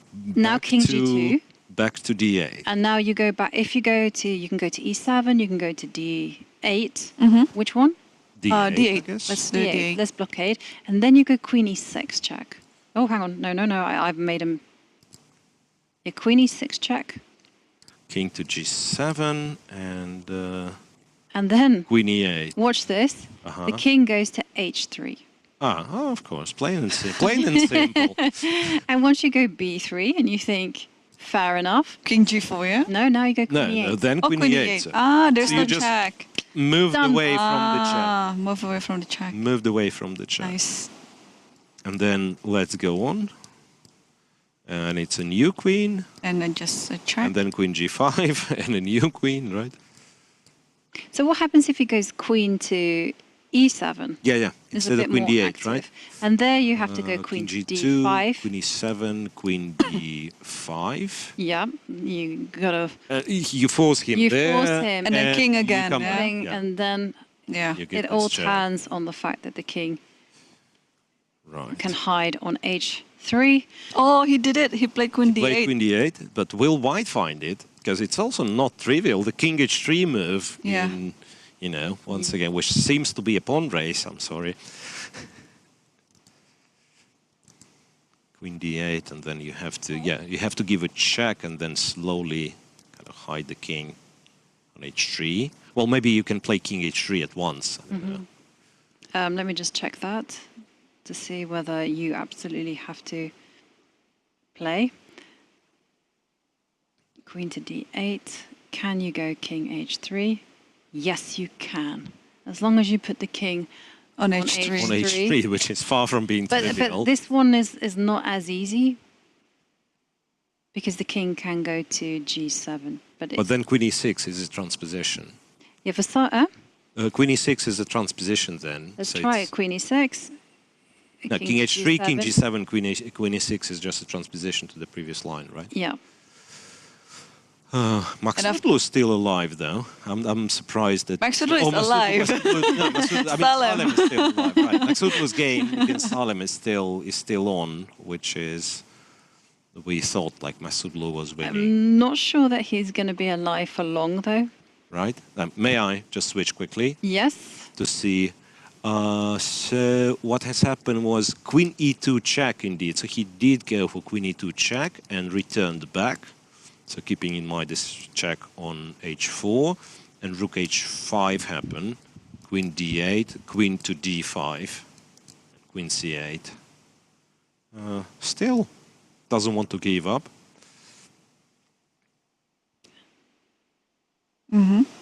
Queen.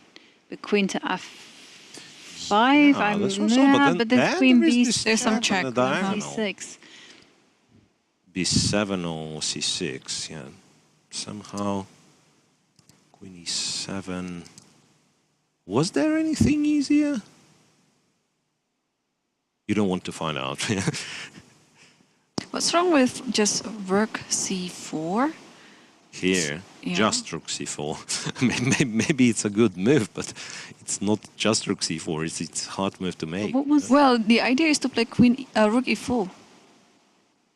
Rook C4, Rook E4, or Rook Yeah. A4. Rook E4? Rook E4. That's the direct attack. And also protecting H4. E4. Yeah, so you're protecting and... No, but Rook A4 is also a threat, right?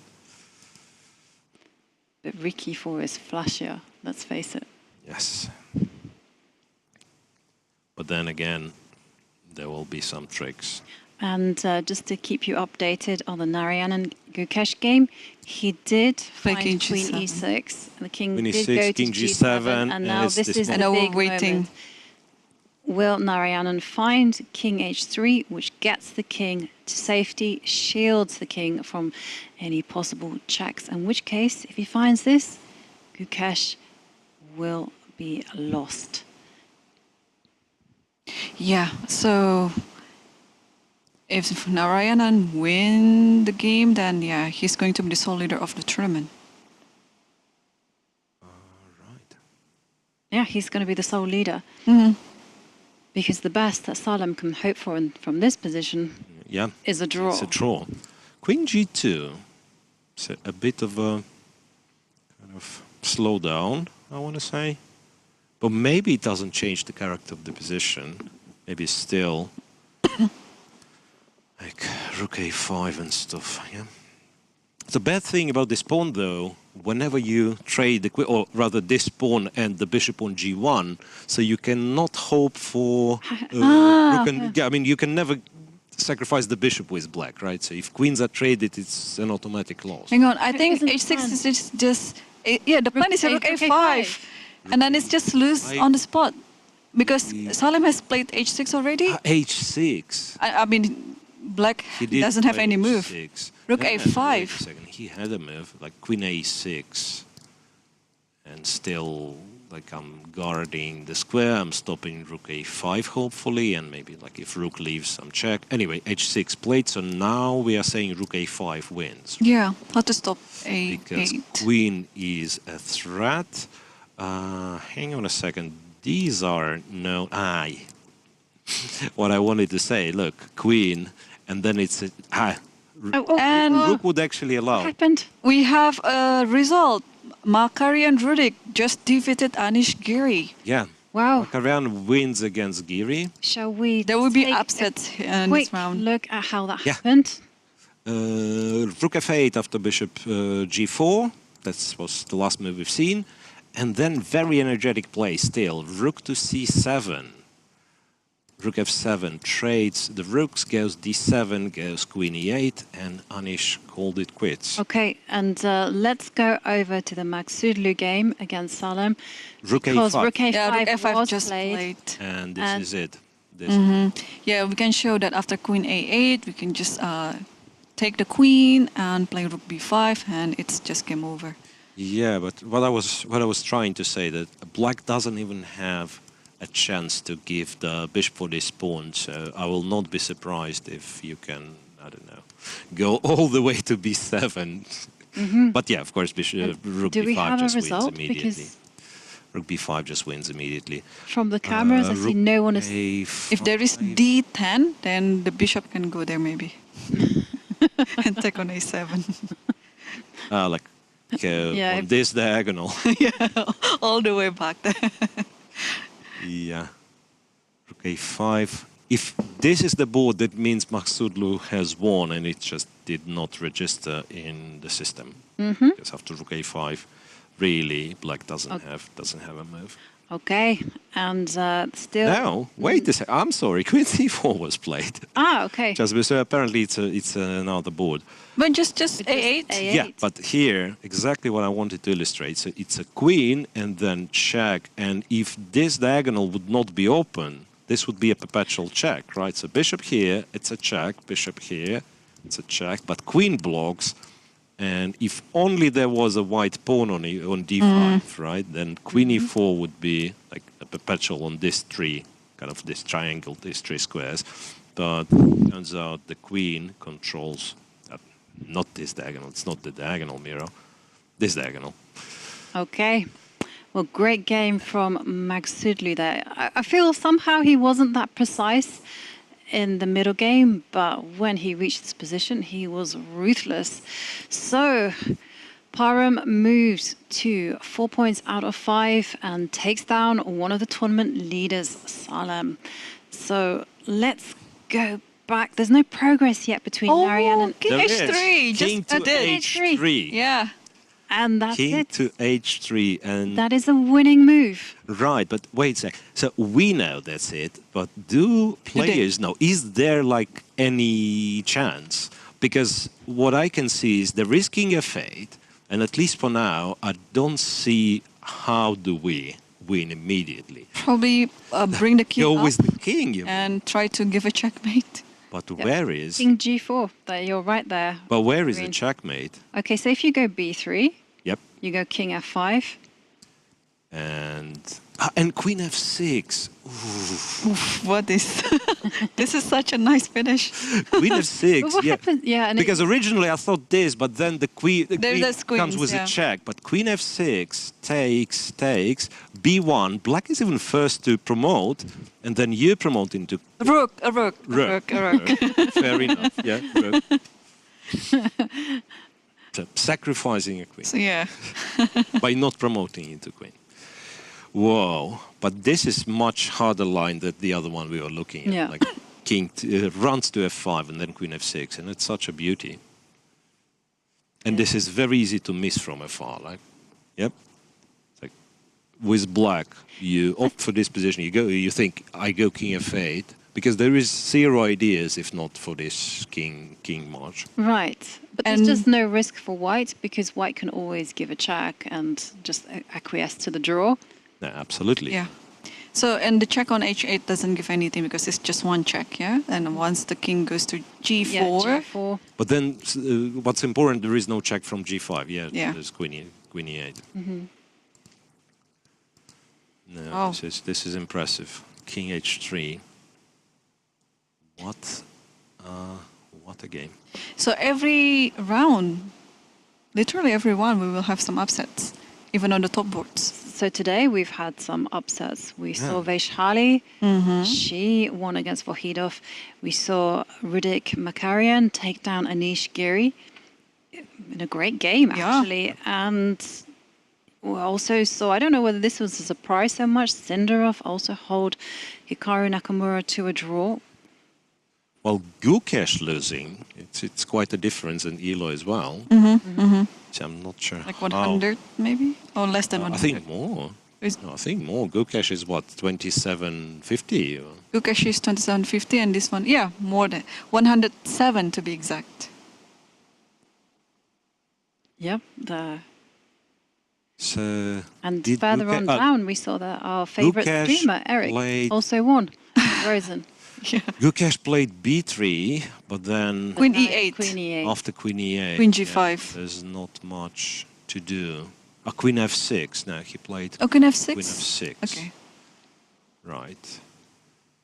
If I was to guess, I would say But you can well, still promote, you right, and run the king up to do H5. H5, yeah? You promote, and then, yeah, there will be checks, but you go here, and this check no longer works because Queen G5, so there'll have to be checks from the back. And eventually this king should be able to get all the way. Wait a second. I'll be sure. I understand it's two queens, yeah, but where does this queen? Oh, the B3 pawn. You cannot give a check on B3 later. So you can keep going to E5. Just hide on a C8. Yeah. Oh, also this one C8 as well, yeah. And then you go here, like here. Yeah. And have a nice dance. No, I mean at some point. Yeah. Now it's already clear. Right? No, thanks to the So- pawn on B3. The check stops. Otherwise there will be. Yeah. maybe it is important. Maybe it is important that the pawn is there. No, seriously, because you'd always give checks from that side. Maybe. I know. No, like the king would go to second rank and then to E1. Yeah. That can't be a perpetual check with two queens. Okay, so Gukesh losing in this position. Can we quickly go over to Viksak against Kartikeyan? Yeah. And we see Gukesh desperately trying to get a perpetual check. But, I mean, what do we think about this? And found some nice tactic, I want to say. Rook E2, yeah, and the game just finished. Yeah. And also Gukesh game just finished and Gukesh resigned. And that concludes the top 10 boards. Wow, and Narayan taking sole lead. lead with 4.5 points out of 5. What a day it's been. We've had so many exciting games. We had Magnus Carlsen winning in an excellent fashion. We also saw Makarian defeat Anish Giri. We also saw, again, a very thrilling game between Maksudlu and Salem. What's been your personal favorites? Oh, well, it's hard to pick because obviously Gukesh's endgame was like very impressive. Maksudlu's finish was really nice. But I think I have to say I'm impressed by the play of Makarian versus Anish Giri. Giri was It was very energetic win. I think it was very impressive just to go all out against seeded number 3, and it's just dominating the game. Yeah, and Satorov? Huh? yeah, Satorov as well. Yeah, that's Giving up a lot the of queen, nice but games. it was home preparation. Yeah. Yeah, fair enough. But still, like when you go through the game without, say, much knowledge of what has happened, what was prepared, what wasn't, right? I mean, still, it gives you a very nice impression. And before we leave, I'd like to get everyone's quick opinion on the board 11 between Paravan against Adam Forsey. Yeah, this game was quite balanced before, this Paravian against Fauzi.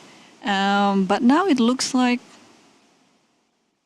Black is holding onto dear life because, okay, White should be winning this. The knight is cut off. The knight's kind of funny. You can put the bishop on e7 here, yeah? Just But then, no, but that let or even rook me out. b8 right now. I like rook b8. Rook b8 is an option. What were kind of last moves? So rook h8, h5, bishop b4, king b5, and rook e8 is what he did. And maybe that's the easiest way to win. Rook e8. And after bishop Black f5. this guy, bishop f5, and wait a second. And now you play rook b8 because now c4 is hanging. Wait a second. Is this? You can I know you should not do it, but You can take the pawn. No, I cannot do that. maybe you can. I mean, that's. No, you can't That's because the there's worst. rook b6 check. No, just take the... I mean, maybe you can. That's the problem. I mean, we have No, to kind of no, rook the rook goes to d6, E8. knight c6, Rook goes to e8. knight and then- c6 check. And then king to c3. Ah, king c3. Yes, yes, right. You are. So after e6, bishop f5's played. Now, I mean, I want e6 to work because this is such a beautiful move. And then when you take, it's e7. That's what I thought anyway. And what do you do? I mean, the pawn's promoting, right? So if bishop d7, then of course rook b8, take the knight and then win the bishop. And if knight d6, I thought rook d8 would win.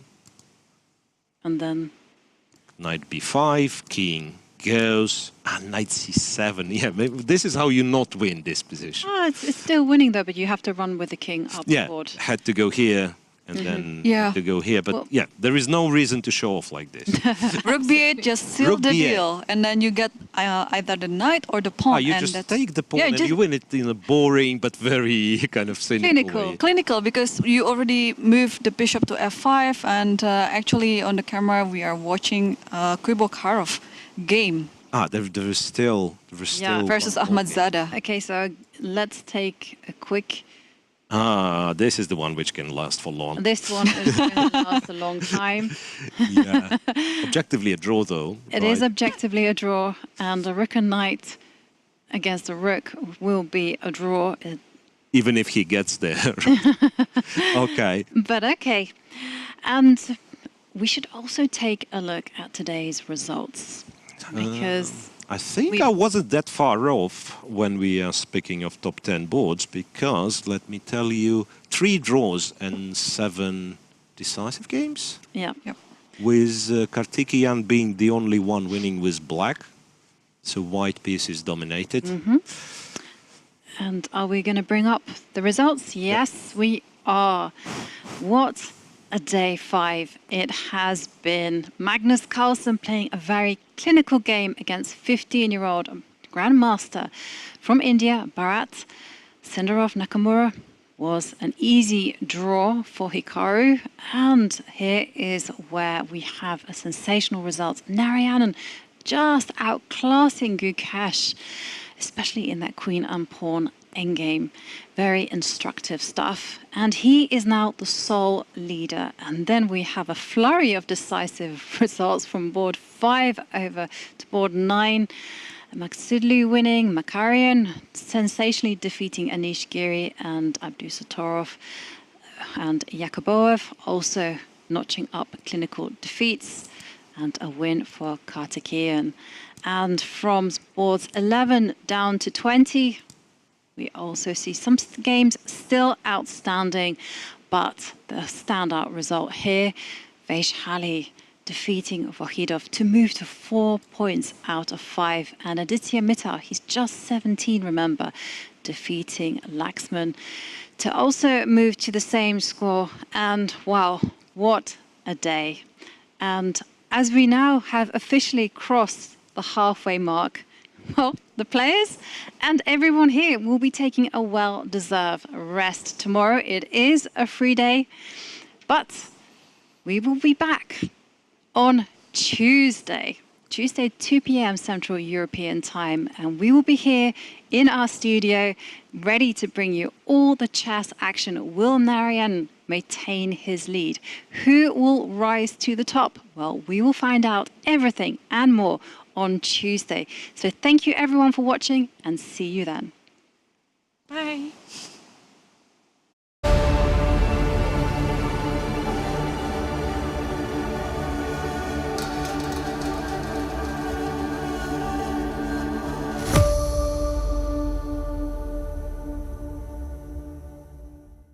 In a world full of innovation, there remains one timeless world.